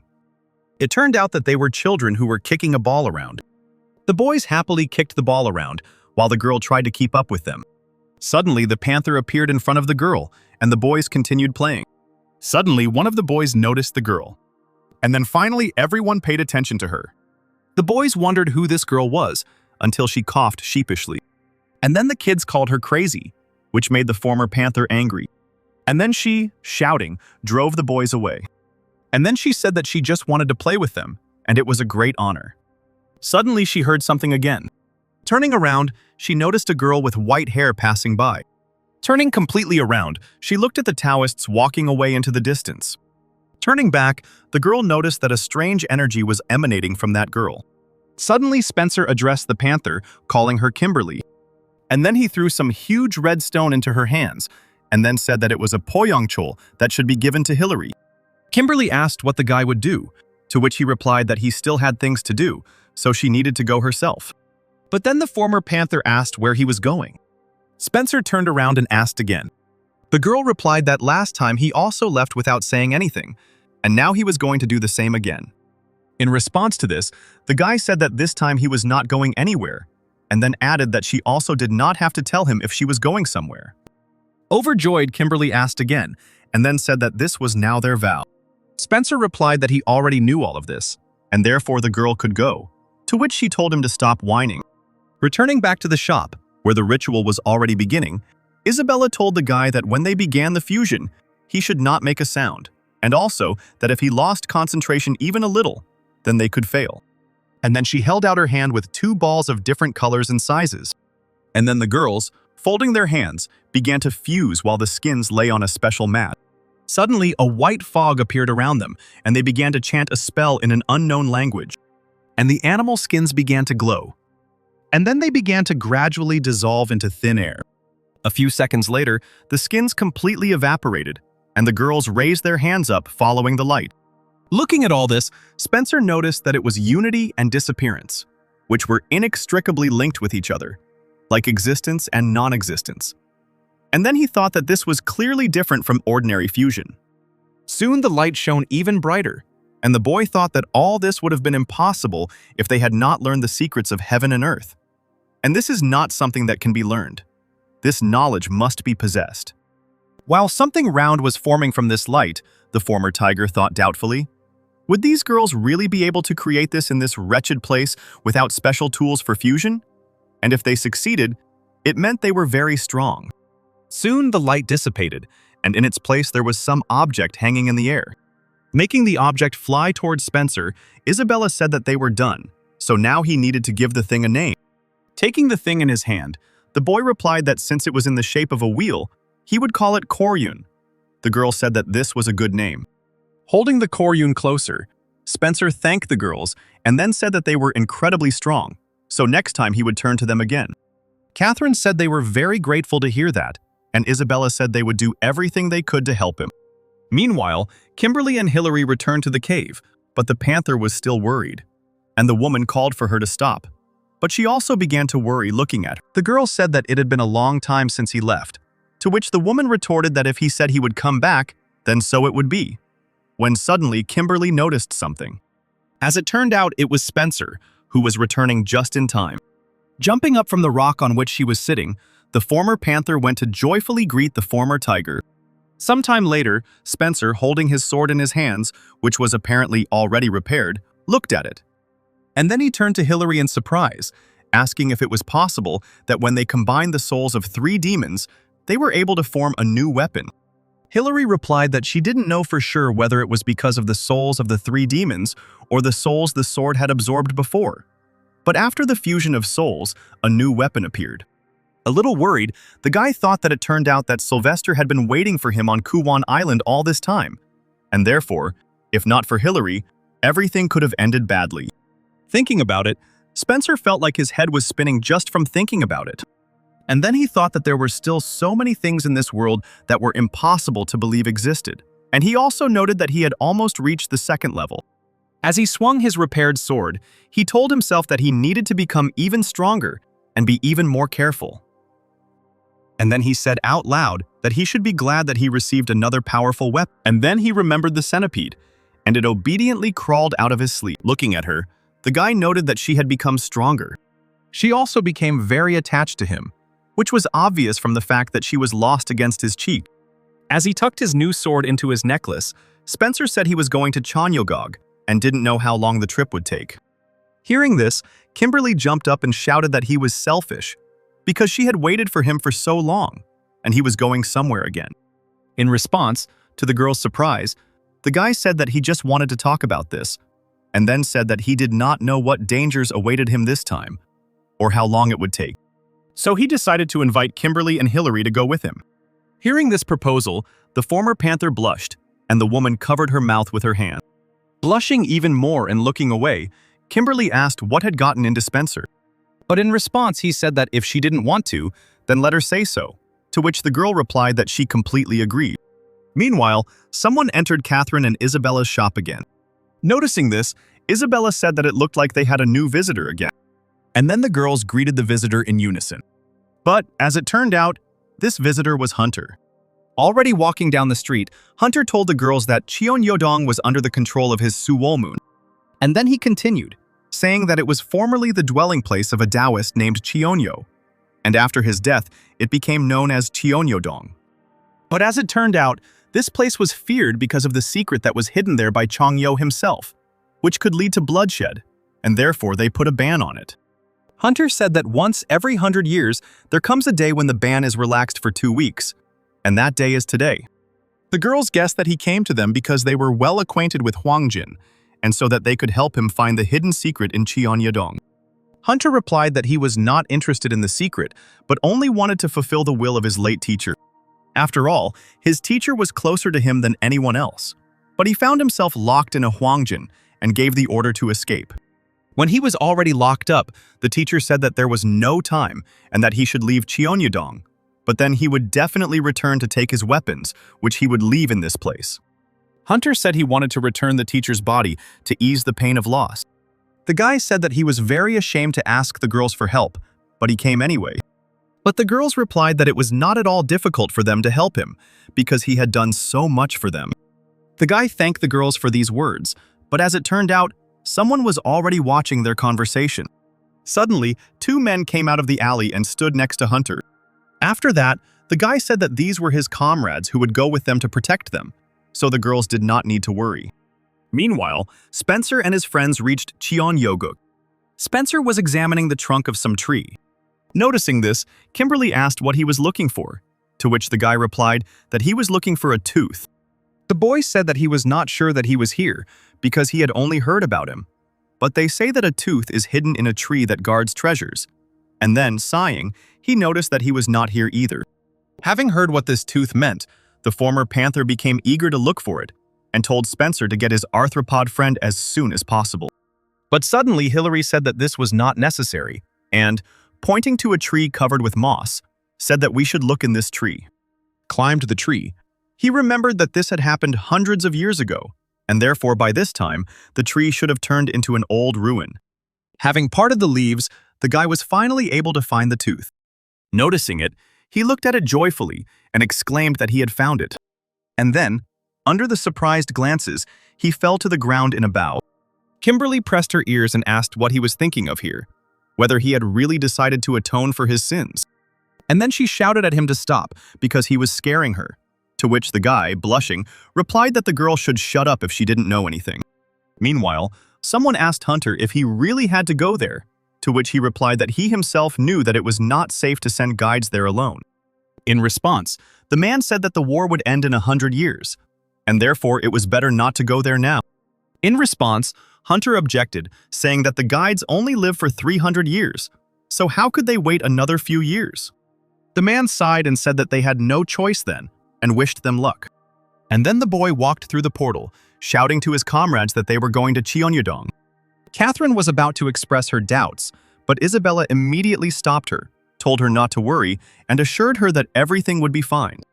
And then they, holding hands, entered the portal together. After some time, the whole team found themselves in front of some kind of huge rift. Looking at this crack, one of the men asked if this was the entrance to Cheonyodong, and then noticed that this cave was simply huge.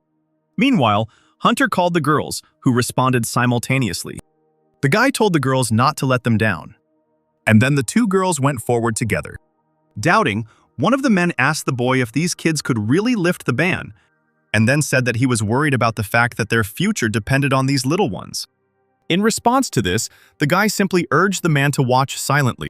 Looking at the entrance, the girls simultaneously said that this was incredible. And then one of them said that this was the first time she had seen such a strong ban.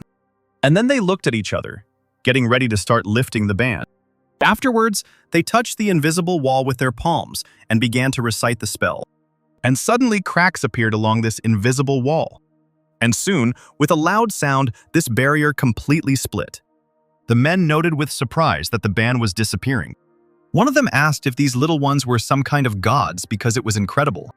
Meanwhile, Spencer was finishing, obviously with difficulty, what he called his deepest bows to the tooth. And suddenly, after the last 100th bow, the tooth began to glow with a bright light. And suddenly, instead of it, a black oval passage opened right in the tree trunk. Kimberly was surprised to see a door appear, and Spencer, sitting on the ground and sighing with fatigue, said that he had had to bow so much before. And then they all went into this passage together. Looking around, Kimberly noticed that there were a lot of glowing plants growing here, and then asked why they were here. Also looking around, Hillary noted that there were Huanjins everywhere here. As she walked further, she said that this Huanjin fills this place and blocks contact with the outside world. And the plants are here so that independent air circulation can be possible. And then she noticed that someone tried very hard, although she does not know the reason for this. The girl turned around joyfully and exclaimed that there must surely be some kind of treasure here. Suddenly, Spencer said that they had arrived. As it turned out, they came to a room where a huge wolf was lying on a table eating flowers, and in front of him lay a small red box. Meanwhile, somewhere in the forest, a hyena-like monster screamed. But this monster didn't scream for long, because Hunter's bald comrade cut him down with a sword. And then he, smiling, picked up a blue glowing sphere from the ground and laughed greedily. Another man also received blue spheres, and, holding the severed head of a monster in his hands, said that this really was a mountain of spirits, because magical creatures were running towards them. And then he asked Hunter, who was watching the girls who continued to resolve the prohibitions, if he wanted to participate too, or if the Taoists didn't need such goodness. Meanwhile, the girls broke another taboo. Looking at this, Hunter noted that this time it took Catherine and Isabella longer, and they were also even more tired. Meanwhile, the men ran further and further forward, while the girls sank to the ground, breathing heavily. Hunter thought that from now on, the way would become much more difficult, while the men froze, shocked by the sight. Looking at the mountains, they said with surprise that it was amazing what was inside the mountain. And then they noticed a tree with white leaves. Coming closer, Hunter said that this is the same famous festive tree that grows only here in Cheongyodong, and the leaves of this tree contain very powerful. The guy tore off one white leaf and said that they use them in Suvala for energy restoration. And then he held out this leaf, inviting them to collect as many of these leaves as they could while they were there. In response to which the men cried out in flattery that it was an honor for them. And Hunter thought to himself that, since they had already reached the ghostly tree, their goal was already close, and he would soon take possession of the treasure. Suddenly, Catherine and Isabella turned to the guy, and he asked what was going on. The girls said that in this place, the Huanjin intertwine with each other, forming a dense curtain, and thus the entire cave is like one large living creature. And then they continued by saying that they would have to take off the Huanjins without touching the others, and so it would take them several days to take them all off one by one. Hearing this, Hunter's comrade shouted that they had not agreed with him about this, namely that they would spend a whole week here. And then he, still continuing to shout, asked him if he hadn't said that there would be no problems with the treasure. And besides, what about this treasure? Raising his weapon higher, Hunter said that the situation was a little different, and although he had hoped to delay this moment, he had no choice. And then he struck one of the girls. And suddenly, blood spurted from the wound on Catherine's chest. Meanwhile, Spencer told Kimberly not to scream because, with her screams, they could wake the dead. Kimberly asked again what dead meant, which Hillary confirmed. And then Spencer told me that this place was the wolf's tomb. And then, continuing, the guy said that this was the tomb of the very girl whom the golden spirit loved so much. The panther asked if this was the same spirit he had met in Ilvana. Meanwhile, Spencer told that there lived a she-wolf named Olivia, who loved to wander among people in human form. And then one day this Olivia met a Taoist. And after some time, they fell in love with each other. And the relationship only grew stronger, despite the fact that the golden spirit and all of the wolf's fellow tribesmen were against it. But even those who were able to overcome racial restrictions had one obstacle that even Olivia and her Taoist were unable to overcome: their different lifespans. And although the girl often said that they were equal, magical creatures live for 1,000 years, while the lifespan of Taoists is 3 times shorter. Eventually, the Taoist's lifespan came to an end, and he left this world. And the she-wolf had no choice but to guard her lover's grave for the rest of her days. The golden spirit did not want the girl to die, and therefore offered to prolong her life, but she refused.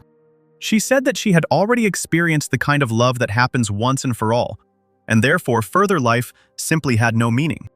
The she-wolf said that she had decided to return to her homeland and become one with nature because she felt that she had finally realized the most important thing.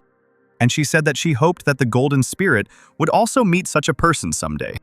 Soon after, Olivia died, and the last thing the golden spirit could do for her was to build a tomb for her to sleep peacefully forever. But this was the act of a fool, for in order to build the tomb he spent too much of his spiritual power, and because of this, he was captured by the Taoists of Ilwan. After hearing the whole story, Kimberly said that it was quite a story. Remembering Chelsea, Spencer thought that he, having risen only to the level of Engol or Enman, would be able to live for at least 2,500 years, while the limit of human life is 1,000 years. Thinking about it, he noted that they were so far away from each other. Approaching the red box, the guy said that this was the purpose of his visit. Opening the box and letting the light out, he said that it contained what the golden spirit had left for Olivia. Taking out a shining blue ball from the box, Spencer said that it was a jade peck. Hillary, hearing this, asked again, and Kimberly, smiling broadly, asked that it was probably something good. The woman replied to her mistress that with the help of its energy, this ball allows a person to get rid of suffering and reach the level of Engol, which greatly surprised the former panther. Starting to turn around, Spencer said that since the job was done, they could leave, since there was no point in disturbing the sleep of the deceased. Suddenly, the whole room shook with a roar. Suddenly, as if something was piercing the guy through and through, he began to disappear, although it seemed he himself did not feel it. Kimberly, with her hand outstretched, rushed towards the former tiger with a scream. Suddenly, Spencer finally noticed something strange, when it had already reached his head. But then he disappeared with a bang. Meanwhile, Catherine, suffering from pain and shaking, fell to the ground. She was clutching her chest wound, and Isabella asked to show it to her. And then she noticed that, fortunately, the sword had only grazed the skin. Looking at Hunter, Isabella asked why he did that. Still holding the bloody weapon in his hands, he asked again. And then he said that it was all about this black blood. And then the guy waved his hand, and blood from the weapon splashed to the side. Drops of blood fell on the prohibition wall. And suddenly this blood began to destroy the prohibition, and cracks appeared on the invisible wall. And soon the invisible wall collapsed completely. With a terrifying expression on his face, Hunter said that demonic blood had the ability to break magical taboos, and that was why he had brought the girls here. And then he continued, saying that even though they were half-breeds, the same blood still flowed in the girls' bodies.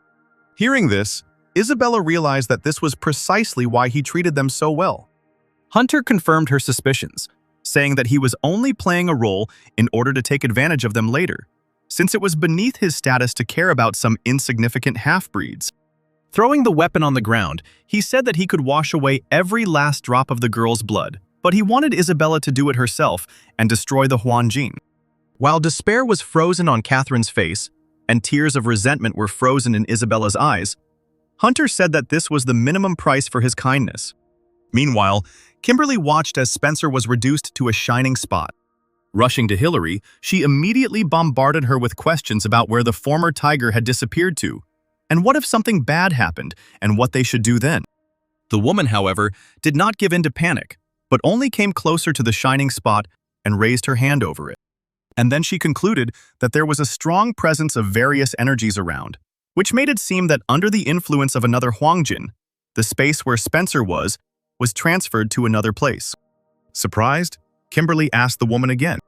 Hillary ran her eyes over the walls of the cave and explained that the place was made using Huangjin, and all Huangjins are naturally connected to each other.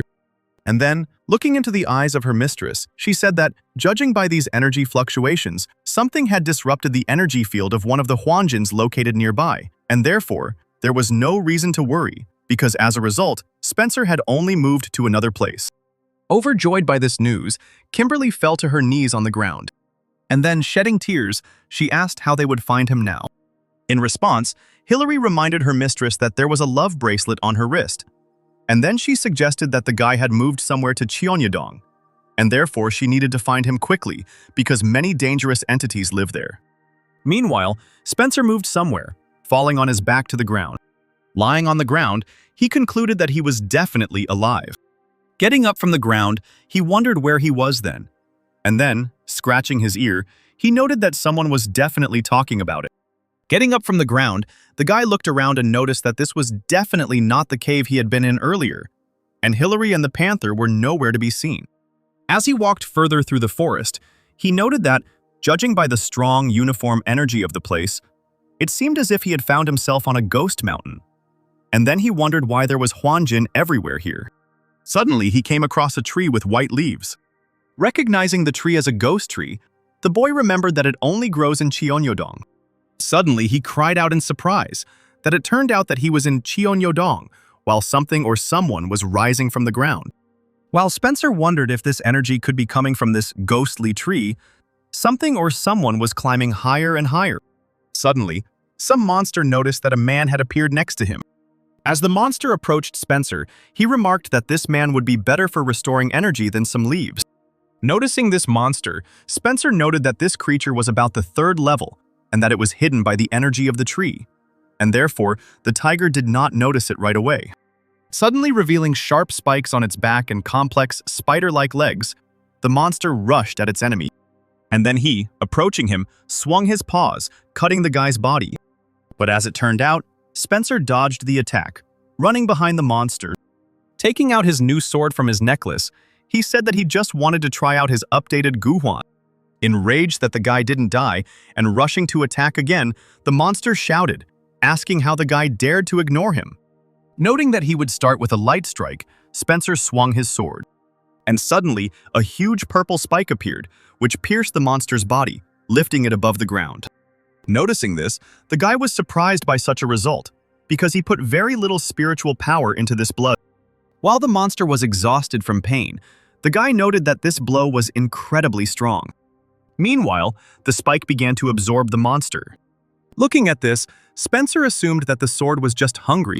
Suddenly, out of the corner of his eye, he noticed that Sylvester's spirit had appeared to his side. Looking around, he noticed that the spirits of the opponents he had defeated had appeared around him. Looking at his sword, Spencer guessed that due to the renewed Guwan, the spirits he destroyed had taken shape. And in this case, their true form is visible to him. Looking at the spirits, the guy noted a strong, oppressive sensation that was pressing on his whole body. The guy thought that he didn't know what it was, but he definitely felt it. Looking again at the sword in his hands, he said that it seemed that his powers would not allow him to see more, and it was only clear that this energy belonged to the spirit of the Guimu. And since the essence of the Guimu did not appear before him, it meant that Spencer did not have the right to meet with it yet. Remembering that the previous owner of this sword was the spirit Hugh, whose power, it seems, was not noticed by the guy, and if he had been less attentive, he too would have become one of these entities.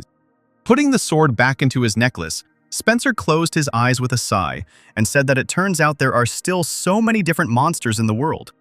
Opening his eyes, the boy noticed that someone with many red eyes was staring at him. Spencer reacted immediately and drove away from the stranger, breaking himself with his hands. His eyes widened and he panicked, wondering who it was. As it turned out, there was some kind of spirit standing in front of the guy, who had long gray hair, a white face, completely covered with red eyes. His fingers were red, as if covered in blood. This spirit, smiling, said that the spirit had no need to be careful with each other, because if the guy were a man, he would already be lying on the ground with his neck broken. And then he asked Spencer's name, to which he did not immediately respond. And then he said his name was Eugene. Meanwhile, Isabel was coughing into her hand. As it turned out, she was spitting her own blood onto her own hands. Hunter noted that the girl could have simply used his sword.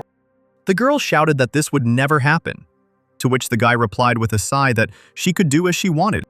And then Isabella smeared her blood across the invisible wall, groaning in pain. And suddenly the wall split again. Looking at this, the guy smiled triumphantly. The man who came closer said that this girl was strong because she was able to resolve the Hwanjin with the help of her blood. Turning to the man, Hunter asked if he was feeling better yet. In response, the man awkwardly apologized and said that he was simply worried that all their efforts would be in vain.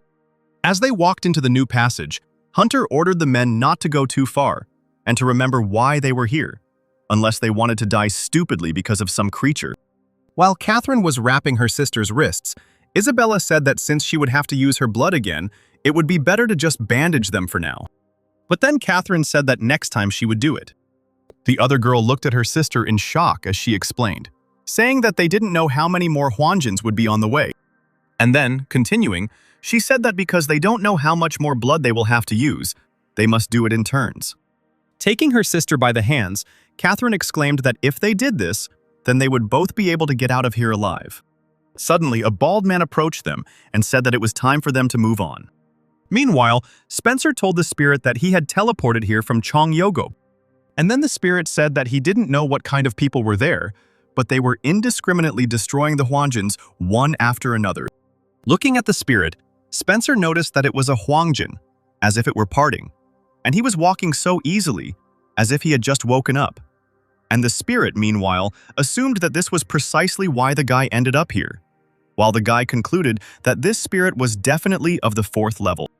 Suddenly, Spencer asked the spirit if he could ask him a question, to which he did not answer because he was staring somewhere at the ground. Having jumped over some area on the ground, he finally asked what question the guy wanted to ask. Following the spirit's example, Spencer also jumped over and then asked why the spirit was in that place.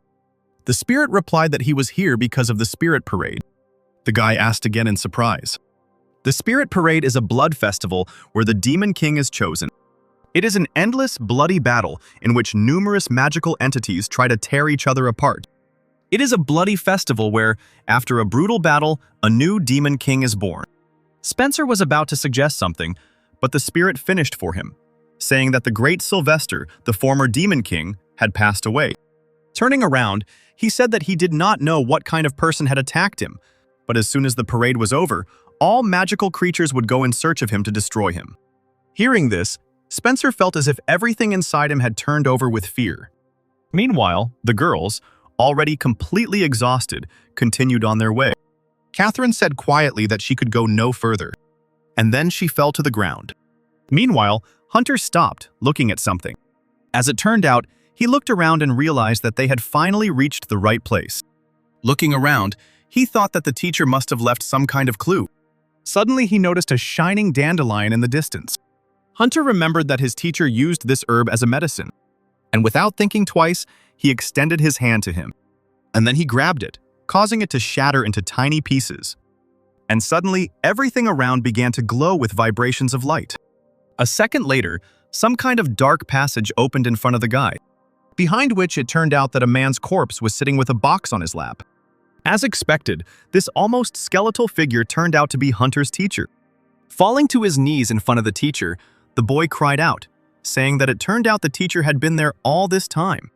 Having said that he had fulfilled his last wish, the boy extended his hands towards the box. And then he suddenly snatched the box from the teacher's hands, causing his body to completely fall apart. And the guy said that he came here to take the treasure. The remains of the boy's teacher flew backwards at high speed, and Hunter, not worrying about them, stood up with the box in his hands, laughing. And then he smiled triumphantly, noticing that he finally had the box. At the same time, Spencer was discussing how it had already become known that Sylvester had died, since there were only a few Taoists there. While asking these questions, the boy asked the spirit whether anything had already been known about the man who killed Sylvester. The spirit replied that nothing was known yet, but the Guisu who served Sylvester had already begun to move, so everything would become known soon. Hearing this, Spencer noted with some relief that no one yet knew that it was he who killed Sylvester. Suddenly the spirit chuckled and asked about what had happened. Suddenly he said that the people who caused Spencer to be here were right there, and he looked in a certain direction. As the spirit moved further away with a clicking sound, the boy said that he could not see anything. Meanwhile, Hunter brought his teacher's treasures to his comrades. And then he said that he would keep the brush and the bottle for himself, and the men could take the rest for themselves. In response to this, the men exclaimed joyfully and looked at the remaining treasure. Looking at the treasures, Hunter remembered that in his hands was the Churion drink, which had incredible power against poisons, as well as the brush that his teacher always carried with him. And then he thought with a smile on his face that he had received everything he was looking for. Suddenly, that same spirit came out from behind the thickets. He said that these scoundrels were so desperate in their efforts that they brought the Huangjin to such a deplorable state. Noticing him, Hunter's comrades immediately became wary and drew their weapons. Radiating a frightening energy, the spirit said that all this was just funny. This energy had a negative impact on men. Noticing this, Hunter, who was also trying to defend himself from her, called the spirit, calling him Mr. Howard. And then he instantly fell to his knees before the spirit. And then he, shouting, said that he had come to him and brought everything that he had asked for. Seeing this, the guy's comrades were very surprised. And Spencer, who was also there, thought that this Taoist had been playing his own game all this time. Handing Howard the bottle, Hunter said it was a Churyon drink, and that it would be incredibly beneficial to the spirit during the 100 Spirits Parade. Howard said that he didn't expect the guy to be able to get him. In response, Hunter only bowed even lower, saying that now the spirit should take care of him as he promised. The men, however, still did not calm down and asked what the guy was doing. And then the bad guy suggested that all this time he had been in collusion with these spirits. Turning around, Hunter confirmed his theory, saying that he no longer had any reason to go to such a dangerous place if not for this. And he planned to use them as a human shield if necessary. Hearing this, the men naturally became very angry and promised that he would no longer be a Taoist after that. In response, the guy, smiling like a madman, said that they had no need to worry because he no longer planned to be human. And then he stood up victoriously and, like a madman, began to shout that he had enough of leading the miserable life of a man and spending a few years in fear, and instead he would become a spirit living for thousands of years. And then she again fell on her knees before the spirit and asked him, as they had agreed, to make him a spirit too. The spirit grinned evilly at this and asked if the guy really wanted this. And then he ordered that the boy's wish be fulfilled. And suddenly, the red eyes on his head opened wide and shone. And then some gray-purple tendrils began to appear from Hunter's body. After some time, half of the guy's face turned gray-purple, and he, laughing, said that he was transforming. And then his whole body was torn to pieces, and a huge spirit appeared before the others, who cried out that he was now a spirit and would live for thousands of years. But, as it turned out, all this was only in the guy's head, and he himself was drooling and shaking. Seeing this, Spencer noticed that it was all an illusion. Howard said that people are so limited in their dreams, and they somehow had the courage to belittle him like that. Passing by the kneeling boy, the spirit said that he could stay here and rot in his fantasies. And then he raised his hand, from which purple mist came out, and said that now he had to deal with the rest. And suddenly a purple fog appeared in front of Hunter's comrades, from which spiders crawled out. Seeing this, Spencer realized that it seemed like this spirit was even higher than the 4th level. Meanwhile, the men mercilessly chopped these spiders into pieces, but their numbers did not decrease. Suddenly, a spider grabbed the bald man by the back, and he immediately cried out for salvation. But no one helped him, and the men were bitten to death by spiders, their blood splattering. Spencer immediately realized that they had no chance of salvation, but suddenly he noticed something. As it turned out, he noticed that the same spiders were approaching Catherine and Isabel, preparing to eat them too. Suddenly, one of them rushed at the girls. But he was unable to reach them because the former tiger stopped him with his sword, which he inserted between his jaws. And then Spencer swung his sword, cutting the spiders into pieces. Turning around, he asked the girls if they were okay. Isabel, supporting her sister, looked at their savior in amazement. And then she burst into tears. Suddenly, the guy noticed wounds on Catherine's hands. But then Howard called out to him, asking what he was doing there. In response, the guy screamed that he knew them and that these girls were not human. The spirit replied that then it would be even more necessary to kill these traitors who serve people. Spencer frowned and said that they did not do this of their own free will. And besides, couldn't he see how they were mutilated? The spirit said that being used by people was a real shame, and therefore he could not leave them alive. Meanwhile, Hunter was still in ecstasy. But suddenly his teacher's brush, which was still in his hand, began to glow. And then the guy began to sharply turn his head from side to side. But suddenly he stopped abruptly. And then the guy said, laughing, that it was already interesting what the spirit turned to. Suddenly, someone in Hunter's body, while his eyes were turning black, said that his student had found him after all. Looking at Hunter's body, Spencer noted that the energy had completely changed. although the body remained the same, but still created the feeling that it was a different being. Tilting his head unnaturally, the guy said that they had a very interesting situation here. Looking at Hunter, Howard noted out loud that the dead man had taken the youth's body. And then he waved his hand attacking the guy and shouted that whoever took the body should be ashamed. And then a whole army of spiders headed towards the guy. But suddenly they all dispersed, while Hunter stood there, emitting light from within himself, seemingly without even moving. Hunter's teacher replied that he couldn't help himself when he was given the opportunity to come back to life. Rising up above the ground and summoning a huge purple storm, Howard said that he didn't know what powers he had in life, but now he was only in the body of an ordinary Taoist, and therefore he wouldn't be able to deal with him, a spirit of the Yongmian level. The man agreed with this, saying that even if that was the case, he had an amazing opportunity to try it, so he would take the risk. And then he too rushed into the attack. The spirit, opening one of its red eyes, shouted that life and death are a natural part of nature, and then began to read the spell. Wrapping a thorny stem around the boy's leg, he told him to refuse to accept this truth. Shouting out that it was disgusting that he was resisting the laws of nature, the spirit summoned more and more stems that wrapped around the guy. But the man did not give up, and raising his glowing fingers, he said that spirits, capable of enjoying life for thousands, even tens of thousands of years, would never understand this. And then he attacked the spirit with lightning. Meanwhile, Spencer stood in front of the girls, protecting them. Looking at the spirit and the Taoist, he thought that now there was a duel between two masters with incredible magical abilities. And then he wondered what they had to go through to reach such a level. Suddenly, a huge boulder flew at the girls. Noticing this, Spencer immediately rushed to protect them. And then, with a few swings of his sword, he cut the stone into small pieces. The girls looked at the guy in surprise. In response, he only shouted at them to stay as close to him as possible. Meanwhile, the duel between the spirit and the Taoist died down a little. Howard thought that this old fool could control powerful spells with just simple gestures, but he couldn't fly, which meant he hadn't yet reached the limit of his physical capabilities. Having assessed his opponent, the spirit smiled triumphantly, and then he began to read the spell again, causing his hand to turn white, further highlighting his red fingers. While casting the spell, the spirit thought that before he destroyed his body and released his true power, he needed to summon all his spiritual power and use a powerful spell to put an end to this. Suddenly, noticing this, Hunter's teacher understood everything. But then the spirit had already rushed into attack before the man had time to react.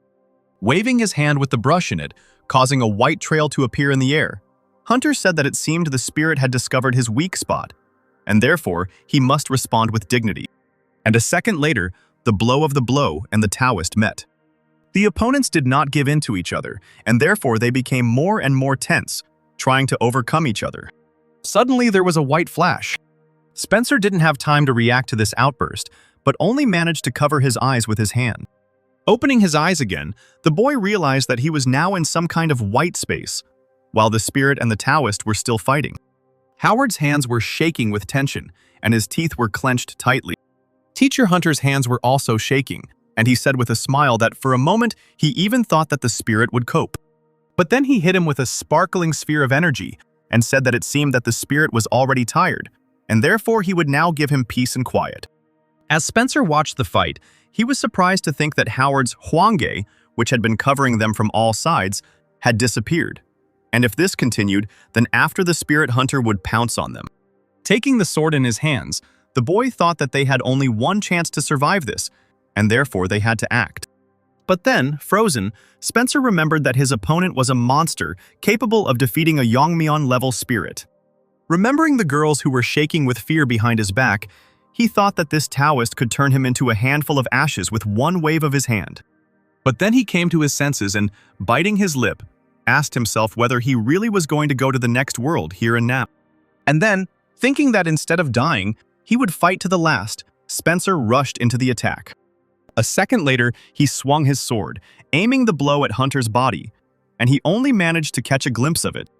But still, the Taoist's level was high, and therefore he was able to stop this attack. And then, calling the guy a pathetic humanoid piece of trash, he threw Spencer back several meters. The exhausted guy fell to the ground, groaning in pain. The Taoist glared at the boy, still holding his shaking hand in the air, and said that he wanted to take a closer look at him.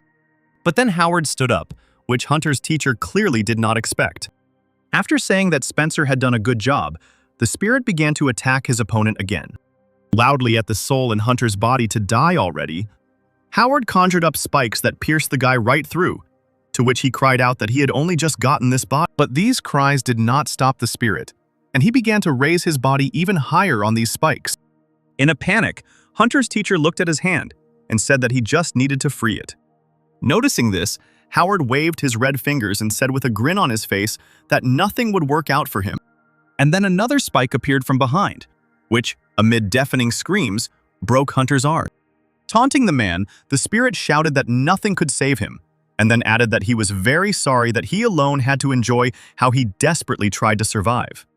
And then for a while, Hunter hung helplessly on these thorns. And then he said with resignation, while something black flowed from his eyes like tears, that for a whole 1,000 years he went through the hardships of numerous deaths to reach the level of Daesong. Having said this, he looked up with a sad smile and said, how could he have foreseen such an insignificant end to his life? And then the spikes tore through Hunter's body, releasing fountains of blood. Following this, the white walls began to crumble into dust. Turning to Spencer, Howard said that this whole thing could have ended badly if it weren't for the guy. And then he praised the guy's work. As the debris flew, Spencer asked if he understood correctly that Hunter's body was his teacher, to which the spirit answered in the affirmative. And then the spirit said that he did not understand how it was possible to stoop so low as to prolong his own life by stealing the life of his own student. Only a madman obsessed with the thirst for life was capable of such a thing. Afterwards, Spencer approached Hunter's body, which was already lying on the ground. Rummaging through his pockets, he discovered that there were 2 treasures there, a binding bracelet and a protective vase. While putting these treasures into the necklace, he, holding the bun in his hands, said that he did not know what was in this bottle, and therefore he needed to ask Hillary about it. Looking at the corpse, the guy thought that they are right when they say that karma will find you. And then he thought about how this man used others for his own selfish purposes, trying to satisfy his own greed. But in the end, he met such a tragic end. Sighing and smiling, the guy asked, since everything was clear with this, then maybe this guy had something else. He started rummaging through the guy's clothes again and found something. As it turned out, he found the very brush that belonged to Hunter's teacher. Spencer looked at it and said that he didn't know where it could be used, but it was definitely an unusual item. Meanwhile, Howard sighed. And then he said that it seemed like he was no longer in any danger. Approaching the boy and the girls, he said that although he could not have foreseen this, in the end, everything turned out well.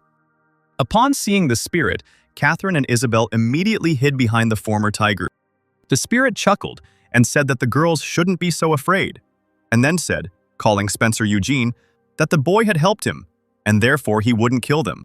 And then he raised his hand. Some kind of carpet began to levitate above the ground, and the spirit said that since they were finished here, it was time for him to return to attend to the parade of 100 spirits. And then he added that upon his return, he intended to recommend Spencer to the Demon King whom he served.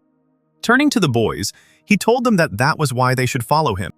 Surprised by this, Spencer thought that it seemed Howard wanted him to become a ghost warrior of the spirit Sypha Munchak, which of course is a very tempting offer for any spirit. However, the boy refused, saying that he thanked the spirit for the offer, but he had only recently reached the level of Yonghua, and therefore he did not think that he had enough skills to warrant such an honor. The spirit standing on the carpet replied that he knew that the boy's abilities were far beyond those of many others, and with such skills, he should not worry about them not being enough. But Spencer still replied that now he had a task that he needed to complete with his comrades, and therefore he could not. Looking sternly at his interlocutor, Howard said that when he gives an order, the guy just needs to follow it. And then he ordered again, but more insistently, that the guys get on the carpet. And then they all flew together across the sky over the mountains. Meanwhile, silence reigned on the carpet. Spencer thought that the war with the Taoists was in full swing now, so there was a chance that he would simply become an expendable material that would be carried from place to place. And then he also thought about how he was only barely at Yonghua's level, so it was unlikely that he would be able to make much of a contribution, so why were they so obsessed? But then he remembered that he first met Howard when the spirits of the creatures he had destroyed came out, And in that case, Howard could have noticed Sylvester's spirit. In a panic, the guy thought that in this way, the spirit knew that he had killed Sylvester and was now luring him into his lair, and therefore he needed to get out of here urgently. But then, in fear, Spencer thought that perhaps he would not be able to defeat Howard, because last time Chelsea was with him, and now everything is different. And besides, he is now responsible not only for himself, but also for the twins. Looking at the spirit's back, the guy began to frantically think about how they could escape from him. Suddenly, Catherine mentally called out to Spencer. And then she noticed that it seemed like they were in a difficult situation right now, judging by the expression on his face. Turning to the girls, the guy also mentally agreed with this, and then said that right now they were heading to the base to the spirits of the Sipka Moonchok.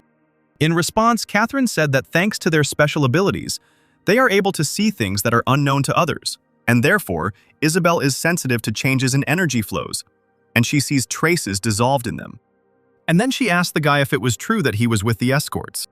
Afterwards, Catherine said that when they were trying to destroy the Huanjin, she felt a strong energy. And then she felt as if she needed to find something, and then she felt that there was someone in the Huanjin. Spencer was very surprised to hear this. And then he thought it could only be Hillary and Kimberly. Closing his eyes, he mentally thanked them for being there and for looking for him. Suddenly, he was already telling the girls out loud to hold on to him.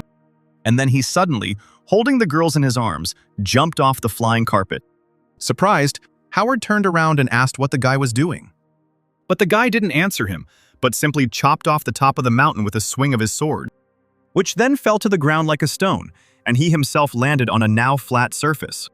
Lowering the girls to the surface, he told them to hold on to him. And then he turned to look at the spirit.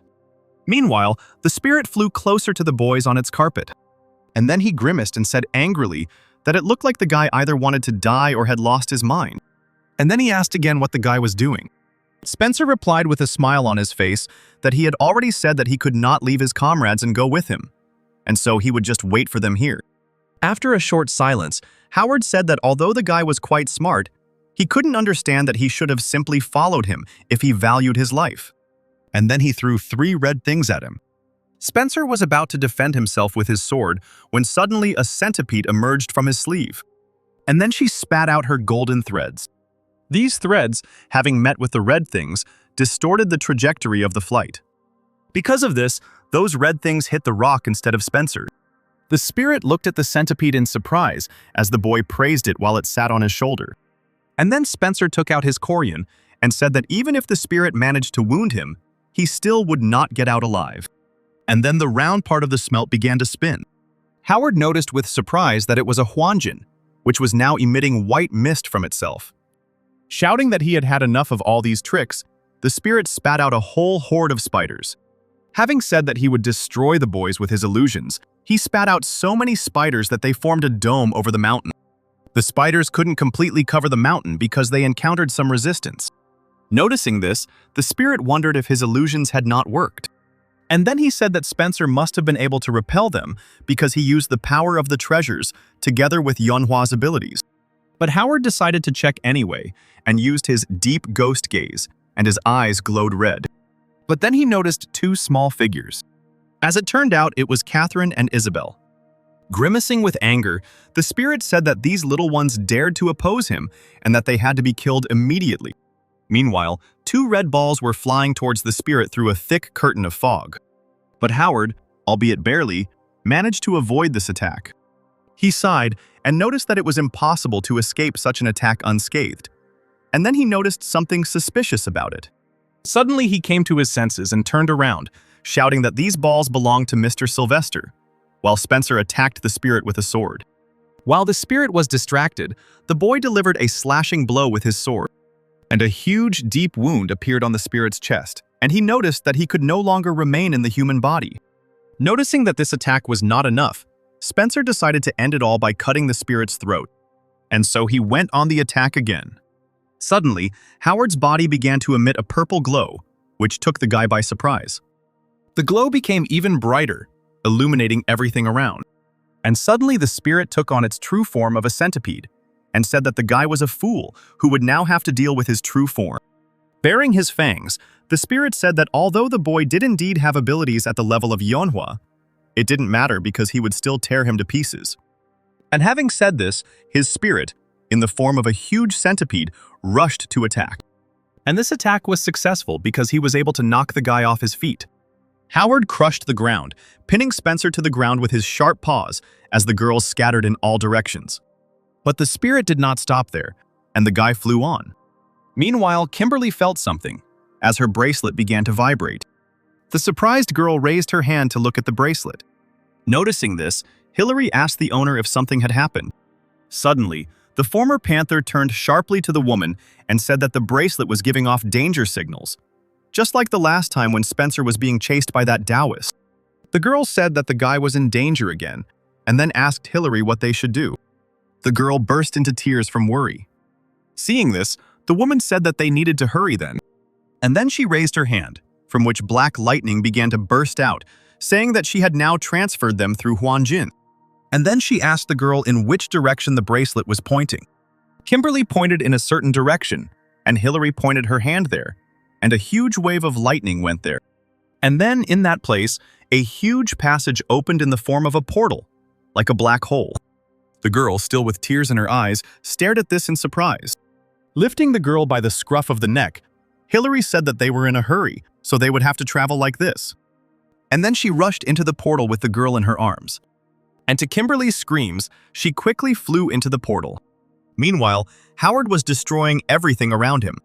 While he tried to stab Spencer with his sharp paws, he defended himself from them with his sword. And the spirit shouted that it turned out that he really did see the spirit of Sylvester, and these balls that the guy used previously belonged to the master. Continuing to press, Howard shouted that Spencer had definitely had a hand in Sylvester's death, but someone like him certainly couldn't have harmed the master. And then, while the centipede was crawling out of Spencer's sleeve again, the spirit, screaming, asked the guy who had killed Sylvester then. And then, noticing the centipede, he quickly pushed it away with one of his paws. Saying that he would kill the guy quickly and painlessly if he told, he continued to try to stab him, and the centipede fell to the ground to the side. Looking at the spirit with a sparkle in his eyes, Spencer said that he would tell the spirit whatever it wanted to know. And then he said that it happened exactly like that Sylvester lost his life at his hand. Slightly taken aback by this news, Howard loosened his grip slightly as blue fire began to spread across his paws. And then the fire spread throughout the spirit's body. And he, in turn, threw his head up, screaming from unbearable pain. And Spencer put even more effort into attacking the spirit, so much so that he also cried out. But while he was screaming in pain, Howard wasted no time, and again one of his paws headed towards the guy. The guy didn't expect this at all, and therefore didn't defend himself in any way. And so the sharp paw hit him right in the side with a clicking sound. And then Howard, with a quick, sharp movement, sent the guy flying, pushing him away from himself. And then he cried out that this fire, which was still spreading throughout the spirit's body, was not going out. Howard noted that this fire is unusual. Namely, it gives spiritual protection that covers his shell. Rising from the ground, Spencer said that this fire could not be extinguished once it was lit. Gathering a dark fog around himself, he said that gradually this fire would destroy the entire body of the spirit. A second later, Spencer's entire body was enveloped in a dark fog, and he continued, saying that eventually Howard would turn to dust and disappear. And then, from this fog, entities that had been sitting in the sword all this time began to emerge. These entities stood obediently behind Spencer, ready to attack at any moment. And the guy said that the same thing would happen to the spirit as to Sylvester. And the guy thought to himself that if he let it go now, the next chance would never come. And then, shouting that it was necessary to attack, he gave the command to the entities with his sword, and they went on the attack. Without a second's hesitation, the dark entities attacked Howard in a crowd. But still, this was not something that could frighten the spirit, and therefore he only swung his paws, cutting down the entities. And then he said that it was amazing that the guy was able to use abilities that only those who have passed the Manhwa level can summon. But afterward he stated that, even if that were the case, Spencer was still too weak to show him his true power. Howard remarked that it was a good try, but still, his strength would not be enough to kill him before the fire destroyed his body. And with that, the spirit attacked the guy again. But Spencer was in no hurry to give up, and he successfully evaded the sharp clutches of the spirit. However, Howard was not so simple, and he also directed his paws into the guy's eyes, which he did not expect. But the guy still managed to erupt in such a way that these paws did not touch him, but on the contrary, only hit the ground. However, the spirit did not give in and again tried to hit the enemy's eyes. Then, Spencer decided not to dodge them, but to cut them down with his sword. But it seemed Howard was prepared for this too, because before he could come to his senses, another attack was flying towards him. And this attack was successful because Spencer was unable to dodge it, and as a result, this attack hit both him and the ground several meters ahead, shining with a pink light. But as it turned out, Spencer was not killed by this attack because he managed to move away, although he only moved away a few centimeters. Meanwhile, Howard noticed that the leg was almost burned. At the same time, Spencer was thinking that this attack was insanely powerful, and he wasn't sure that he could dodge it again. The opponent confirmed his thoughts, saying that the guy was lucky that time, but that this would not happen again next time. As he prepared to attack again, the former tiger thought that Howard was not an opponent he could waste time with and constantly dodge, as he was at the level of a Youngmyeon, and therefore he needed to put in all his strength. Thinking about how he had to push his body to the limit and release his claws and bare his fangs, the boy was so tense that tears began to flow from his eyes. Spencer pushed off the ground with his foot and thought that whether he died today or not, the hunt began now. And then the fight continued again. The former tiger quickly dashed as close as possible to the spirit, while the latter tried to stop him by piercing him with his legs. Howard noticed that this little parasite was now moving completely differently, and therefore it was necessary to change tactics. And the spirit decided that the best solution would be to destroy everything around him along with the enemy, and therefore he began to wave his legs furiously. Suddenly he swung his leg sharply, causing a huge hole to appear on the ground. After this, the spirit calmed down a little, and peering into the curtain of dust, waited for Spencer to appear, if he was still alive. Suddenly, Howard was able to spot the guy's figure when the dust settled a little. With furious cries, the spirit began to attack the enemy. But suddenly his blow was met not by Spencer, but by the essence of Sylvester. Meanwhile, Spencer was approaching the enemy from the side. But the spirit did not lose his composure, and quickly turned to the side. Shouting about how smart the guy was, he asked where he got such tricks from, and then attacked the enemy again, releasing red things from his mouth.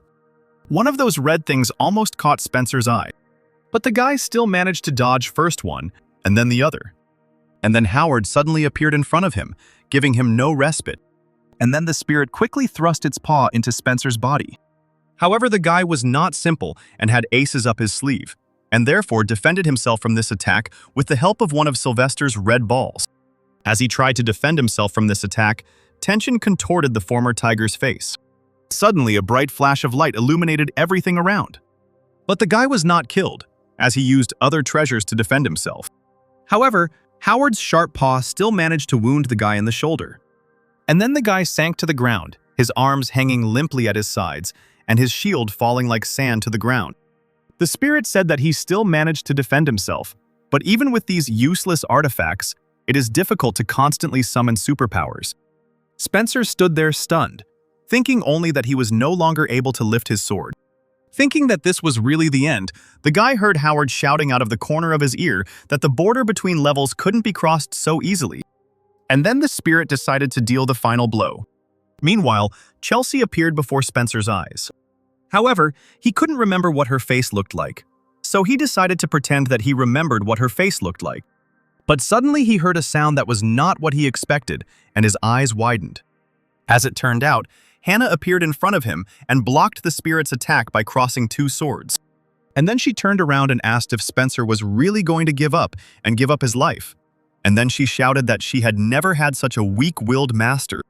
The guy looked at the ghost in surprise. The spirit also looked at the newly arrived opponent in surprise. Meanwhile, a wave of red lightning broke the Huanjin barrier, which also surprised Howard quite a bit. As it turned out, it was Hillary who arrived on the battlefield, followed by Kimberly. A battered Spencer stared at the girls, breathing heavily. But Hillary didn't look at him. She instantly turned her gaze to the spirit. He in turn also looked at the woman. And then the woman stared at the spirit, frightening him with just her appearance. And Howard was truly scared and involuntarily asked who she was. But Hannah was not going to go unnoticed, and again prepared to attack her master's offender, causing a multitude of rose petals to appear under her feet. Pointing her sword at the spirit, she menacingly declared that she would have to kill the spirit for bringing her master to such a state. Having assessed the situation, Howard decided that he needed to get out of there immediately because he couldn't handle these women, and he began to quickly run away. But before his eyes, Hillary suddenly appeared, clearly not intending to give up her spirit. Trying to save himself, Howard shouted that the women had no need to kill him and asked them to let him go. In response, Hillary said that Spencer would become her lord's husband in the future, and therefore it was unforgivable what he allowed himself to do to him.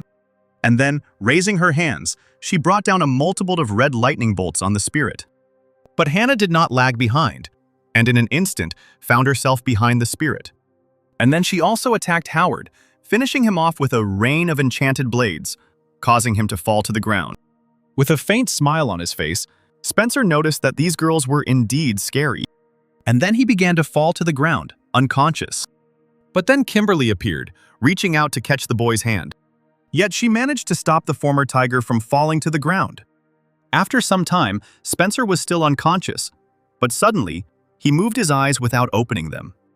When he finally opened them, a blurry picture stood before his eyes, and many female voices were calling him, Isabel looming over him. Spencer's eyes widened at the sight, and then, under the girl's worried questions, he began to dodge them.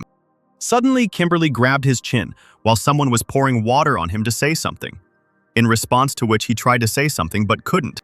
Suddenly, his eyes began to roll back again as the girls talked anxiously. Sometime later, Spencer woke up again and was even able to stand on his feet, and he told himself that he had survived. He decided to leave the cave and sat down on a raised platform, looking at the sun, which was either setting or going down. After a short silence, the guy thought that he still couldn't believe that he was alive. He noted that, even though he had resorted to the help of artifacts, if the twins had not helped him, he would have already died in Howard's Hwanjin. Then he noticed that if Gavarl had not been distracted by his attack and had still hit the target, he too would already be dead. He then remarked that if Hannah had not appeared in time, he would also be dead. He would have been dead too if Hillary hadn't found him. Spencer lowered his head and realized that he would have been dead so many times. Afterwards, he told himself that he had used his powers to the maximum and had summoned spirits and even used artifacts, but in the face of overwhelming force, he had proved useless. Biting his lip in frustration, he realized that in the end he really hadn't been able to cross the boundary between levels. But then Hannah called out to him. Looking into the distance, the ghost remarked that it was beautiful here, to which Spencer agreed. Suddenly she told the guy to tell her everything, to which he turned around in confusion. Hannah explained that she wanted Spencer to tell her everything he was thinking about so he didn't have to keep it all to himself. The guy looked away sadly. And then, lowering his head, he told the ghost that when he rose to a new level and received those artifacts, he felt that he could do anything. But looking at the people he had met all this time, he realized how insignificant he was. Smiling sadly, Spencer continued, saying that it was amazing that he had even lived to this point. And then he noted that he had become so vain, but now he had come to know his true self. Looking down sadly, he said that he would no longer risk his life so recklessly and simply go to Mount Pexin. But suddenly, Hannah hit him on the head with her fist. And then she yelled at him, asking if Spencer thought he was so special. And then she said he was right and that it was all bragging. While an embarrassed Spencer held his head and timidly called out to her, she continued, saying that he was just one of the Yonhua-level spirits. But the ghost did not calm down, and Hannah shouted that his opponent was a creature 2 levels higher than him, and therefore, it was not surprising that the former tiger could not stand against him. Stroking the guy on the head, she said in a calm voice that the fact that the guy was able to emerge alive from a battle with such an opponent was already worthy of praise, because he did the impossible. Blushing, the boy turned to look at his ghost. Still looking at the guy's head, Hannah asked about the fact that, even though he was going to Mount Pexin, he would take Mom Chelsea with him. And then she added that all Spencer's thoughts lately were only about her. Spencer, blushing even more, shouted and asked what she was talking about. As she was leaving the guy, Hannah said that until that moment, she had never allowed herself to mention it, but she simply felt what her master felt. Hearing this, the guy, still embarrassed, turned away and mumbled that he didn't understand what she was talking about. In response, The woman simply said that this is why relationships are an incredibly scary thing, because once you connect with a person, it is impossible to break this connection or refuse it. And then she said that the era of war that Spencer spoke about would soon come, and he would need a lot of strength to protect Chelsea. Upon hearing this, the guy opened his eyes wide. But soon he calmed down and said that this was not all for Chelsea, but that he had received a human incarnation at the very beginning in order to become a Sinsu. Hannah meekly agreed with these words. As he walked away from the ghost, Spencer said seriously that he would not stop until he achieved his goal, and therefore, Hannah could not complain, but simply had to follow him. Sometime later, Catherine and Isabel decided to leave the company, and Spencer decided to see them off. The girls explained that since they had been wanderers before, it was time for them to go their separate ways so as not to bother each other. The guy didn't answer anything, he just asked if they had a place where they could go. The girls replied that there was no specific place, but they were ready to go anywhere where there were no people. As they left, the girls said that meeting the sponsor was special for them because he was so kind and didn't ask for anything in return. And that's why they wouldn't forget him. As the girls left, Spencer thought about Chelsea again. Suddenly, he shouted to the girls to wait, and then he extended his hand towards them, holding out something. As it turned out, these were Dobonghuan balls. The girls immediately became worried that they were too valuable, and how could they accept them? In response, Spencer said that this was all he could do for them, because in the end, there was no one to protect them except themselves. And then he continued, telling the girls to become stronger since they live in a world where the weak are consumed by the strong, and they survived. The girls replied that they accepted the guy's gift. However, afterward they stated that they would definitely pay him back next time, and until then, the guy should not put himself in danger. Hearing this, Spencer agreed with a smile on his face. Later in the cave, Hillary threw Howard's remains on the floor, which scared Spencer quite a bit. And then she explained that the remains were of no value to her, but they could be useful to him. She then revealed that Howard's eye had unique powers, and his legs are covered with magical protection, so they can be used to make excellent weapons. Spencer thought with disgust that he knew perfectly well what those legs were capable of, since they were the ones that had given him a good beating. And then the woman took out a bottle and said that it was a drink that helps with poisoning. And then she said that she divided it in half between him and her mistress, but this should be enough for him. While the woman was saying something, something flew into her face, but she managed to react and caught it. It turned out to be a glowing sphere, which Hillary called Okchupectin. Spencer said it was as a way of gratitude for them saving him. And then he said that he was going to engage in spiritual training that would allow him to advance to the level of Yongyul. In response, Hillary said that then it meant they wouldn't have to say goodbye for long. While the guy went into another room, the woman said that she would keep an eye on everything until he returned. The guy thanked the woman and pressed the button on the wall. And then the door closed. Spencer found himself alone in the darkness, holding a glowing sphere in his hands. He then said that if he swallowed it, he would be able to rise to the level of Yongyul. And then he began to inhale the slowly dissolving sphere through his nose, after which the guy, enveloped in a glow, rose above the ground. Meanwhile, somewhere in the village, someone said that he had heard rumors that he could be contacted to save others. The old man bowed his head and said that they say that the lifespan of a Taoist is 300 years. And then he asked to tell him how to become a Taoist, or at least how to prolong his life. And then he handed the man a whole box of precious stones, saying that it was a token of gratitude. The man turned around and said that he saw that the matter was urgent, and therefore he could leave it there and go, and that he would send someone for him later. As he walked away through his yard, the man said that it was stupid that the old man thought he could become a Taoist. He noticed that the opportunity to prolong life seemed to have blinded the old man and driven him mad. But thanks to it, he could gain wealth. But suddenly a girl in white appeared before him. When she took off her hat, it turned out it was Chelsea. The man sighed and assumed that the old man had sent her too, and was surprised at how beautiful she was. But then the girl pushed off the ground, and she attacked the man from above. Chelsea struck the ball, describing a shining arc through the air. But as it turned out, the man managed to dodge, and then began asking about who this girl was. Sputtering saliva, the man asked who had sent her. Was it the shamans? Chelsea said that all this time she could not find him for one reason. The man did not belong to any of the strikes and was simply a parasite among people who knew nothing about him. These words made the man quite angry, and then he decided to attack her, and many black shadows flew at the girl. But this only made Chelsea's blue eyes and white hair shine even brighter, and suddenly ice began to spread from it. This year almost reached the man while he was in shock, and a second later, he found himself frozen in ice so that he couldn't move. Feeling the intense cold of this ice, he asked the girl if she was from the Pingong clan.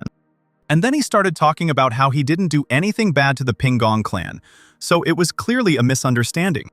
Suddenly, to the man's surprise, Chelsea called him by name, calling him Sheldon. Ignoring this, the girl asked if the man remembered that 14 years ago he had killed Spencer on Mount Pexon. The man replied that he could never forget what happened 14 years ago. And then he continued, saying that it was then, and because of this, that he was expelled from the clan, and he had to lead a miserable existence as a wanderer.